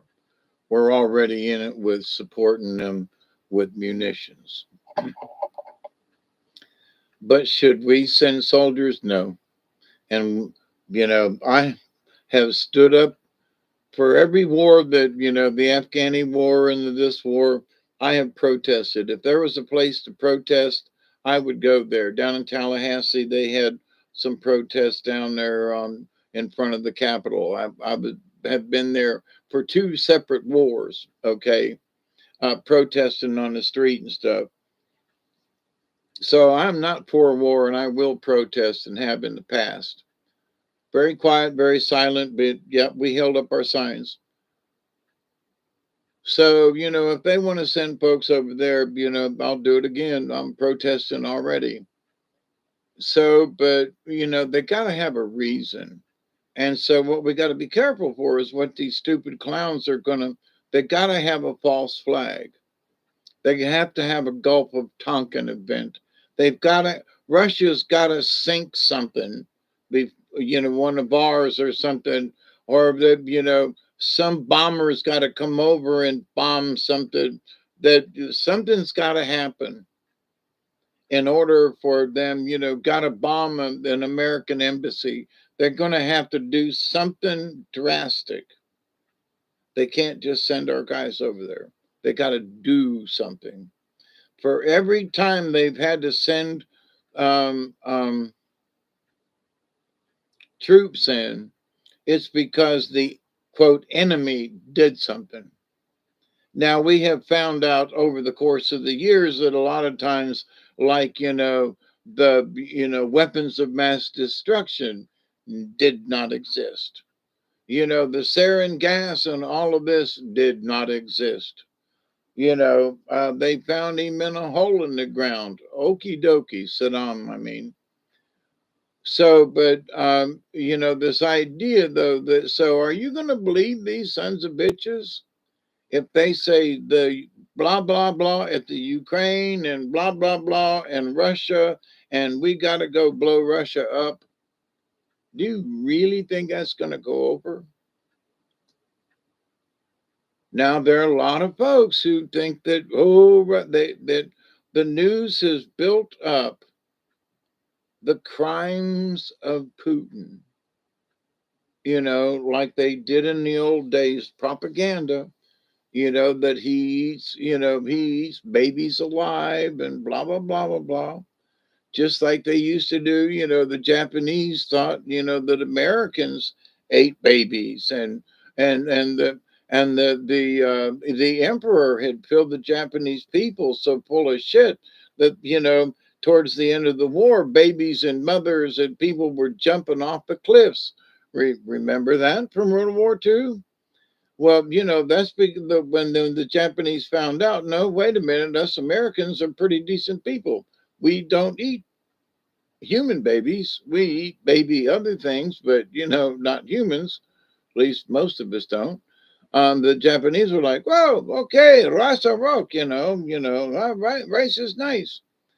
Rice and roni, San Francisco treat, ding ding.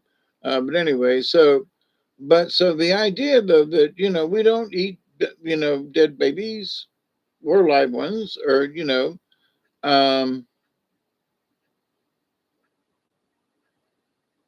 hang on, Putin. They're trying to make him be the bad guy. When wait a minute, hang on. And like I said earlier, the it's out there. Trump said, if you elect me, I can get, we can stop this war, and just like that. So they asked Putin that. They said, "Okie doke." President Trump says that if he's elected president, that you guys could end the war just like that. And Putin said, "Sure." So whatever's going on, these two guys are on the same wavelength. Whether you like Trump or not, they're on the same wavelength. And it's more of a business deal. Whether you like Trump or not, he's a businessman. And so it's bad business to keep blowing people up when there is economic growth to be done. So, with all the destruction that has been done, all right, let's put it back together again. So, that's an economic boom. He's a builder, he's a real estate person. Okay, so let's build the country back up. Let's invest in this, which is prosperity and helps the people in the long run rather than to keep destroying shit, right? So he's a builder. Here, let's shake hands and let's stop this shit, and let's give people a chance again. All right. And do we have to keep building bombs? Is that the only solution? Is to keep having more. And like I said earlier, the reason they're doing this is because they've got too much inventory that's been sitting on the shelf too long, and it needs to get used.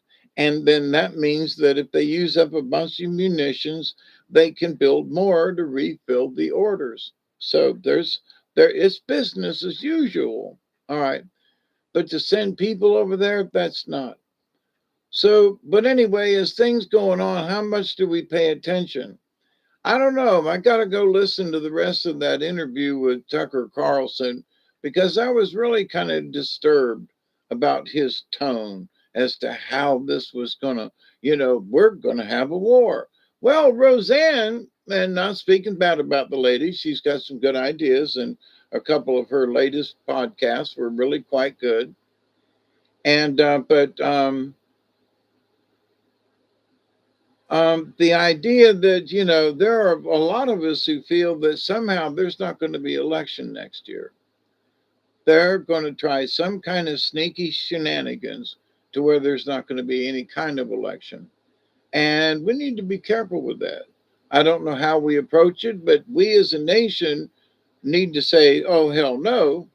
But at the same time, we don't need to panic in the streets and riot and loot and burn and stuff. We don't need none of that. No, we need to keep our heads. Whatever's coming on, whatever these create, and they got something planned. You can bet on it. Okay. Everything's going along, and then oh, the money's going to be tight, and oh, this is going to happen, and oh, as far as I know, the money's flowing pretty good. My checking account works, my debit card works. That's digital money, ain't it? Oh no, but it ain't Bitcoin. Well, okay, it ain't Bitcoin, but it's digital, ain't it? I use my card to get my money out or to pay for something. Ding, you just tap a thing, and now ding, here we go. So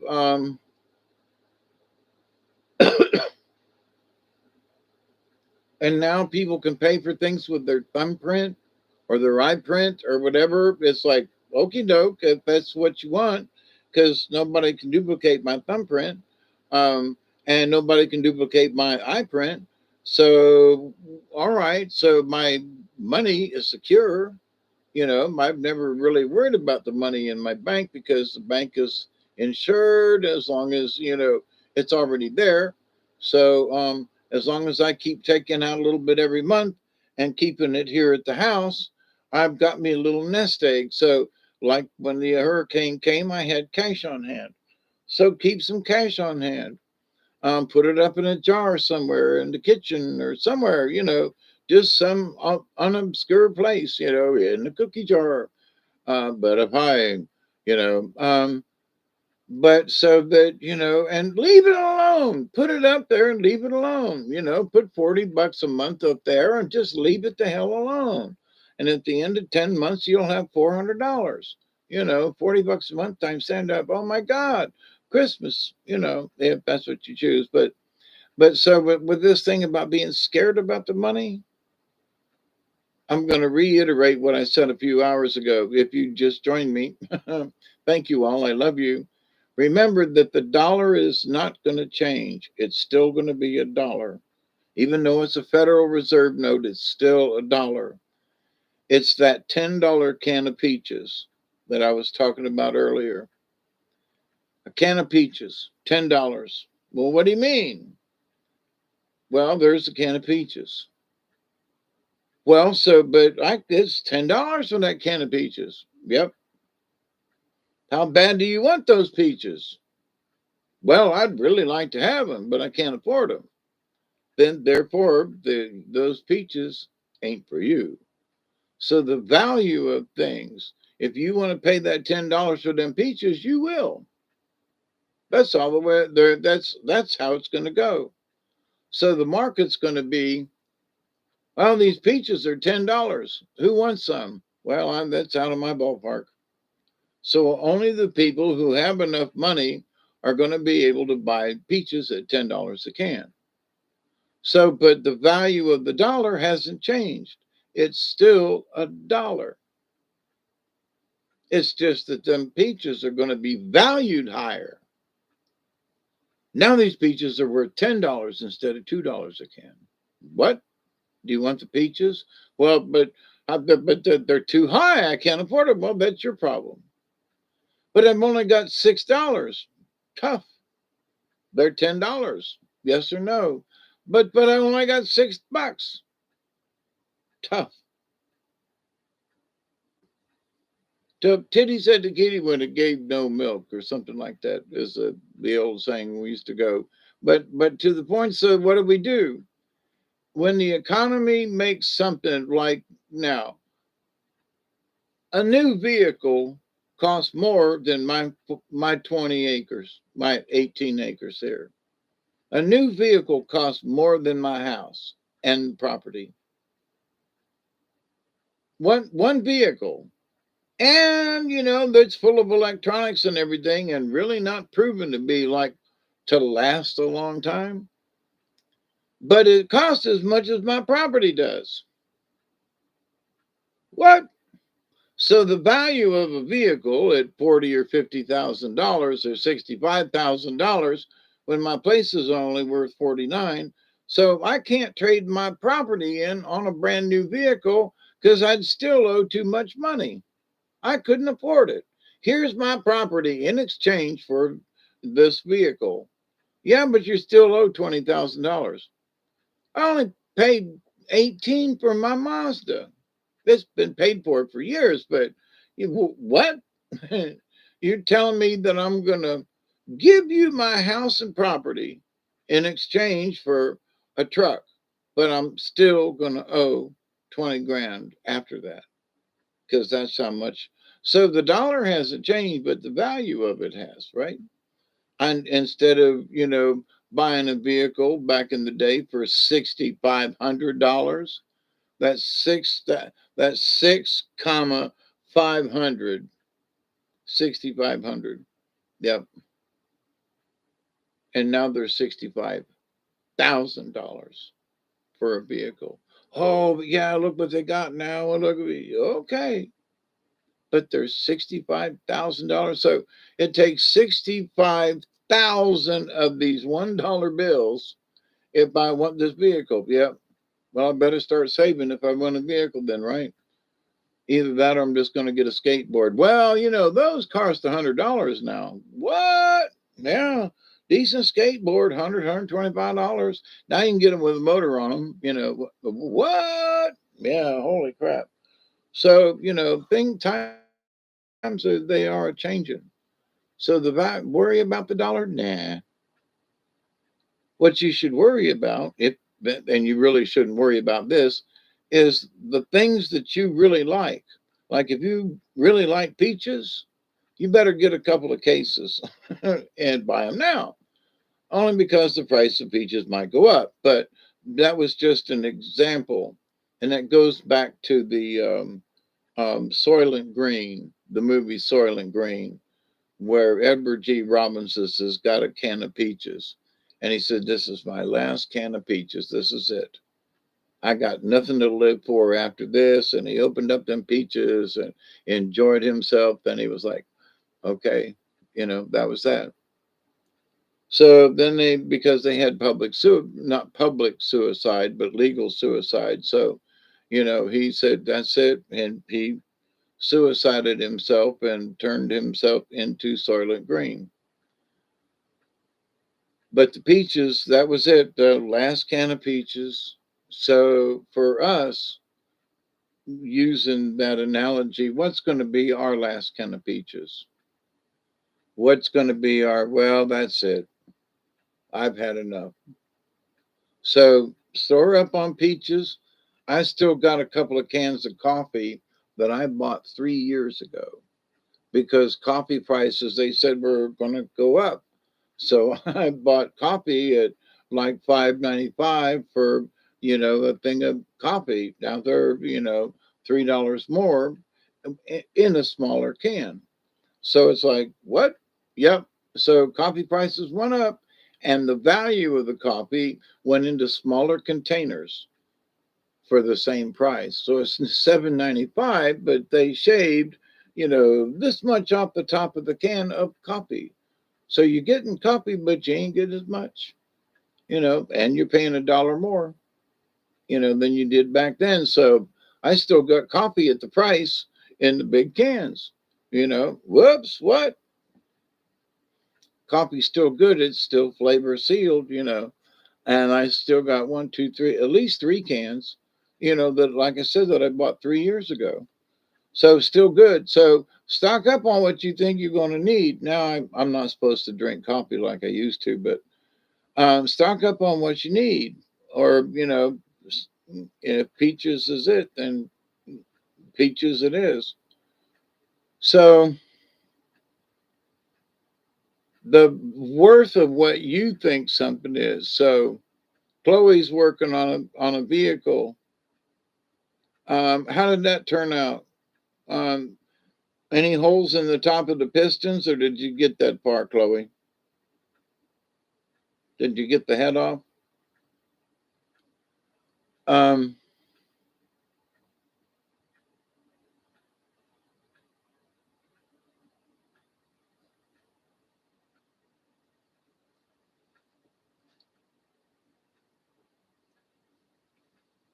when you get yourself in a tight, you got to look around and go, okay, what's next?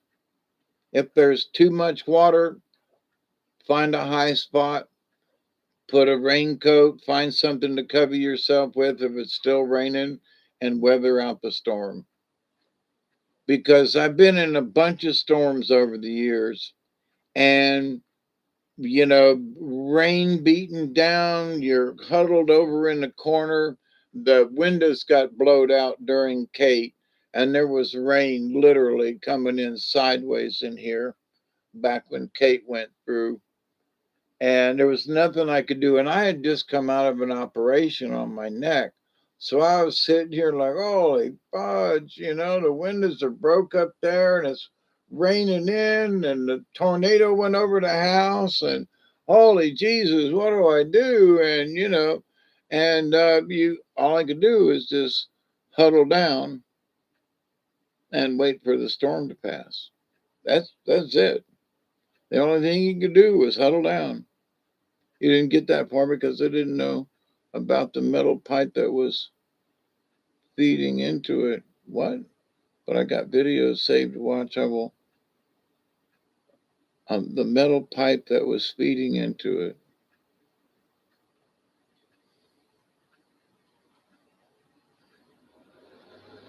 I don't know.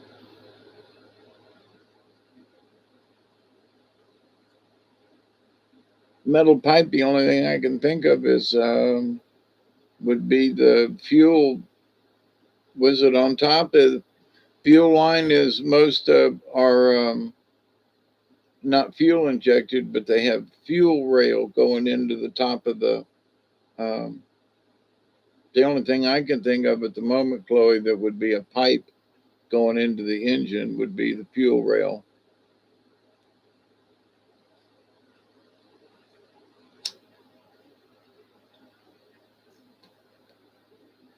So if things are depressing you on a scale, find something that'll give you a smile. Well, I don't know, life depresses me. Well, let me bring you up to date. I don't think I've talked about it yet. Going into 5 hours here. It's 5:06 a.m. In the back, there was a rubber hose, and next to that, a metal pipe thing. Yeah, that might be a um, um, engine vent that goes to the ERG kind of thing. You know, that modifies your. It's not necessarily your exhaust, but it's the engine um, gases.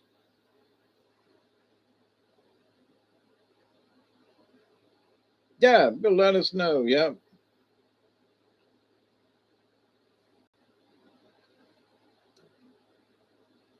Oh, but the Catholic Church. Let me talk about the Catholic Church. Now, most of you know that I was an altar boy. I had seriously thought I was had a um, wanted to become a priest, and then I got pedophile, and and that kind of thing, and I dropped out of the church, and then I had my conversations with Sister Helene back in the 1970, and she told me things about the Vatican and the church and the things that would happen. And later on, I found out, that there was a priest 300 years ago that predicted exactly what's going on now. So most folks don't know unless you're Catholic, and a lot of Catholics don't know because they ain't paying attention. So what's going on right now is that a little while ago, and I have to find out, it was a month ago or 2 months ago that the real Pope died. Okay, now Francis, who calls himself the Pope, is nothing more than the mayor of Rome. He is not the Pope. I've said this for a long time. He's not the Pope. And some of the folks in the Vatican had him elected, right? And the Ratzinger guy that really was the Pope, he passed away. Well, the Catholic tradition says that you will get all of the cardinals together and you will have a conclave. And the cardinals get together and they have this procedure that has been carried down for centuries. And they follow this procedure and they vote on a new pope. Okay. That has not happened. They have not held a conclave, as far as I know, within the Catholic community. They haven't even asked for one. And so there are priests and now cardinals and bishops that are standing up and they're going to the Vatican and they're pointing their finger, going, Francis, you are not the Pope. Francis is not the Pope. And they're spreading this around. There are folks who are like, no, no, no, no, he's not the Pope. You don't get it. He is not the Pope. Also, he's a Jesuit. And I've talked about this before. But some folks are finally trying to catch on that there has been a coup When they put Francis in there, they weren't allowed to do that to begin with, and they did it anyway. So there has been a coup within the Vatican and within the Catholic Church for a while. It ain't been a conspiracy. It's been an ongoing. They've been showing up, taking over, and doing some weird and wild stuff. So, one of the things I pointed out to my friends who were here yesterday, I said, you know, some of the Vatican folks took away his ring. And they were like, what? And I said, yeah, a few months back, maybe a year ago now, it's been a while. And going in and out of the hospital has kind of confused me on some time issues. But with that said, though, they took away his ring. And, you know, they come in and here, bow down and kiss my ring. And they were like, no, they took away his ring. And so they could kiss his hand, but they took away his ring because the ring has been around for centuries, right? And it's a symbol of the papacy.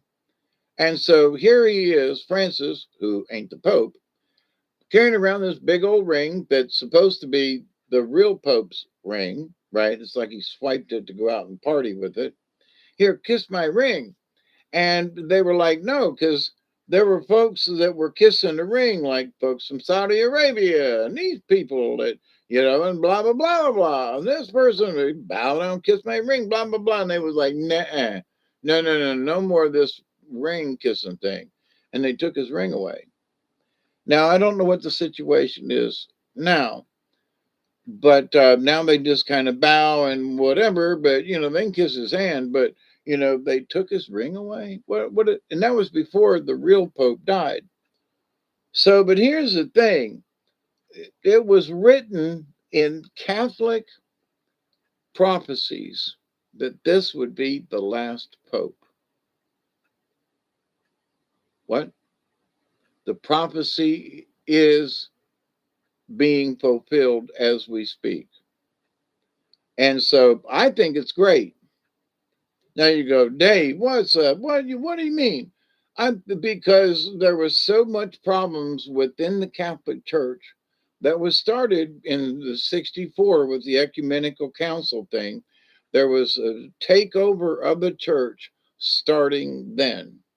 When they turned the mass around, when they just started all the kumbaya stuff. I mean, I played guitar at the folk masses and stuff, you know, and but I was really involved in that, and learned to play guitar better, you know, and strum and so forth, and harmonize, and but I had a wonderful time singing at church. So, but then things got really more weird and more creepy. And I went to a Catholic mass, you know, a couple of years ago, and I said, nah, I wouldn't be a Catholic now if you paid me. You know, it's just weird. And you did what? So there are people within the Catholic Church who want the traditional Latin mass, and I'm all for it. If I knew that they was going to have a mass that was the real mass, like they did in the old days when I was an altar boy, I would go. I would go to a sure enough Catholic mass from the old days. And so there are a lot of people. And Francis has says, I will excommunicate anyone who does not follow the new Bible. Which, wait a minute, it says in the Bible in Revelations, he who changes the word of God shall be, you know, stricken from the tree of life, and you know what? Wait a minute. So what did they do a few years back?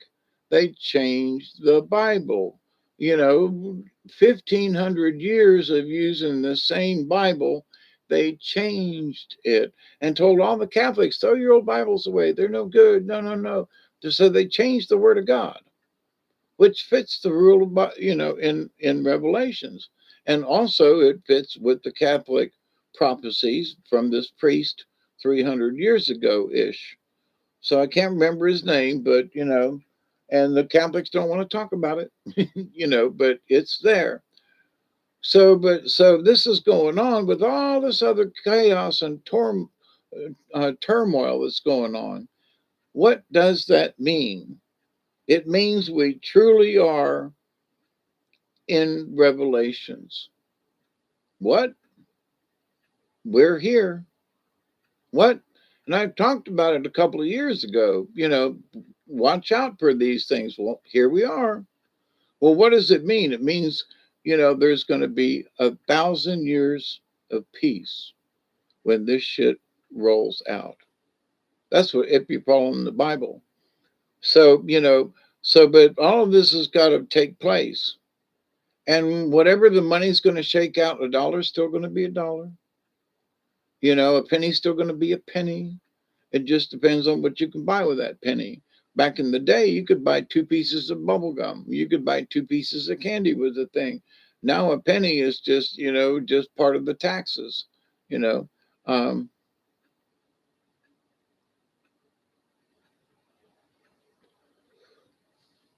so what do? We hunker down when things bother us too bad on the national front, and they are always.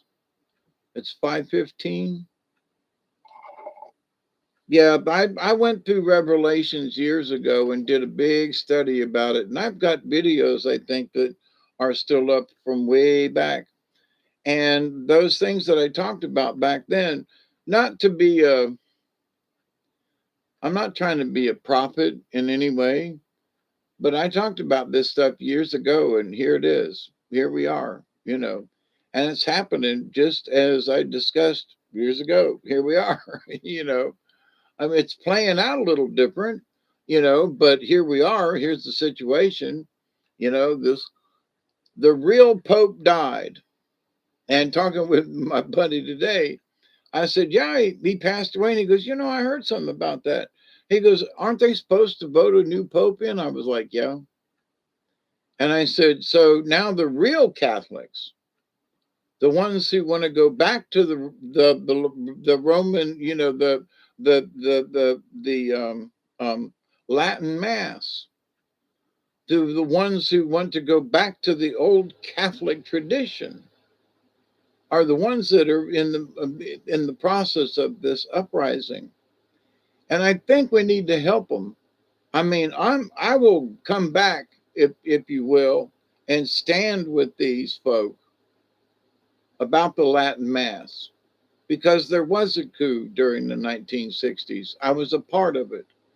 Everything's cool. We're going to turn it around. Now, it was good that we could hear some of this stuff in English and participate, but then they took it way past what it is now. So I agree. Let the priests go back to the Latin Mass. I agree that that Jesuit who says that he's the Pope, he ain't. He is not the Pope. And people need to stand up and go, Francis, you're not the Pope. You're not. And he's not. Catholic tradition says there must be a conclave of cardinals and they must vote on a Pope. They have not done it, haven't tried. And as the last I heard, they still ain't doing it. So something's going on. Just want to let y'all know here towards the end of it's 5 what? Is that 18? I got a little in here. I want to say goodbye to y'all. Like the experiment with the red and black ants in the jar, shake and agitate. MSN is designed to stir the hornet's nest, and Biden told Francis he was a great African American baseball player. Hey, did he really? Honest to God? Oh my God. And shall suffer the diseases in the Bible. Yeah. But so, folks who are and one of the things too, and you've heard me talk about this before, and I will repeat it again. And in Revelation, in 2 places, John, he's down on his knees, and the angel comes up to him and he goes, "Brother, stand up. You are as I am." And one of the things that, and he, in the next chapter or something, and The angel comes again, and John's on his knees, and he goes, I told you to get up. You are as I am.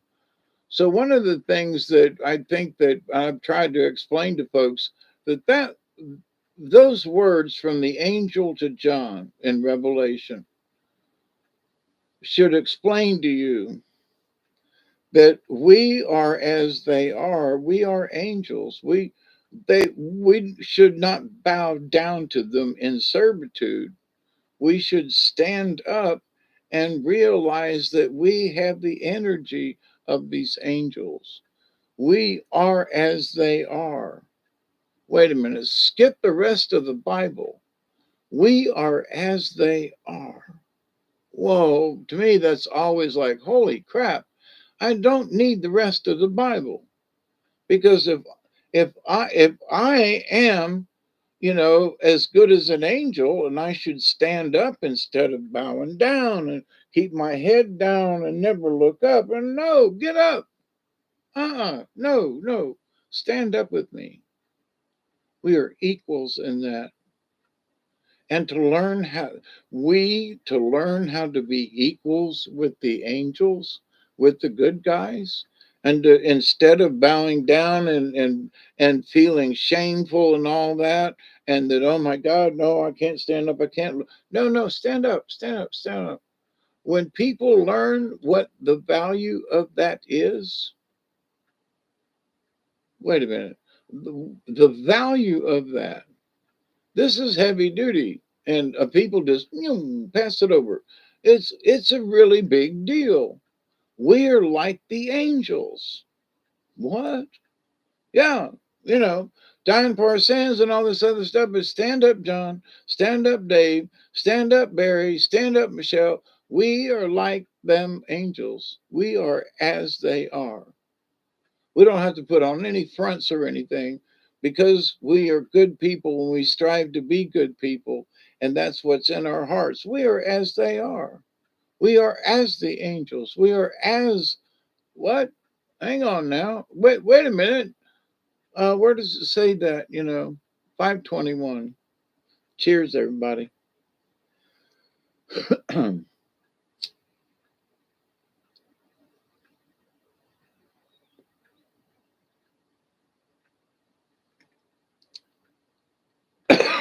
Yum, yum.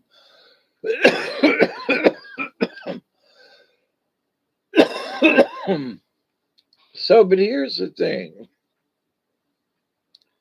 There are people who will take that as like, well, wait a minute, I'm godlike. I'm like the angels, and I can do what I damn well please. I can fly around, and I can do no, no, no, no, no, no. Hang on there. You are not the next man. That's not where we are with this. So there are people who would want to, because of their egos, they would want to use their egos, and now because I'm like an angel, I'm like an X-Man now. I got wings now, I can do and blah blah blah. And it's like no no no no, that no. You get your wings when just like Clarence, from the movie with what's his name, when you hear a bell, then another angel gets his wings. So Clarence has got to.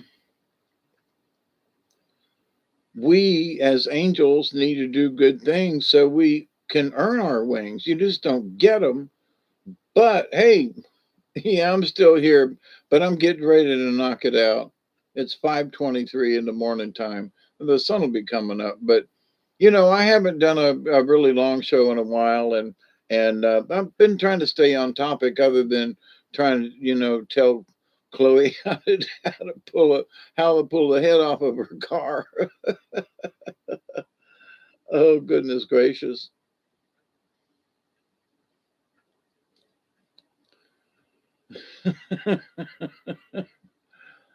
But yeah, I was talking about the Catholic Church, Katniss, as to how the bold, stick hard Catholics are telling Francis that he is not the Pope, and he's not. And it's going to be interesting. I want us to spread it around. just in conversation. Hey, did you know that Francis is not really the Pope? You know, and just because the folks who are trying to keep it low and to keep the coup going, because there's a takeover of the Catholic Church. I would almost become a Catholic again if it would go back to the old Latin Mass.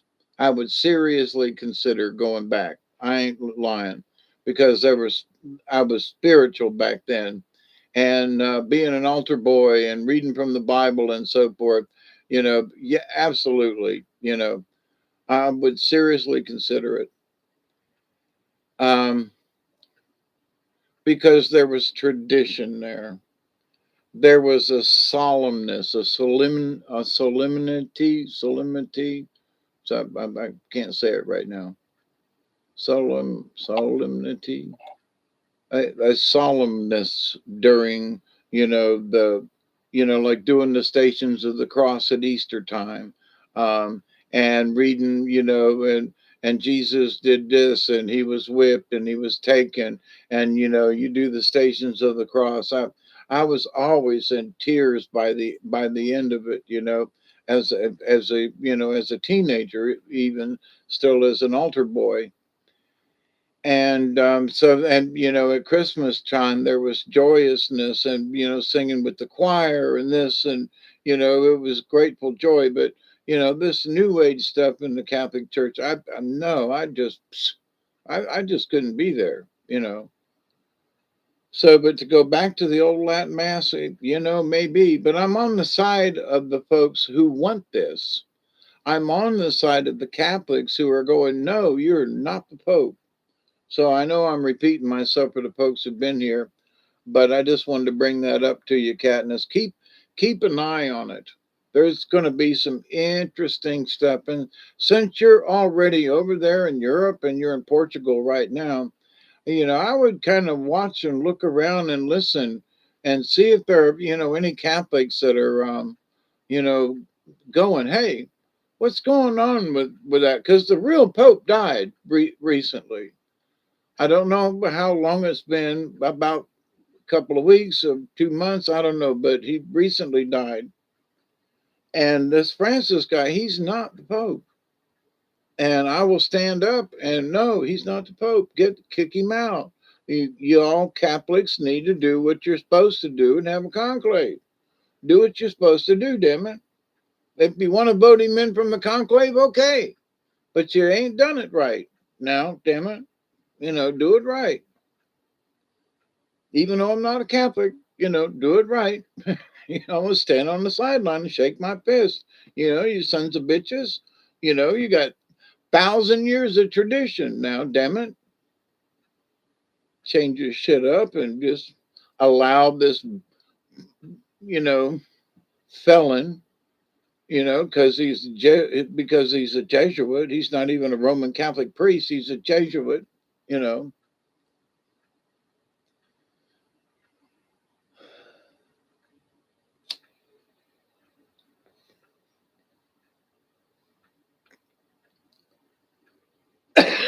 In our discussion today, it was brought up about the price of oil and how come oil's more expensive now. Well, part of it is, Biden shut down stuff that Trump opened up. And something I talked about this years ago, and I don't know if I've brought it up since, but um, you know, the Russians learned this a bunch of years ago. I had friends of mine who passed away now. They used to be in the drilling business. They drilled for water, they drilled for oil, they drilled for all kinds of stuff. They knew about drilling, okay? And but knew about water and knew about oil and different things. So why are we having an issue? Well, one of the things that happened was Biden said no, he shut it off, and he had wanted to make agreements with other countries to buy their oil. Why? Because they'd made these trade agreements, and as we're going to buy these guys' oil, and we're going to buy these guys' oil, and so that drives the cost up. when in the Gulf of Mexico, well, what the Russians found out is that if when they pumped a well where they thought it was pretty much dry, and they were like, man, that's it. We got all the oil we could get out of this hole. They'd go back and check it a few years later. Now I don't know what a few years was, and it depended on how um, how quickly the well could recover. So they found out that some of these wells actually filled back up about halfway. So they realized that if they didn't overpump their wells, the wells would bring up more oil eventually. And some of them were better than others, but the thing was is so where they thought they had a bunch of dead wells, they actually went back in. The infrastructure and everything's still there. All they had to do was hook it back up, and lo and behold, they got more gas. They got more oil and sometimes gas out of these wells they thought were dead. So the same thing happened in the Gulf of Mexico. They abandoned some wells because they wasn't producing anymore, and so guess what? They went back and they went, guess what? There's some more oil back down there because it has seeped back up from the ground. From they pumped it out. They pumped it out.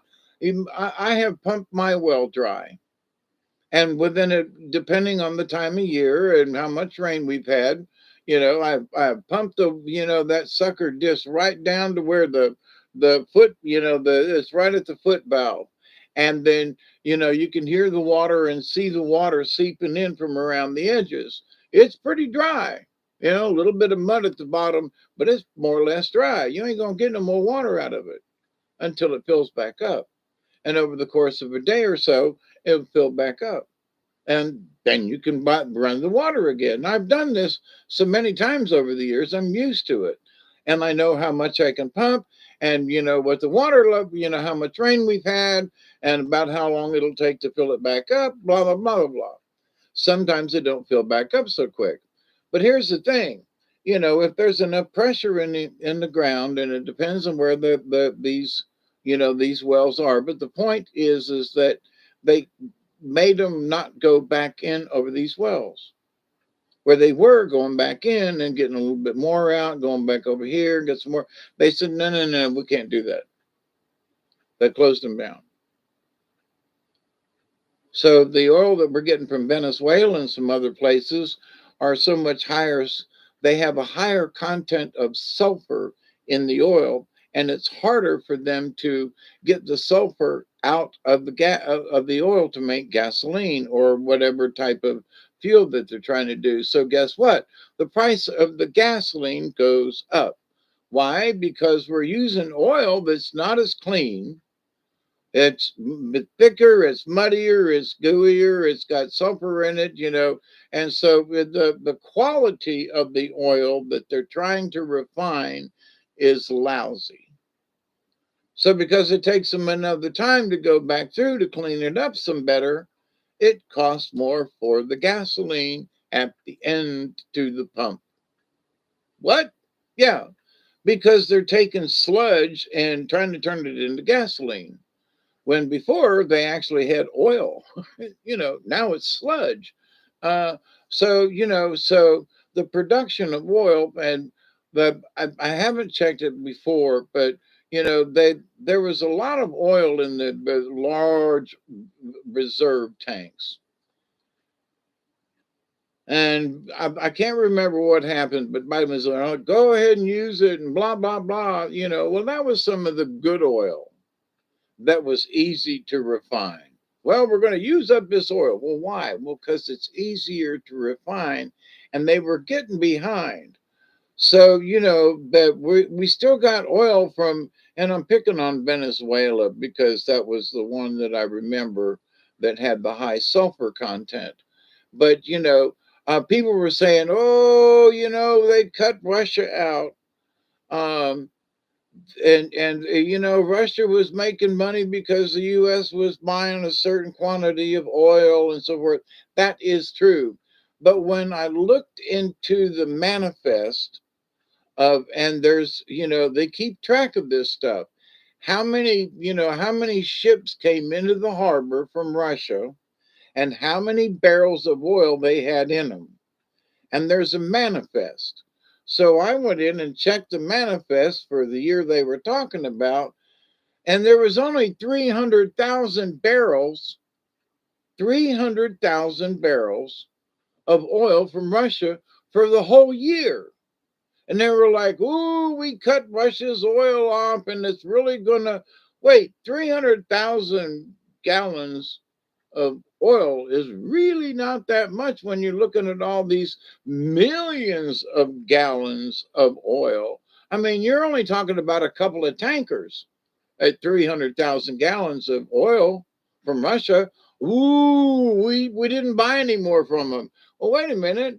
Oh, and it's really hurt the United States.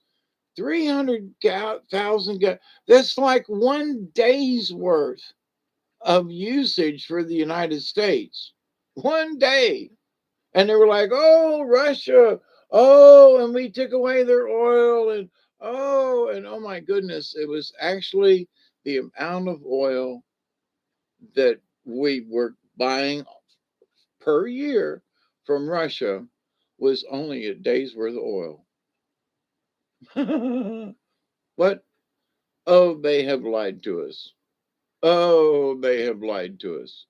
And the truth is out there. But they look at it, they won't tell you the numbers because they make them up. And so you say, well, oh, I'm all upset about this. And they said they cut Russia off. Well, 300,000 got 1 day's worth of oil. They just said, yeah, just keep it. Don't worry about it. Just keep it. Don't worry about it. They got a Russian tanker headed over here. Nah, just keep it. You know, sell it to somebody else. And now that BRICS and that they're not dealing with the petrodollar anymore with Russia or whatever, so Russia could probably get a better price without trying to drag it all the way over here to the United States to sell it. He'll sell it to somebody over there, that in China or somebody else, so they can focus their attention on the um, the countries that they have made agreements with already through the BRICS, right?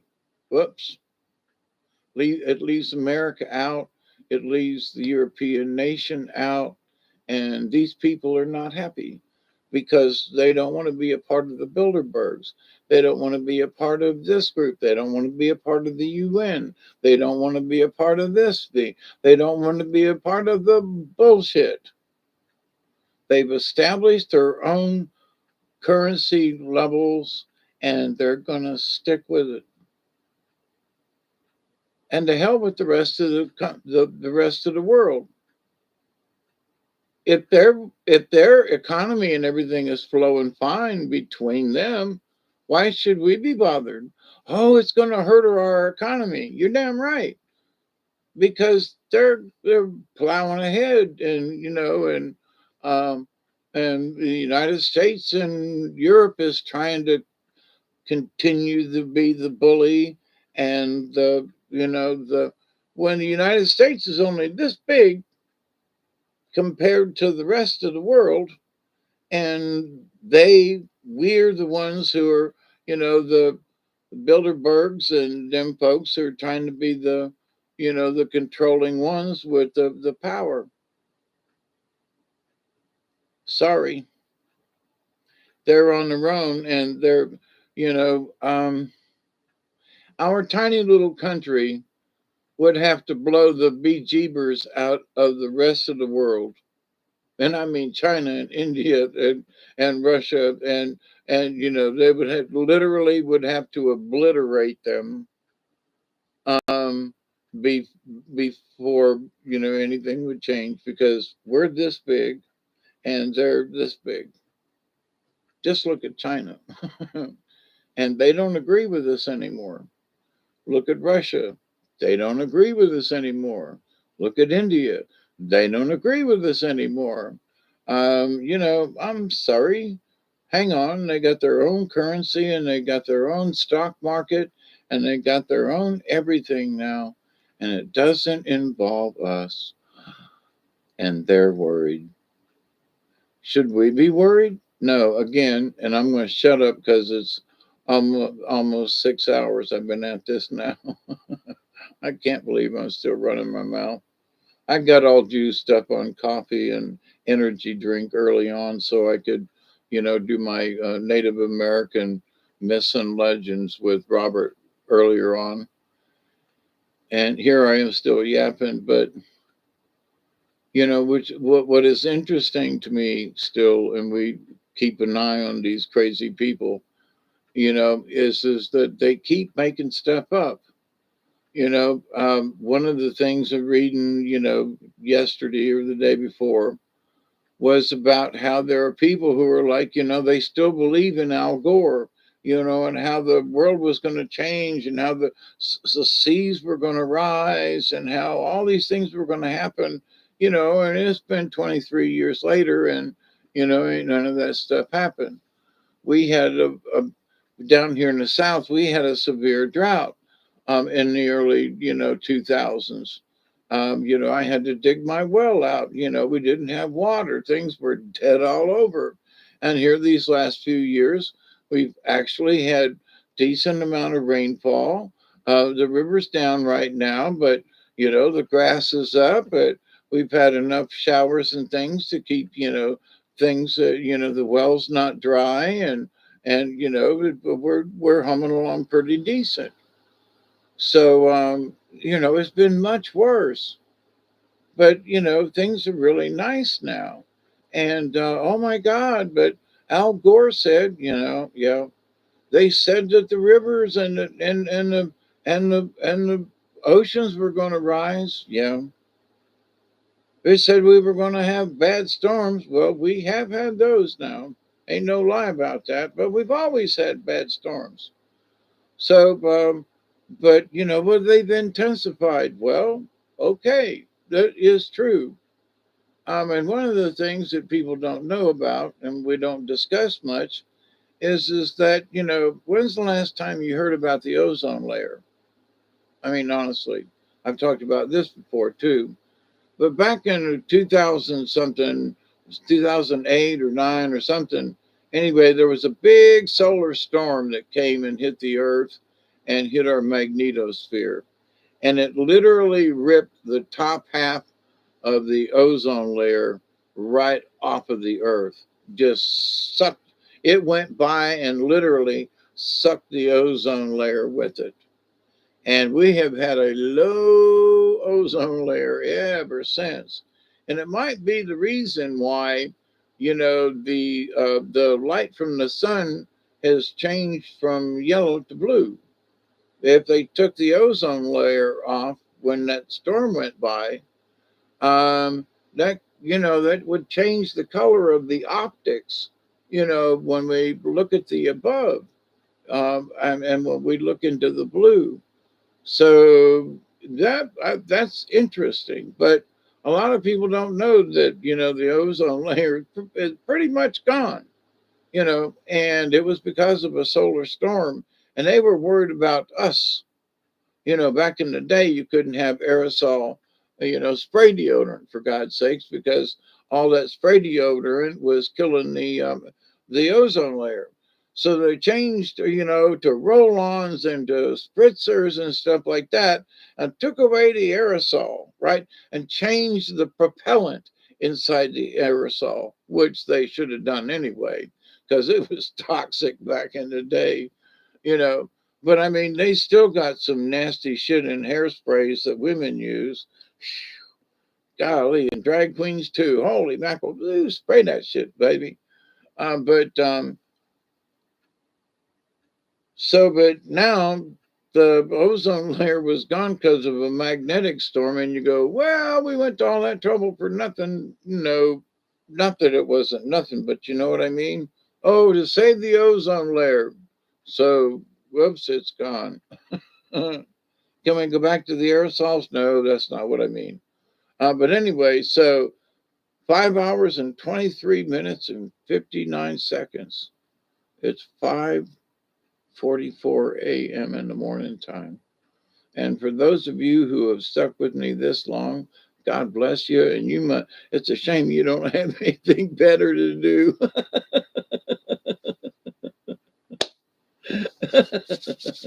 But anyway, somebody jumps in here in the middle, but I continue to pray that each and every day, that each and every one of you continue to learn how to accept and receive the knowledge, the healing, the wisdom, and the many blessings in the universe.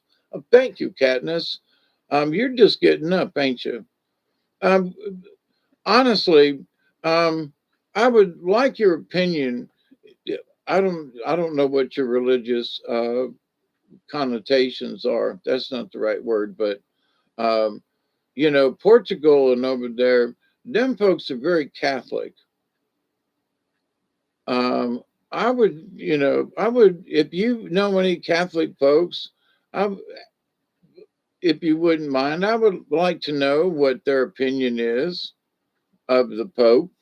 Do they believe in, do they think, Francis is the dude, or, do they think something spunky's going on? You know, um, the Spanish folks mostly, were a lot more, religious in the old style. So I'd be curious as to what they think about it. I would think that, my in laws are all Catholic. I will ask some questions and let you know what is, yeah, you know, because over there, that, America, Irish Catholic. Oh, Abigori. Come on, Joseph. Let's have a good, I'm only here till tomorrow. Yeah, but still, um, yeah, if you ever hear of any of the Portuguese Catholics, though, you know, um, because they go back to not that the Irish don't, but there's a certain bit of the Spanish and over there in Portugal, they supposedly Mary Magdalene and Mary mother had that they had brought some oh, what was the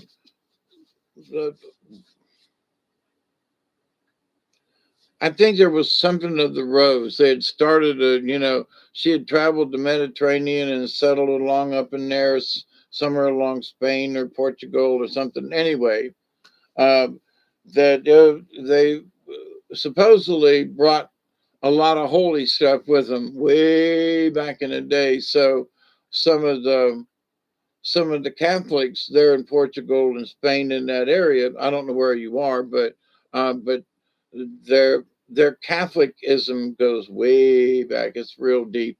I'd be curious if they're using, if they do the Catholic Mass in Latin like they did, or are they doing this new Catholic Mass with all this turning around and huggy bullshit? I would think that them folks over there would go, nah, we ain't going for this. Now, I might be totally wrong, but I mean, the Americans might, oh, okay. And they turned around and everything and started all this other bullshit and doing stuff in the, just nah. But some of them old traditions, because America doesn't have any old traditions. The Portuguese and the Spanish and along in there would go, no, we ain't buying this. I'm very close to Spain. Went there for lunch yesterday.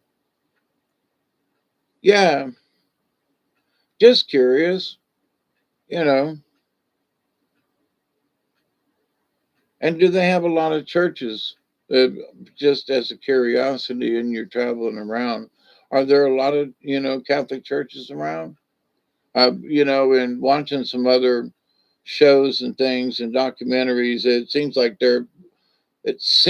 there are. Of course, a lot of them could be converted or torn down, but yeah.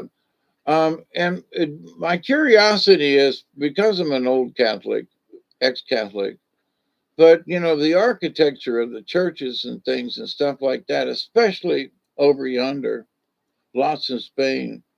Not too many here in Portugal. That's interesting. Are there many Muslims in Portugal? Being that right across the Med is, you know, um, Morocco and everything. Be just curious. Did you make it to the Rock of Gibraltar, by the way?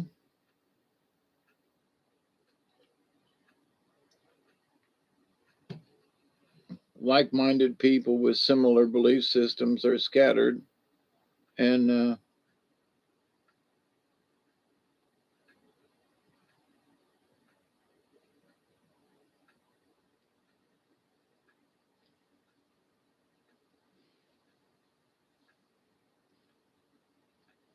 back in the way back time, they would come across the Med from Morocco and oh, I can't remember the northern Africa and do a lot of trading and but not necessarily were they did they set up camp on the north side of the Mediterranean, which was interesting. Like we come up and we do business with you, but we're going back. We're going back to North Africa. Good night, Michelle. And I'm out of here too. It's 5 hours and 30 minutes, but we'll talk another time, Katniss. I'm just curious because of my long history with, the Catholic Church and also um, that if I could travel, I would go just to look at the architecture. I'm pretty sure in a previous life I was an architect in of certain churches. When back in grade school, they asked us to draw a picture of a church, and I went home that weekend and took the most complicated church I could fucking find, and I was like, ooh, and I drew this church from a picture that was like this big, and I took a ruler and measured and everything, and then blew it up before I knew how to do this. And I went to and learned it in drafting class with Sister Helene. But I blew this thing up. Well, this is a quarter of an inch. Then so I want to, let's see, four. I want to make it this long. So and I blew it up and made it proportional with all of the outside, the flying buttresses and everything. It was marvelous. It was a beautiful drawing. I did it in pencil, and it looked perfect, man. And if I went to school that day and I was like, I wasn't quite finished with the back, and I was having trouble trying to get that perspective with the flying buttresses. It was like the cathedral at Chartres or something like that over in France. And so that I'm like 9 years old, 10 years old. I do not know these things about, scaling things up or down. And so I turn it in and I'm all worried. And the teacher goes, well, my God, what did you do? She goes, you drew this? And I said, yes, sister. And I looked around and there's all these pictures that are these square boxes with a roof on them and a cross, clouds on them, the quintessential, here's a couple of lines and a thing. So all the rest of the class, and then here's mine that look, a picture, in, in perfect. It was, I did a great job, but all weekend long I spent drawn this church to the exact dimensions that I could take off this picture. And I was sweating. Oh my God, my grade. Because everybody else in the class is going to come in with these beautiful drawings of churches. And I got there and I was the only freaking one. I was the only one who was even worried about that. There was another time I remember that they had us draw on something just because I'm peculiar about architecture. We had a tile floor that was black and white, And so black, the quintessential black tile, every other one, black, white, black, white, but, and that was our kitchen. And so they wanted some kind of drawing that I had to draw. And I had looked at our kitchen from sitting in the living room and gotten the perspective long before I knew what perspective was. Looked into the kitchen and looked at the tiles. And so the picture that I drew, like in third or fourth grade, um, included black and white. Actually, they were red and white tiles, red and white tiles at a perspective that disappeared just right. And the sister looked at me and she goes, "How did you do this? Who helped you do this?" And I said, "Nobody." And she was like, "No, somebody had to show you how to do this." And she was like showing everybody. She goes, "Who taught you how to do this?" And I was like, now I'm like, oh, she's going to beat me because I got beaten before, for dumber shit. And I was like, no, no, no. And what she was trying to do is figure out how when everybody else in the class was just, drawing a flat thing and blah, blah, blah, here I was doing perspective drawings but in crayon. you know, Wait a minute, how did you learn how to do that? So, my point about that is that sometimes, not just me, but other people and young children, I know these young children, well, actually, they're 14, 15, they're not, well, to me, they're young children, but, but they're growing up and they've got a lot of potential. They're really smart. They have got these. They were born with some certain inane talents and knowing how to do stuff, and it's really easy for them. And it's just no set. No, oh, it's sort of like programming the VCR. It's like, oh, here, watch this, ding, ding, ding. There you go, you're done. And you go, what? How'd you do that? And it's like their thought process is just way up here. But their thought press being up here is normal to them. So they're like, yeah, okay, blah blah blah, dee dee dee dee. But wait, let me catch up with you. And they're like, what? And most of the good ones, they don't mind coming down to your level to help you out, but that they just bounce right back up because this is where their level is just normally because of how technology and the world is today.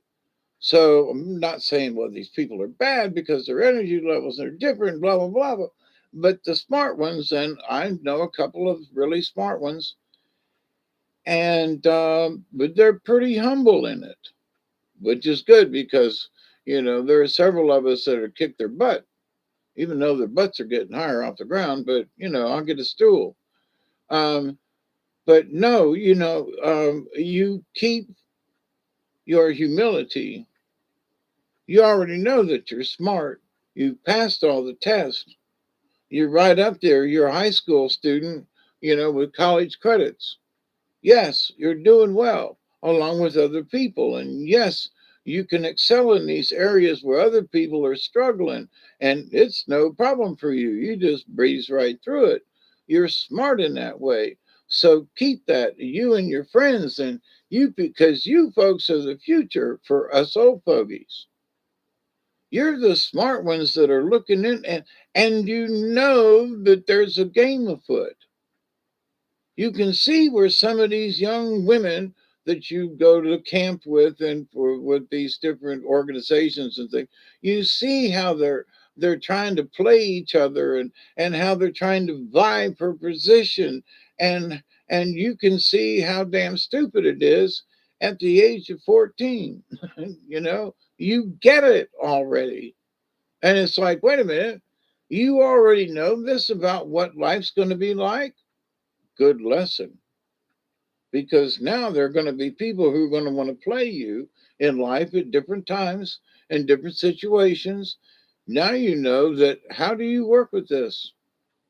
How do you deal with people who are trying to sell you a lemon of a car? Oh, this car is really great. It comes at a cheap price. Oh, go ahead. I'll even help you out. Well, Charlie, guess what? It was a bomb, you know. And so, but oh, you're so gullible. It's like, well, and I listened to this guy's pitch or her pitch, and well, it's not such a bad idea. Oh, okay, well, maybe, and then you invest $2,000, and you find out there's a hole in your bucket there, Henry. There hole in the bucket, there, Henry, there, Liza, there, Liza.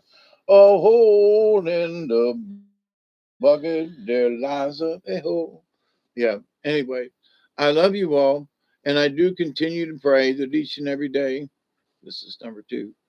Um, for those of you who have to do a number two, a good bowel movement every day is essential to a healthy lifestyle. Oh yeah, the nurse today, Mister, no, that's important. Yes, ma'am.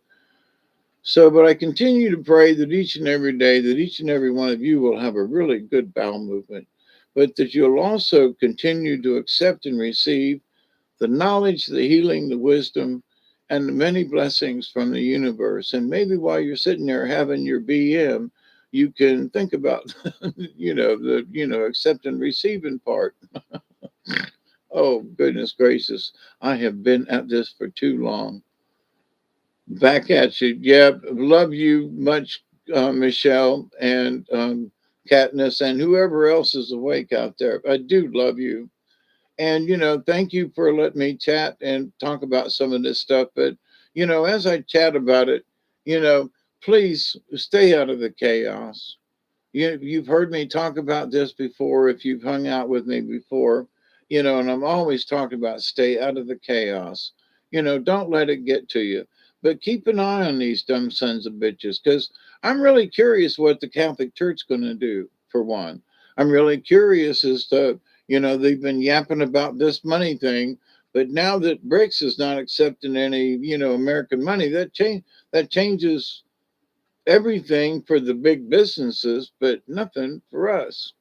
So don't let them fool you, but put some money under your mattress for God's sakes, you know.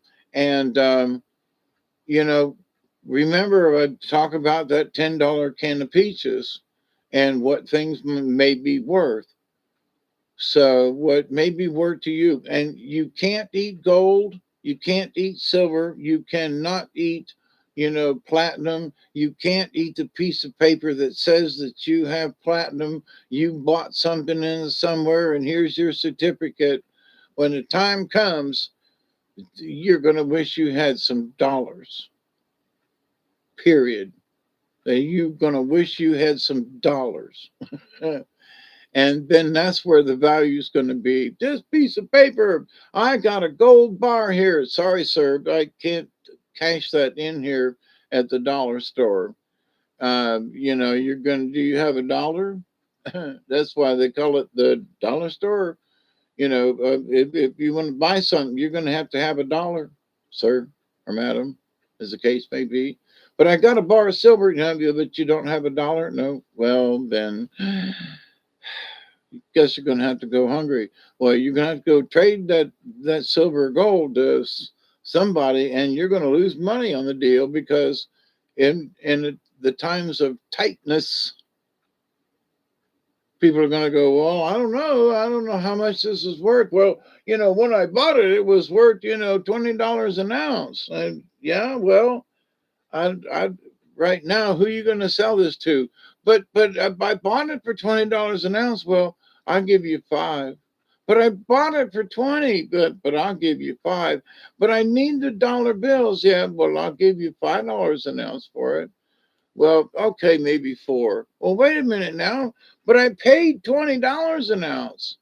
Yeah, but everybody's in a tight. People need dollar bills, and I happen to have some dollar bills. You want to trade? Yes or no? But I paid 20 W. Yes or no? But I need money. Well, here's $5. Here, give me an ounce. Well, damn. But I paid 20. Yeah, but there's your loss. Yeah, people who buy gold and silver, they will trade, but they're going to take a loss if the shit hits the fan like, people imagine, and they think that this gold that they've got, if they've got it in their hands, more like silver, but if you've got any kind of an ingot or something, it ain't going to do you a damn bit of good. Just think about Mad Max on Thunderdome and shit like that. Did a bar of gold do them any good? No. Gasoline was what they needed, none of these other things. The gold was just like, yeah, well, okay, but it really didn't have any value. What do I need this gold for? Buy some gas? Well, no, this gold doesn't have any value. It really doesn't. It used to. It's pretty, and um, but so what is silver worth? Well, you can melt it down and shoot silver bullets at werewolves. Maybe a vampire or two. Just for the hell of it. But what else are you going to do with the silver? You can't eat it. There's a town down in Mexico that was really famous, that still is probably, for the silver mining and the intricate artwork and things that the locals do with the silver. And my friend Serge was down there when he lived down there. He goes, David, he said, I went down there several times, and he goes, the people are all sitting there, and he goes, you can pick up these fine pieces of jewelry and stuff made out of pure silver, and for a couple of bucks. And he said there are so many vendors selling the silver, and people are going, oh, these people are rich. No, they're poor as hell. Why? Because they've got so much silver in this particular place, and so many of them have necklaces and things, that they're literally giving this stuff away just to get $1, just to get $1.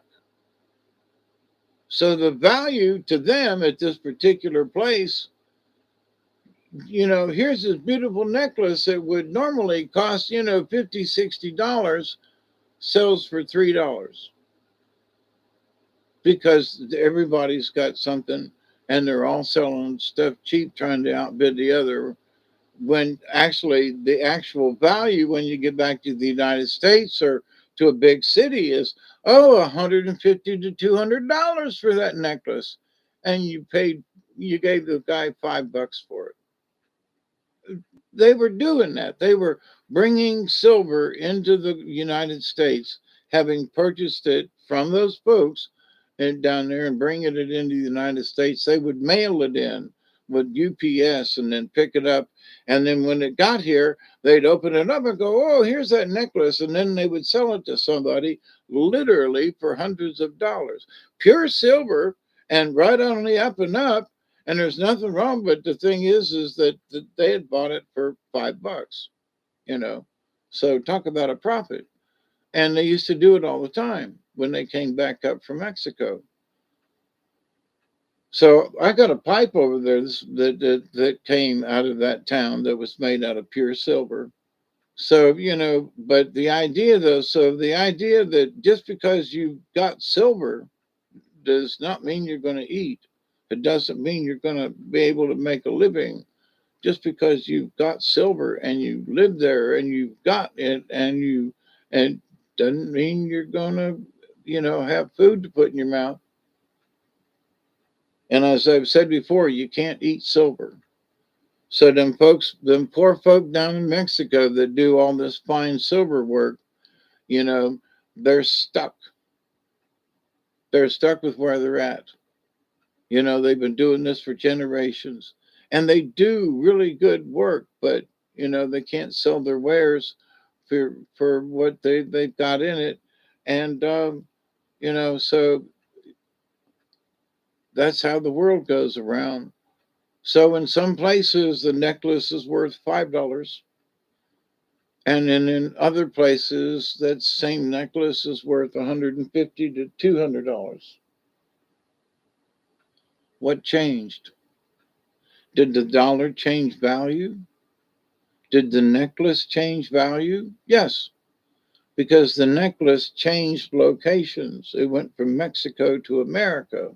And they said, "Ooh, look at this shiny thing." And they went, "Ooh, how much is that?" $150. Oh, well, wow, gee whiz, that's a beautiful necklace. Yeah, it came out of Mexico. Yeah. It's fine jewelry. Yes, it is. It's absolutely gorgeous. Yes. And only $150.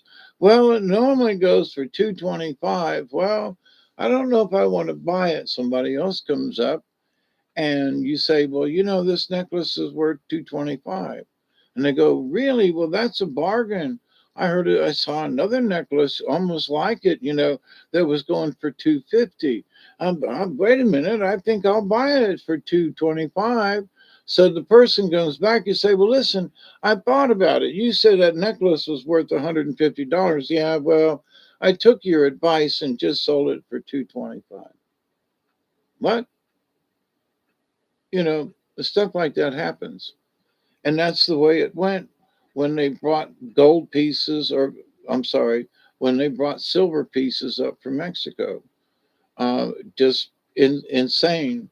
And it's good business. I mean, it's a shame that that they paid so little for the pieces of jewelry, but the fact that they had a good business sense and could make a 5,000% profit off of it. I mean, $5, and then you sell it for one piece of jewelry they had was like $10, and they sold it for like $600 or something. It was crazy. It was a bracelet or something. It was beautiful, don't get me wrong, but the way this Mexican lady, she was, "Oh, senor, you buy this beautiful bracelet, and it is custom made." And it was. All of these things she said were true, but she didn't say that it only cost her $10 in Mexico. And beautiful thing. You got that's $600, huh? Pure silver. Yep, absolutely gorgeous. There was no lie. She didn't lie about any of it.